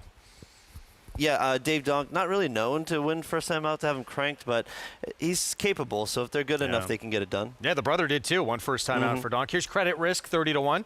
Yeah, might just be taking a shot here. A horse that's not done much since his first time out. Juliet on approach. Jamie Begg has Manny Franco looking for number 3 this afternoon. We skipped that one, though, and go to the 8. That's Liz Merriman's horse. I like this horse today. I think 4-year-old running against younger horses, there's an advantage there, and if he can get back to some other races from last year, I think she'd be right there, super live. Here's Patience and Grace, Luis Rivera Jr. Yeah, I didn't really love this horse. I think they breezed him once on the grass and must have not liked what they saw because they kept him on dirt. And Tom Morley barn. This runner here on the outside at 8-1, Ricardo Santana Jr. aboard. Yeah, if this horse had a little bit more of an inside position, I would give him more of a shot too, but the rails are so far out, really up against it. But does have some good races, ran second first time out, and has some pretty solid runs. Had a solid run second time out, adds Lasix today, but got to deal with the tough post. And there's the 7 who we skipped over in the post parade. Yes, filly for Jamie Begg makes her, turf debut. She's got some synthetic and dirt races that are good enough if they can transfer over, but she's been kind of out of form. She had run some decent races on dirt previously, so Dan was a 4-time winner on the grass. She was at lower level, so we'll see. Derby 25, use that code to sign up and get a $25 free play in this year's Kentucky Derby for new members at NYRABets.com. Bet any track, anywhere, anytime. St. Margaret, public all over this too. For Jimmy Ryerson in the debut, faced Arenata, who wound up being second in the Joseph A. Jimma in the next start, and then she just flashed that high speed in that second start before fading. I think it went super fast. She had every right to back up. Yes, she did. We're looking at. We're going to Aperitif. Aperitif. Yeah, she's run some bang-up races. She's going to be at an advantage being a 4-year-old, and I really like that, especially early on in the turf season. She ran her tail off here and was unlucky not to get the job done to Twirling Lulu, who is a pretty decent horse. I thought actually, no, she didn't turn into a lower-level claiming horse. But pretty decent price on one who, with a resume at least, of the best turf sprints of the field, isn't it? She's coming down. She's 5-1 now. I bet you that comes down even a little bit more to that 7-2 line. I think the public might have just been getting a little excited about this big high dollar price that's making a 3-year-old debut. It's all the right to step up with St. Margaret, but I don't know. 9-5, you could take my money on her. No, 13-1 on the 5. Pismo Beach trying to do what her full brother did in the debut, and let's get her picture taken. Let's go to Maggie. That's right, Gino. I remember him breaking his maiden first time out for Dave Donk, as you said, Greg. Number 5 in here, Pismo Beach, looking to emulate her brother, as she is one that is a little bit on the smaller side, a little bit, maybe underdeveloped. Might benefit from a start here just to kind of strengthen up, in other words. And she has been very professional throughout, and I definitely think she looks like a turf sprinter here. So we'll see how she fares. I just thought there were some other things going on where it doesn't feel like you're just going to land on a first-time starter or get a first-time starter to the winner's circle. I think that is a more than generous price on number 8, Aperitif, whom I landed on as well, right? I believe you're on Aperitif too. Hopefully that's not too much weight on her. Uh-oh, here we go. It's going to be, if this one does not run well, it's because of you two. I'm blaming Mags. I picked first. Juliet on approach, meanwhile. Here's the 7. Yeah, I thought they looked like they were just doing a minor tack adjustment there, but all looks well. So first time on the lawn for the 7. Yeah, oh, sorry. I didn't mean to interrupt you. I was just saying, I think this might be a little bit just of a reach here because the horse was in some good form. With the 7? Yeah, the 7. Yeah, just was in good form and was tailing off. And, they probably did the same thing we did. Saw that the mare was produced some, was okay on the turf, but, not great. So I figured probably just trying to switch things up. We've all been there. 2-1, yeah. On this to St. Margaret. As we get set to load here momentarily. Back on September 1st. This was the debut Saratoga. And winds up third, be 2 lengths first time out. Yeah, this is a great effort. I mean, this is exactly how you want a horse to run first time out. They went not crazy blazing fast that day, and she's able to make up nice ground. Looked very professional. Was totally comfortable being in between horses and ran on super. Really couldn't have asked for a better first time start. And then next time out is when she showed she has that kind of blazing speed. They went 21-2, 44 and change to the half, and she was right there. So I would expect fresh as well, and she looks like the speed of the field, doesn't she? Yeah, I mean, inside post and the way the turf has been playing, I would imagine that she'll be rocking it out of there and probably doing similar to that second start, but maybe she can keep on going today. But at 2-1, you could take it from me. So about to load. There's Daylight Dreamer, the 4, just left our screen. And Leinster filly getting the turf debut coming up. Yeah, again, I would have liked this horse, but they had some intentions here. They must have thought this horse was dirt, but not to mean they couldn't be wrong, and the horse is fast, and maybe they turn around today. Here we go. Post time coming up for this Thursday finale on this card here at Aqueduct. Let's go to Chris Griffin. Patience and Grace. Pismo Beach. Copper Caduceus to the outside. Goes in. All set. And they're off. Copper Caduceus with early speed from the outside is hustled along. Aperitif is in the early mix, and there's Daylight Dreamer at the rail. Daylight Dreamer, Kendra Carmouche with a head advantage. Plenty of company, though. Aperitif is going to be 2 wide. 3 wide is Copper Caduceus. Settled in behind them is in the 4th position, St. Margaret. They're followed to the outside by Juliet on approach in 5th. Back in 6th is Patience and Grace, who now moves ahead of Credit Risk, who's pushed back to 7th. There in 8th is going to be North Starlight, is followed to the outside by Pismo Beach, and far back the trailer, Quell. 22.73, a pumped up opening quarter to the inside. Daylight Dreamer is now confronted by Aperitif. In behind horses, Dylan Davis, St. Margaret, just looking for a seam, has taken the 3rd spot, is to the inside of Copper Caduceus, who's been a touch wide. They reach the top of the lane. It's Daylight Dreamer battling on. Aperitif is now calling for the lead. Aperitif down the center of the course, but here is Daylight Dreamer still showing all heart towards the inside. Copper Caduceus is looking for a run. Here towards the outside, Juliet on approach starts to launch late. On the grandstand side, Daylight Dreamer. Here comes Juliet on approach late. Juliet on approach, time to time it. It's going to be a photo. Tight photo there. Daylight Dreamer to the inside, trying to hold off the charge from Juliet on approach. It's a photo for 3rd in 1 minute 10.04 seconds. Photo finish in the finale. Maybe the 7. Juliet on approach. Looks like it. I think I talked that one right into the winner's circle. And Jeremiah, the 2 horses, the Daylight Dreamer, the 2 horses that I was knocking going to the post parade. If you need me, call me, guys. Jamie Begg, if it's Manny Franco on this 7, it looks like it is. It's his 3rd winner on this card. First time on the lawn for both. For Juliet on approach, so comes here at start number 8. 8-1 on the 7, 5-1 on the 4. And yeah, shockingly early on, St. Margaret nowhere near the lead. But got a great trip. Really had no excuses. I mean, I know she was on the lead, and they probably had some intentions for that, but settled beautifully off the pace and just had nothing down the lane. And it is Juliet on approach, just posted as your unofficial winner here, 7-4-10-2. As Manny Franco collects number 3 on this Thursday card. Yeah, absolutely. That was an impressive run coming down the lane here. I guess they needed the turf. Wow. Although Tom's horse actually ran really well. The 10 horse, I'd watch that horse for another day. He got a tough trip and was wide. Ended up eking out 3rd. Horse to watch back for next time. Brutal beat for the 4, Oof. who looked home free. Sure did.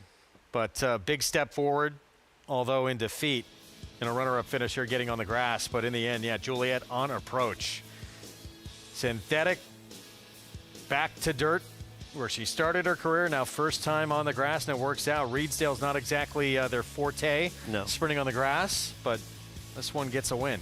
Yeah, some pedigree on the broodmare side, so I still stand by what I said. I'm sure she was probably coming out of form, and they thought let's at least try this before we drop her back down, and it worked out. All right, we'll have those prices to wrap up the card in New York in a moment. It's back to Oaklawn and race 7. Maiden special weight, 2-turn mile for 3-year-olds. Interesting bunch. Yeah, Bill Loba is the favorite and is going to go longer for the first time, who we'll get to. We start with Wildcat Curlin. Yeah, homebred for Charles Fipke. Had a little bit of speed early and kind of packed it in late. Brad Cox in a Candy Ride, first-time starter, about face. Yeah, 4-1 on the board off a 5-2 morning line. Cox usually doesn't send his best horses here, so we'll see. Ken McPeak, first-time starter, went by. Yeah, that's who I like, actually. We'll get back to him. Devilish Act at 13-1 for Team Asmussen. Yeah, steps back up at the Maiden Special Weight Company after running a really nice third in a Maiden Auction 75. Here's the stretch-out runner for Ron Moquette. Yeah, sorry, has the highest fig coming into the race. Looks like the logical favorite on paper. Prime suspect. Decent effort sprinting last start. Can he equal that going longer? Yeah, first time gelding. We'll see. He's going to have some class tests today. Another Asmussen runner with son Keith on here. Yeah, Winter Homebred by Gunrunner, who I'm kind of surprised they're keeping him around this. It's probably because he's a gun runner. They're keeping him Maiden Special Weight Company. Slobberknocker went by. It was 15-1 in the debut. And then here's Champagne Liberal, who got a decent figure against Softer and now stepping up in class. Yeah, interesting runner. He's by Medaglia d'Oro out of a Lee mare. You'd think longer. Mare was more grass, so maybe longer on the turf, but interesting runner nonetheless, off a 10-1 morning line down to 4-1 now. Yeah, that was a 40 maiden claiming debut. And now we'll face tougher stretch out as we send it out to Hot Springs. Yeah, thanks, Greg. And this is a really nice-looking group of horses. We were both commenting, just extremely well-turned-out group, and a couple of first-time starters drawn towards the inside, starting with the 2 about face. This is, as you mentioned, a first-time starter who does look to be the more shorter coupled petite maid colt of this group by Candy Ride. Actually has a lot of pedigree behind him. His second dam was a Grade 1 winning sprinter, Book Review, who has been working in the mornings, specifically that April the 12th breeze with an allowance type horse in Swift Blade. He kept on terms extremely well. Really enjoyed the viewpoint of him there. And I'll agree with Ray a little bit. I get it. Brad Cox routes here at Oaklawn past 3 years. He's just 2 for 14, but he seems well prepared for the task. We'll see if he wants to get this mile, which can be a task at first asking. Well, it is a lot of new things. You got to run a distance that they probably have never worked that far, and then 2 turns. The horse that really caught my eye, the other first time starter, the 3 Victory Corpse from the Kenny McPeak barn.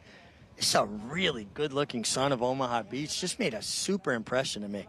And a very nice breeze, too, back there at Churchill Downs. I thought it was quite interesting. They had him here at Oaklawn. Then they shipped him to Kentucky. It seemed as if plans, maybe this was a Derby week type horse to debut then. Then they sent him back here. I agree with you, Mick. I thought he looked absolutely fantastic. He's actually a half to a New York bred we're all very familiar with and commuted. Very well made and put together. He handled the ship well, got a nice breeze here on the 18th. And, Kenny McPeak with his first-timers here at Oaklawn, kind of lukewarm as well, kind of that 14-15% range, but he looks tremendous. I wholeheartedly agree. I think he's going to be well set, and he's got the size and the scope for this mile. Yeah, he really does, and he looks extremely fit. I love the timing, the spacing of his work. So other than when he shipped back and forth, it was basically every 7-8 days. A couple extra days for shipping when he went to Churchill and back. Thought he was interesting. We both commented about the Asmussen runners. They could not look any better physically. They haven't really delivered as of yet, but I thought Devilish Act could be the one that maybe takes a step forward. Absolutely. Particularly last time out, he got Lasix for the first time, which woke him up a bit. And he really found his stride in the latter stages of that race, which to me is something to build off of for this spot. Now, he is dammed Tapit today as a Grade 3 winner, routing on grass. His second dam also had form on the turf. So I wonder, but Gunrunner is just one of those horses that can you just really do anything with, and he looks the part. I will say I prefer him over the other Asmussen runner. He's going to have to move forward, but he does look great. Yeah, they both have to take a step forward, but they just look too good not to mention. And then your favorite, Beloba. Every time I hear Beloba, I'm thinking like ginkgo biloba. That's amazing. That's so funny, me too. Yeah. But, he comes out of a race where there was an inquiry. He came together with the leader through the stretch. I actually spoke with the stewards about this race, and they felt like that maybe he initiated the first contact and kind of turned the inside horse out into him. You can see right there, they kind of made contact. The winner that day, Dawn at Normandy, kind of got turned out into him, but then was able to fight off Biloba. I think it could have went either way, Megan. I think it was one of those 50-50 that I think the stewards got it right ultimately. Exactly. He's actually a half to Paparina, who did her best work sprinting, but he's by essential quality, and I'm sure this quote-unquote short mile won't be out of his wavelength. But I will say, stretching out to the mile for the first time, he's got some other talented first-timers that I do find he's going to have to deal with as the current favorite. Yeah, very interesting group here. They all look like they're minding their manners, lining up to the starting gate in good order, and that's something you want to see, especially when you have first-time starters, just that they're handling the proceedings well. And the number 7, Bedeviled, before trainer Steve Asmussen's won, he was Triple Crown nominated.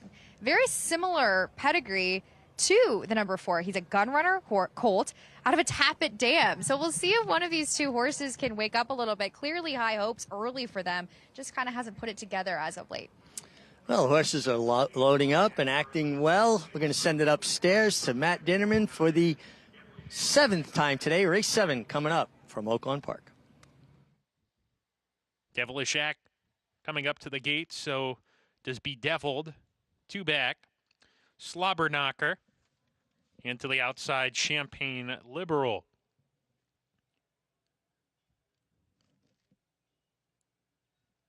We're ready to go.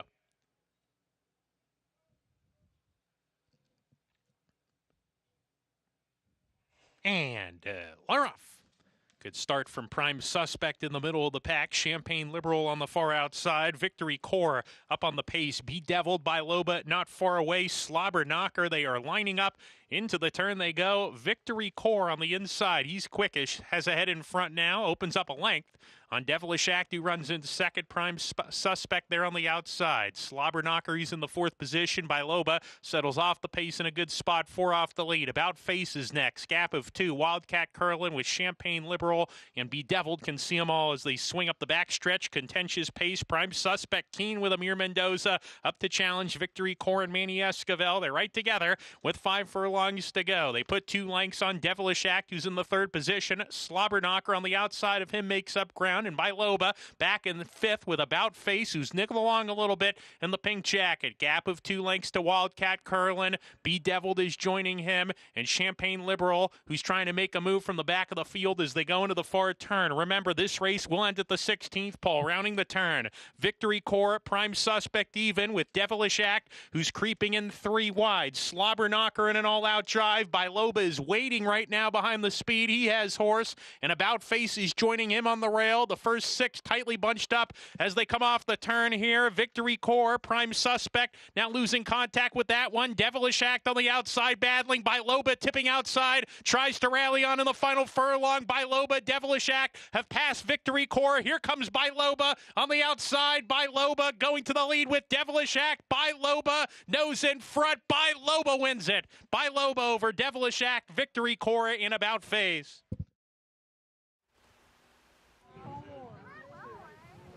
By Loba stretching out, first time going beyond 6 furlongs, 9-5 favorite. Does not disappoint. Yeah, hung on his left lead late down the stretch, but was able to get the job done. Came in with the highest previous fig, and looked like the horse to beat on paper, and got the job done. So Ron Moquette Barn, Rafael Bejarano, and a son of essential quality, out gaming Devilish Act, who had the experience going longer for the Asmussen Barn. Yeah, to get the victory. Actually never switched lead. Stayed on the left lead the entire way down the stretch, but didn't stop him. Wow, poor break for Devilish Act. Yeah, 4 stumbling there. Winds up second. Devilish Act ran pretty well. I didn't really.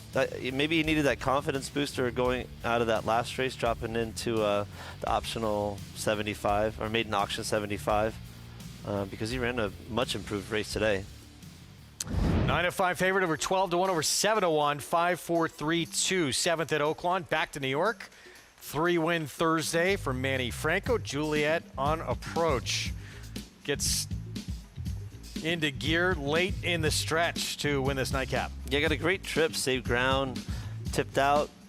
I mean, really, when you watch the race back, it was kind of, she looked the winner a lot of the way down the stretch. It was just a matter of was she going to get daylight, and Manny was able to angle her out under her left hand, and you know, she really exploded this last 16th of a mile when he got her face clear. There she is in those blue and white silks. Gets by Daylight Dreamer. Had a big improvement getting onto the turf in career start number 2. And in the end, pretty comfy photo. Yeah, almost ahead. $18.30 to close it out. Some big upsets here late in the card on this Thursday afternoon. That pick 3 over $200. Pick 5, $2,810 and change. And the pick 6, well done if you put that together, $14,000 plus to put together the pick 6 this afternoon. We're going to look ahead. Big race coming out in Louisville. We'll get Ray Handel's thoughts on the Kentucky Derby. Who's going to be the favorite? Who's the one to look out for? So we're just 9 days away from the first Saturday in May. Pretty incredible.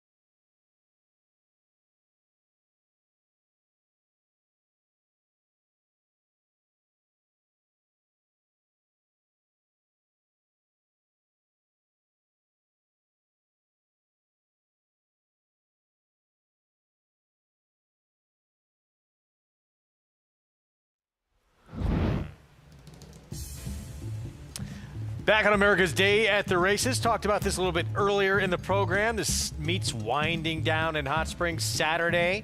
Fan Appreciation Day. Free parking, free food coupons, all kinds of giveaways. You don't want to miss it. We'll have coverage, of course, but if you're in the area and have an opportunity to be there, definitely a day you want to be out at Oaklawn Park.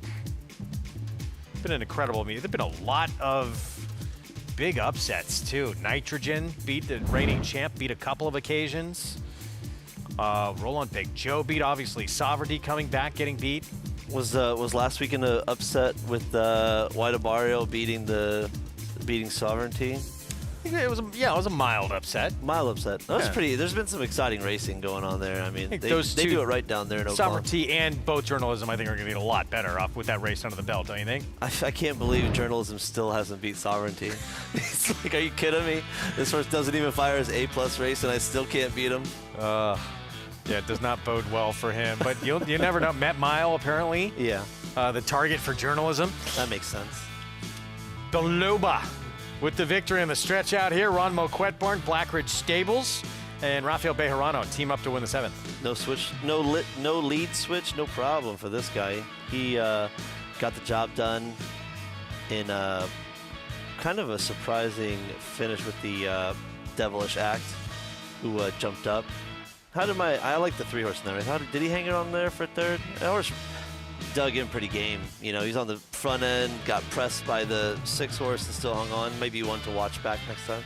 Yeah, not easy to win going a mile on the debut. That one for Ken McPeak. Beloba, though, the victory, $5.80 for the win. Pick 5 that ends in the 7th comes back just over $4,330. And the cross-country pick 5 follow along. You got a couple of big numbers in there with 1 leg remaining. Race 8's going to close things out.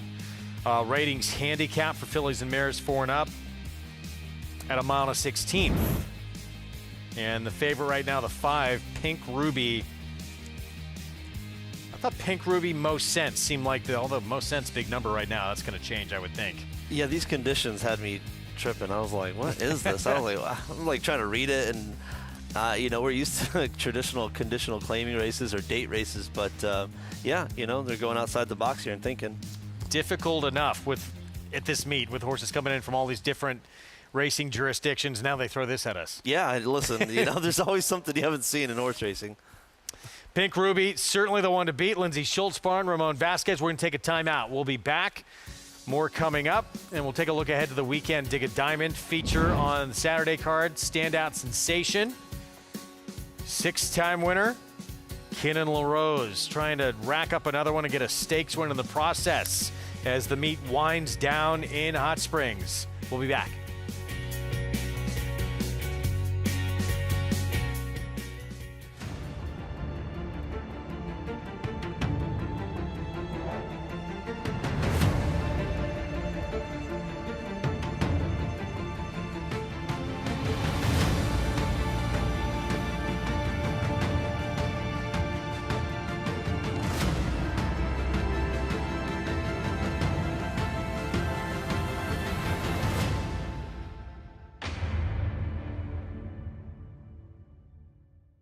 Announcing the Empire Trillium Series, a multi-year $3.2 million 14-race program at the brand new Belmont Park and Woodbine Racetrack, restricted to New York or Canadian foaled horses. This new event kicks off the day after Christmas with 4 2-year-old stakes races on Belmont's new Tapeta surface and continues all spring and summer through late July at Woodbine. The Empire Trillium Series. To learn more and enroll either New York or Canadian breds, go to NYRA.com/EMPTRI.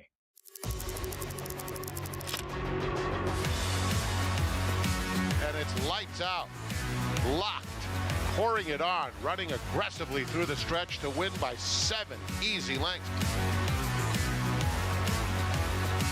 Here is Locked racing by on the outside for the lead. Locked, the wine steward, it is Locked. Here comes Locked after Mulligan. Locked catching with every single stride, and Locked will win the Cigar Mile.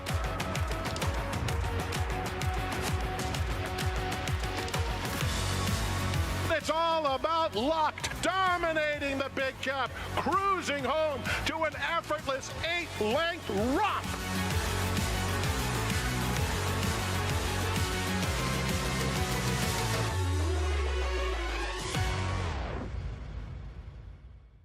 Racetrack Television Network brings you every race, from every track, on every screen, every day.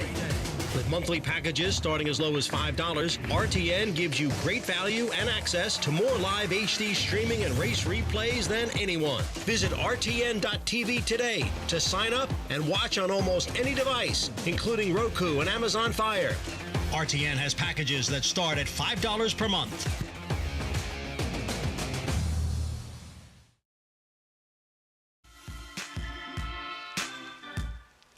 Back in our Thursday coverage here on Fox Sports 2. Got race 8 at Oaklawn, about 19 minutes away. Program brought to you in part where you can play it all at Naira Bets. Bet any track, anywhere, anytime. Just in time, get signed up for Triple Crown season with the first Saturday of May, just 9 days away. Over the weekend here, Saturday, Dig a Diamond, the feature out in Hot Springs. 2-turn mile, $200,000 purse for fillies and mares 4 and up. And we talked going to break, standout sensation. Tom Amos Barn handing over the reins to Keenan LaRose, who had a win earlier on the card. And standout sensation, over $740,000 in career earnings. Yeah, super consistent runner. A little, bit of a disappointment last time, but should be a big trainer move up this time, right? I mean, no question. He's been winning at it nonstop, Keenan LaRose. I know. Tom set him up nice, but seriously, standout sensation. Sensational horse, and when she brings her A game, I don't even know if she needs her A game for this race. She's a tremendously talented filly and looks tough to beat in this race. Already a stakes winner at Oaklawn won the Pippin, as we showed you. That was back in December of last year, and familiar silk's going to be, I would think, in those Joel Pillity silks of Serengeti Empress fame. Kentucky Oaks winner for Tom. Meanwhile, usually, if it's a big race at Oaklawn, you got to deal with the Asmussen Barn and Pronghorn lining up. Eric will be aboard for Dad Steve here on this Justify filly, who's coming off a win last start. Yeah, she's an improving filly, and I think she's the other horse in this race. She's shown, tenacity to run horses down and getting better. She has a big pedigree, and she was a high-dollar horse, so there's a lot of expectation there, and she's improving and showing why. Coming off a career best effort in her second career victory. She's going to have to improve again today, or on Saturday, to give Standout Sensation a run. But, she's certainly in a position to do so. And, Asmussen, he's tough over there, as he's everywhere. Yeah. Standout Sensation, though, too, can be forward, has the rail. Certainly, I guess, the outside runner for Peter Miller wants to show some pace as well. It should be an interesting dynamic what happens early on in the race, what that running mile in my shoes does. If he's going to put pressure on from the outside, or if he's going to let them run on. But I think, Standout Sensation, she looks like the horse to beat. If she runs her A-plus race, she's going to be pretty tough in there. 16 of her 26 starts. Pretty remarkable. First or second in her career to this point. Race 8 coming up. We're about 16 minutes to post in this ratings handicap. Mile and a 16th ahead. It's still the 5. Pink Ruby. Lindsay Schultz is the favorite. Our own Vasquez will be aboard. And this one going to stretch back out after short layoff. Return sprinting. Looked like a setup race to go longer this afternoon as we send it out to Megan. Thanks, Greg. This feature a ratings handicap I haven't seen before, with a ratings margin of 1 to 50. So quite the plethora of form to sort through. This is a lower level ratings handicap, and the number 5, Pink Ruby, looms large in this spot, as she does physically. And she's a type that, as Lindsay Schultz has described her, 100% a two-turn horse. His last time out, she was sharpened at the 6-furlong distance, and she's one that, just looking at her, I'd agree with her conditioner. She wants this route of ground. I see her on the near the lead with her tactical speed, and find she's better for her last effort. As mentioned, just a sharpener to get her to this point off of the layoff from back in January. The number 3, Crushed Ice, is for Scott Becker. First off, the claim for trainer Steve Asmussen is a filly that has never carried too much condition. She's always been kind of a lighter made, more refined horse, especially from behind, which has been my key issue with her as she continues on that trend. I find she'll be tactical as she's rolling off 2 back-to-back wins in lower level claiming company. I will say she's smaller, more petite as she gets this mile and a 16th distance, stretching out from those mile affairs where I kind of found that 7/8 mile more her ceiling, but in this group she does stack up well against this field. The number 8, Relevate, caught my eye from the Steve Asmussen barn, who has kind of continued to drop off in form. I wonder if she's going to return to maybe being a little bit more forwardly placed, as she does come off a bit of a layoff. Now, dating back to all the way back in some of those New York races where she was running against the likes of Philly Freedom and Every Vote Counts, she was a powerful, sharp horse, just gauging from Maggie's comments about her. And keynote, she was one that she wished would have just tightened up a bit better. I have the same issues with her today, as she does come off the freshening from February, and she looks the part. She's actually out of a damn Dr. Melfi, who I believe was the Sopranos psychiatrist, if I'm not mistaken. Some of the elaboration from some of her earlier races is kind of funny. Her name Relevate. But she, to me, if she can get back to some of her better races, up there at a little bit of a price, was interesting, Greg. I never would have got that. I'm just actually starting to go back and I watched that's not the way to do it, but I watched the finale and I watched a couple of episodes in between, but I'm going back starting from the beginning. That's like one of the all-time greats. I watched it live when I was a kid, but I don't remember any of it, except for the ending being like, wait, what? With the Journey song. Yeah, and it just cuts off. I was like, what? Left you wondering. Yeah. 2-1 favorite. Pink Ruby. We're going to have the post parade for you when we come back in this 8th here from Oaklawn, the feature on their Thursday card, mile to 16th. We'll be back post parade next. There's Relevate for Team Asmussen. Stay with us.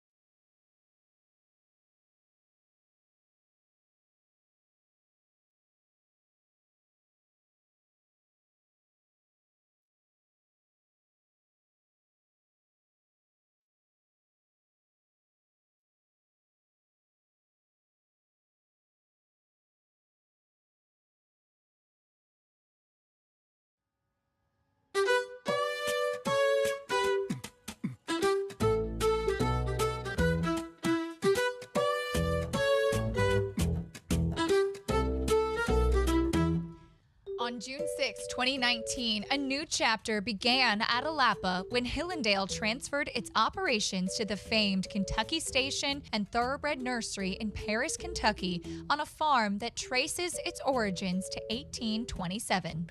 You know, we're trying to be progressive, thoughtful, and respectful to what's already been here, the intent of the farm, along with, trying to become efficient and modern.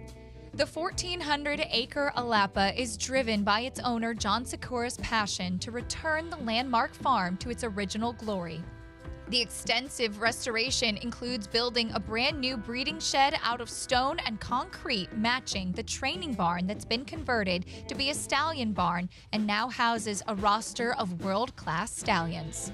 Hillendale also built 8 new barns, plus adding landscaping and building tens of miles of fence, plus adding roads and utilities. Sikura appreciates the daily inspiration the farm gives him. There's the ruins of an old dairy barn, which is it's like a beautiful relic. It's peaceful and quiet. There's waterfall ponds behind the house, behind the office. There's many unique, peaceful, great parts of the farm that create peace and a sense of understanding where you are and how unique the farm is. Sikura is now focused on making new history at Alapa.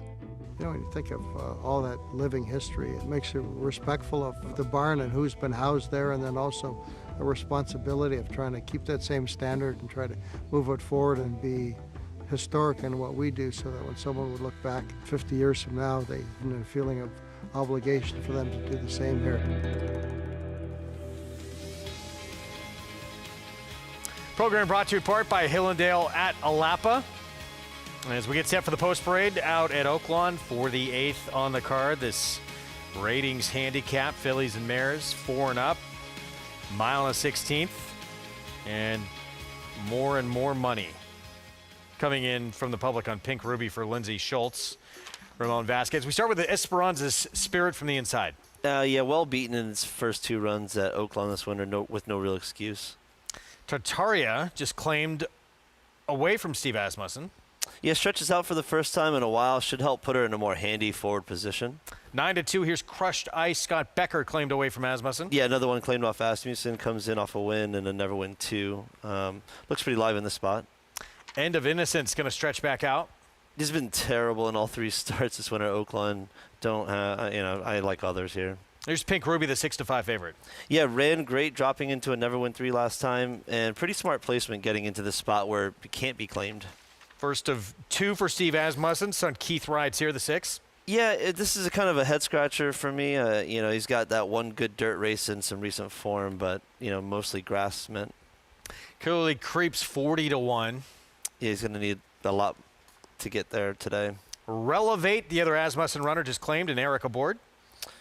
You're not sure why this horse is in this race. He's a maiden, and I guess because he's a ratings horse, but odd placement. Kentucky Starlet, big number, went by, and then most sense on the outside. That number's come down to 5-1.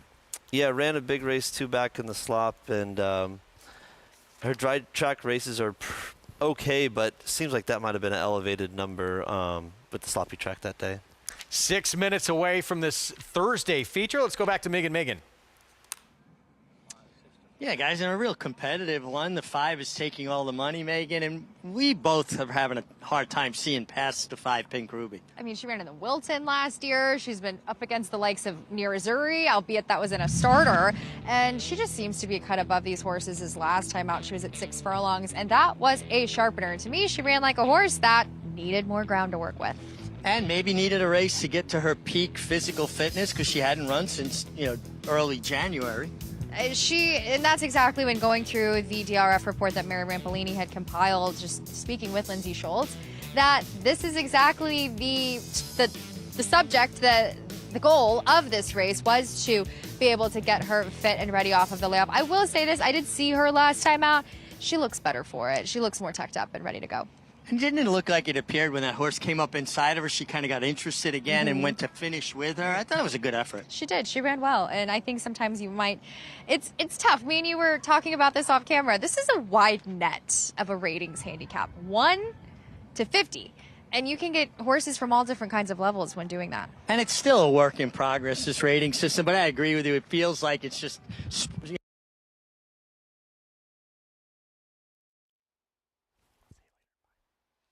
Another one taking money at 4-1, a little bit interesting as well. She's very interesting. I just find she's kind of beat up on weaker foes, and her last 2 wins were last time out at the mile. She was the favorite, and she ran to favoritism where she was just off the heels of the pace setter and drew clear.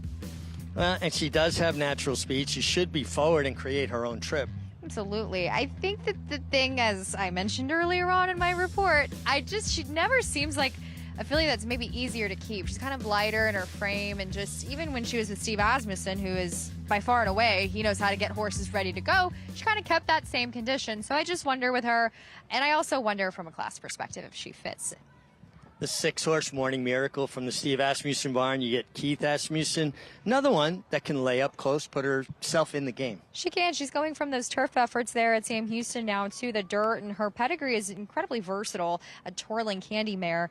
I just wonder, how do you buy into her 3-back off the turf race? To me, it wasn't a very good race. She did do the work on the front end, but she kind of had a perfect trip that day. She was beaten by a 15-1 long shot. So I just wonder, how do you place value on that race? Because that's the race you're going to better off of. Agreed, for sure. And what about the 8-horse here, the other Steve Asmussen Relevate? This is who I'm interested in purely because I do believe that she has a little bit of talent in her. And last time out, she was just outrun. And I do find she's better than that. It's very encouraging that Steve claimed her and puts her here. I wonder, she might just not be good enough, but I still kind of go back to some of those New York races and maybe, just maybe, she's got a little bit in her. Well, guys, we landed on the favorite. We're not being too imaginative, but we got about 2 minutes to post time here. We'll send it back to you guys in New York. Well, yeah, public agrees with you both. Pink Ruby 7-5. See how this plays out. Clearly, you know, that comeback effort, sort of a setup for this race to go longer. I don't know. It's a tough race as you go through this group. I did think the 10 was interesting, and that price now has come down on most cents. Yeah, I mean, he has that big fluff number from the sloppy track, but his dirt numbers, her dirt numbers aren't terrible. I am surprised I know the guys like the 8-horse, but it's a maiden facing winners, and I know it's this rating system, but I don't know. Maybe Steve knows something that we don't. You know, he's a pretty sharp guy. Yeah, I mean, you look at the debut, I guess, on dirt. I guess. And to some degree, I guess that third start as well. And Philly Freedom's not bad. Ran an OKF, certainly for a debut. It was a pretty good number, but just gone backwards the last 2 races on the dirt. It's hard to see. I mean, that would need a pretty huge turnaround here. Big time. I mean, I don't know if he freshened up on purpose or maybe something happened, but he claimed him on February 16th, and he's breezing at Louisiana Downs. So I don't know. I got to think that probably wasn't the plan, to go to Louisiana Downs and then come back up to Oaklawn, have one work and run here in this spot. Makes me think like maybe a maiden didn't go that he wanted to run in, and you know, he's come back here for this spot. Although I don't know, because you're probably still in jail at Oaklawn when you claim there. It's probably to the end of the meet. So very odd race, odd condition, but you know, maybe it produces some kind of, you know, long shot winner, and you know, get creative with your handicapping and bets. There she is, and Eric Asmussen aboard. She's by Daredevil. Whenever I think of a Daredevil filly, I think of Swiss Skydiver. Not quite the credentials, this one, of Swiss Skydiver, but how about... And she dares a devil, too, right? Yeah, $35,000 purchase. Yeah, that was amazing. Swiss Skydiver. Kenny McPeak is the master, and actually that's who trained this horse, and Peter Callahan, R.I.P. Yeah. You know, he owned her. So, yeah, I mean... Well, it was a homebred for Peter, actually. I didn't realize that. Yeah, you know, they brought the horse. Yeah, this filly, yeah. They brought Daredevil back to this country because of her. What an incredible career! That Preakness was amazing. It was amazing. I was actually at Oaklawn. That was during COVID. I had Kansas Kiss, who had ran like second in the Busher here, and we had stopped racing. So I went down there with 2 horses. Timely Tradition and Kansas Kiss, and I ran again. Actually won with Timely Tradition and a starter, and I ran against Swiss Skydiver when she won the Fantasy down there that year. Oh, wow. And that was kind of her coming out party. She aired, and that race was loaded, but we had nowhere else to run, so wild time. She was special. And then, yeah, I saw some of the video of her going through the sales ring. Oh, I missed that. Bought by, I think, $4.4 million, maybe? Probably going to Japan or something like that. Yeah, yes. I had a feeling. Those guys are – we need to get more aggressive in the ring with those horses, because those guys are buying up all of our horses. I'm going to keep the good ones. 4.7 we just heard the official number. I kind of like the 3 here, Crushed Ice. You know, for me, when I was going through this race, I was like, okay, who's the most consistent runner in the race? And I thought that, you know, Crushed Ice was. was that. You know, obviously tough getting claimed from Steve. You wonder if you're going to be able to keep up that good form. But, you know, when you get to these claiming horses on lower levels, you always want to – I gravitate to horses that are consistent more than anything. Yeah. Yeah, I would agree. I think she's the most consistent runner in the field. 6-year-old mare. She's 9-2 right now, the 3. Yeah. But, again, it's tough. You see – being claimed off the winningest trainer in North American history, and is that form going to hold? Yeah, I don't like claiming off Steve. When I like a horse and I see his name next to it, I usually try and find an excuse not to. We'll see. I mean, it's tough. Some of those top barns, and you have that argument. And we saw Linda Rice. She's obviously one of the best ever in the claiming game, but just had a win off the claim off of Brad Cox. Some people stay away because of that. You see these big barns and some of the top barns in the country, and you automatically stay away, but you can't win when you claim off them. Yeah, well, they do a great job, and the horses are in great condition. So, you know, at least you have that, and at least that to start with. 6-5 favorite here in this 8th. Pink Ruby, the 5. Let's go to Matt Dinnerman for the call. End of Innocence. 2 back, Pink Ruby, and Most Sense to the outside. Pink Ruby goes in, Most Sense about to round out the group here.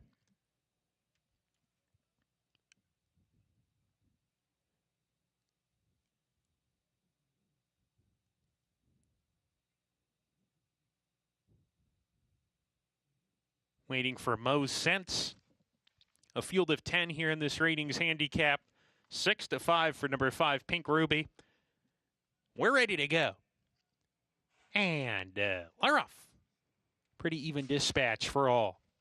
Pink Ruby, the favorite, away alertly. Crushed Ice alongside. End of Innocence between that pair. Pink Ruby takes back, and Crushed Ice is on the lead from End of Innocence second. Pink Ruby third going into the first turn. Morning Miracle tucking in over right behind the speed, and Relevate is to the outside of that one. Tartaria next. 3 clear of Esperanza's Spirit. Most Sense is third last. Clearly Creep second to last. Kentucky Starlet well behind as they approach the backstretch run. Crushed Ice on a contentious pace. Leads a half length from End of Innocence, who's hounding from the outside. 2 back to Pink Ruby in a perfect position. Runs in third with a no-excuse trip. Morning Miracle down on the rails. Stablemate Relevate on her tail. Gap of a length and a half to Tartaria. 2 more to Esperanza's Spirit. Most Sense. 5 clear of Clearly Creeps. And another 10 to Kentucky Starlet, who is detached from the rest as they hit the half-mile pole. Crushed Ice still up top, 3 parts of a length. End of Innocence right behind going into the far turn. Pink Ruby now 4 lengths behind in the third position.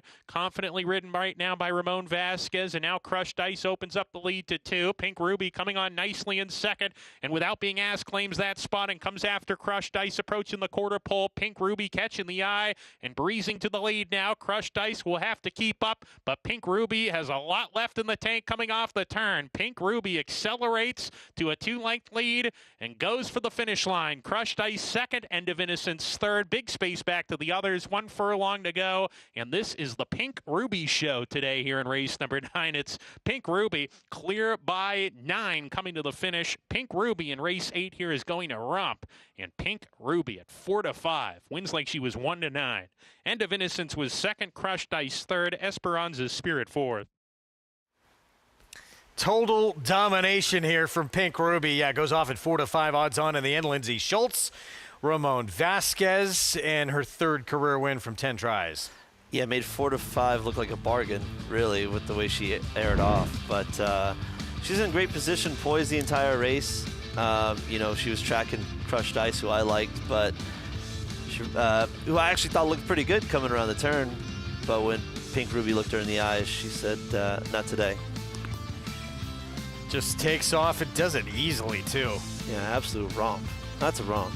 I wish I could use a winner like that one of these days. Gotta feel pretty good, doesn't it, to not have to sweat one out? Oh, man, yeah. When you're coming around the 3/8, I mean, this horse looked like a winner from the 3/8. Well, as soon as she ranged up, you knew. That's the best feeling when you're as a trainer.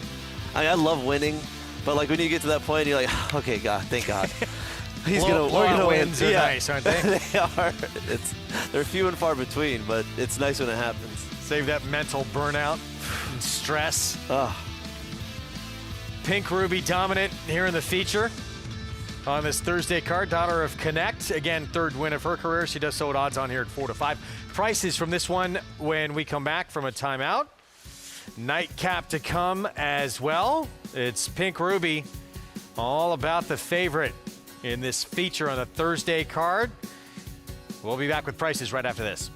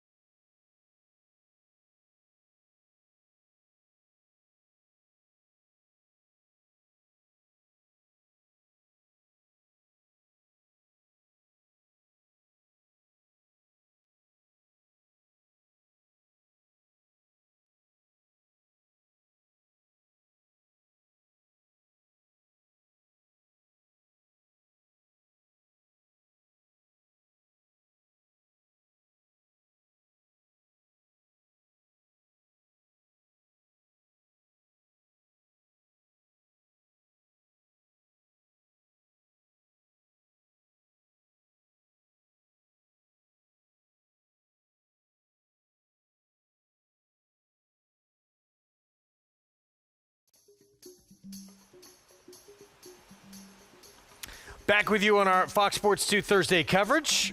Watching America's Day at the Races, and the feature out at Hot Springs goes to Pink Ruby in dominant fashion. She wins as easy as could be here at 4-5. $3.80 for the win. Aboard for the victory, Ramon Vasquez with Mig.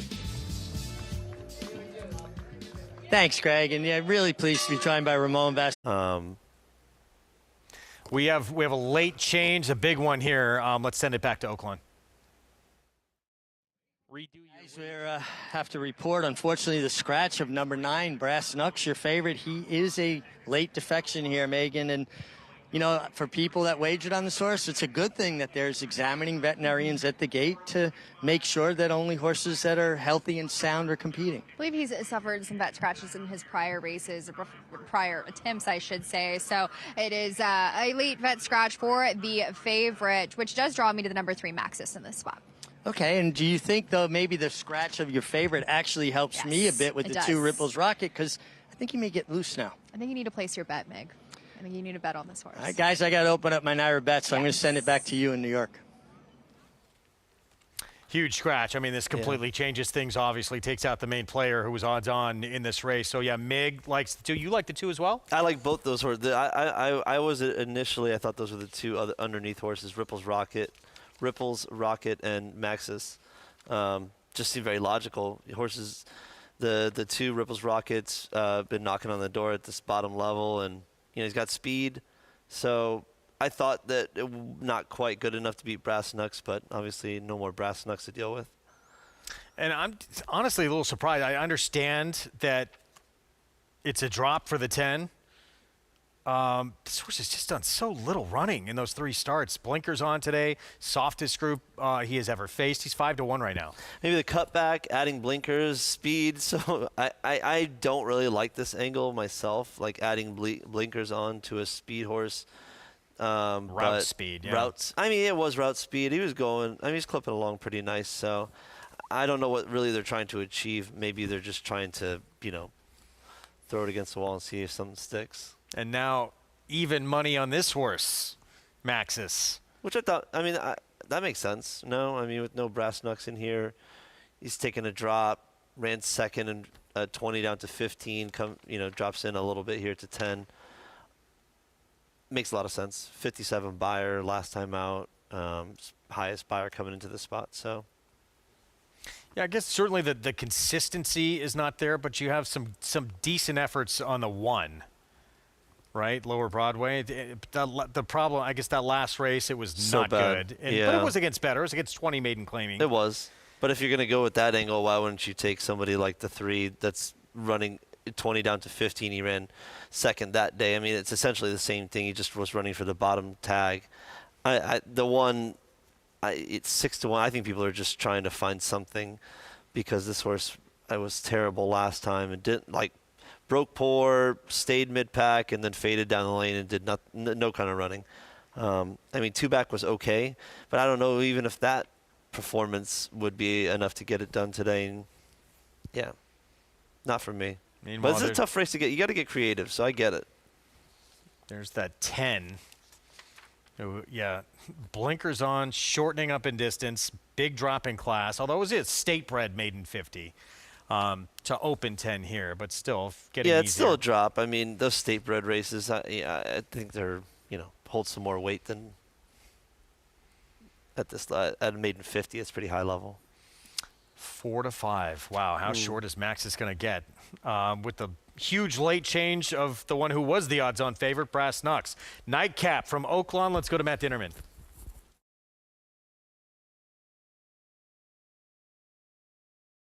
One back, best flat out to the outside. Waiting for best flat out. 4-5 for number 3, Maxis on the board.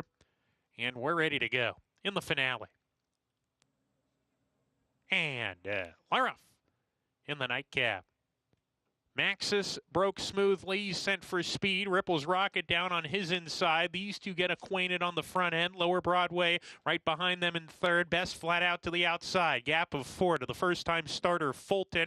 Dawson James alongside of him. And Improbability at the tail end of the field. Down the backstretch, it's Ripples Rocket neck in front. Maxis between horses. Best flat out makes it a party of 3 right behind as they go into the far turn. There's a gap of 2 to Lower Broadway, who's off that leading trio in 4th, 5 clear of Dawson James into 5th. Fulton is given way towards the back of the field. Improbability at the rear as they round the far turn. Maxis, Ripples Rocket, nose and nose on the front end here. Maxis short edge now. Ripples Rocket second. Best flat out has come off the bridle. He's third and struggling at the top of the lane where Maxis tries to put away Ripples Rocket at the 3/16. Maxis narrow lead. Ripples Rocket right there. Dawson James is trying to come on down the center of the track. Maxis gets to the rail with 1 furlong to go, opens up to a 3-length lead. Dawson James in second, Lower Broadway alongside, but it's Maxis coming to the line. He's got it. Maxis gets it done as the favorite. Photo for second, Dawson James, Lower Broadway, Ripples Rocket, 4th in the finale. 3-5 in the end, and Maxis with a convincing victory here to close things out and get that maiden score, career start number 7. Yeah, it looked like he made. He was the most logical horse on paper, and the race ran that way. He was able to, go on with a contentious pace and still hold everybody off. So Maxis for Triton Thoroughbreds. Rafael Bejarano, Ron Moquette to take this nightcap on the card at Oaklawn with that huge late change with Brass Knucks coming out, wins it 3-5 to conclude Thursday action. Don't forget, over the weekend, we previewed that Dig a Diamond coming up on Saturday, race 10. We're back at it, though, tomorrow. 1 Eastern start time with Oaklawn Aqueduct as well. And over the weekend, Woodhaven coming up on the grass. Fun being with you on this fun Thursday. to be here. Yeah, man, thanks. We're back. You're back Sunday? Sunday. All right, we'll see you then. Ray Handel back with us over the weekend. We will see you again tomorrow, 1 Eastern start time for America's Day at the Races. Hope you enjoyed it. It was Antonio Venice in the feature. Little throwback performance for this 5-year-old winning for Rudy Rodriguez, getting the 5th win of his career.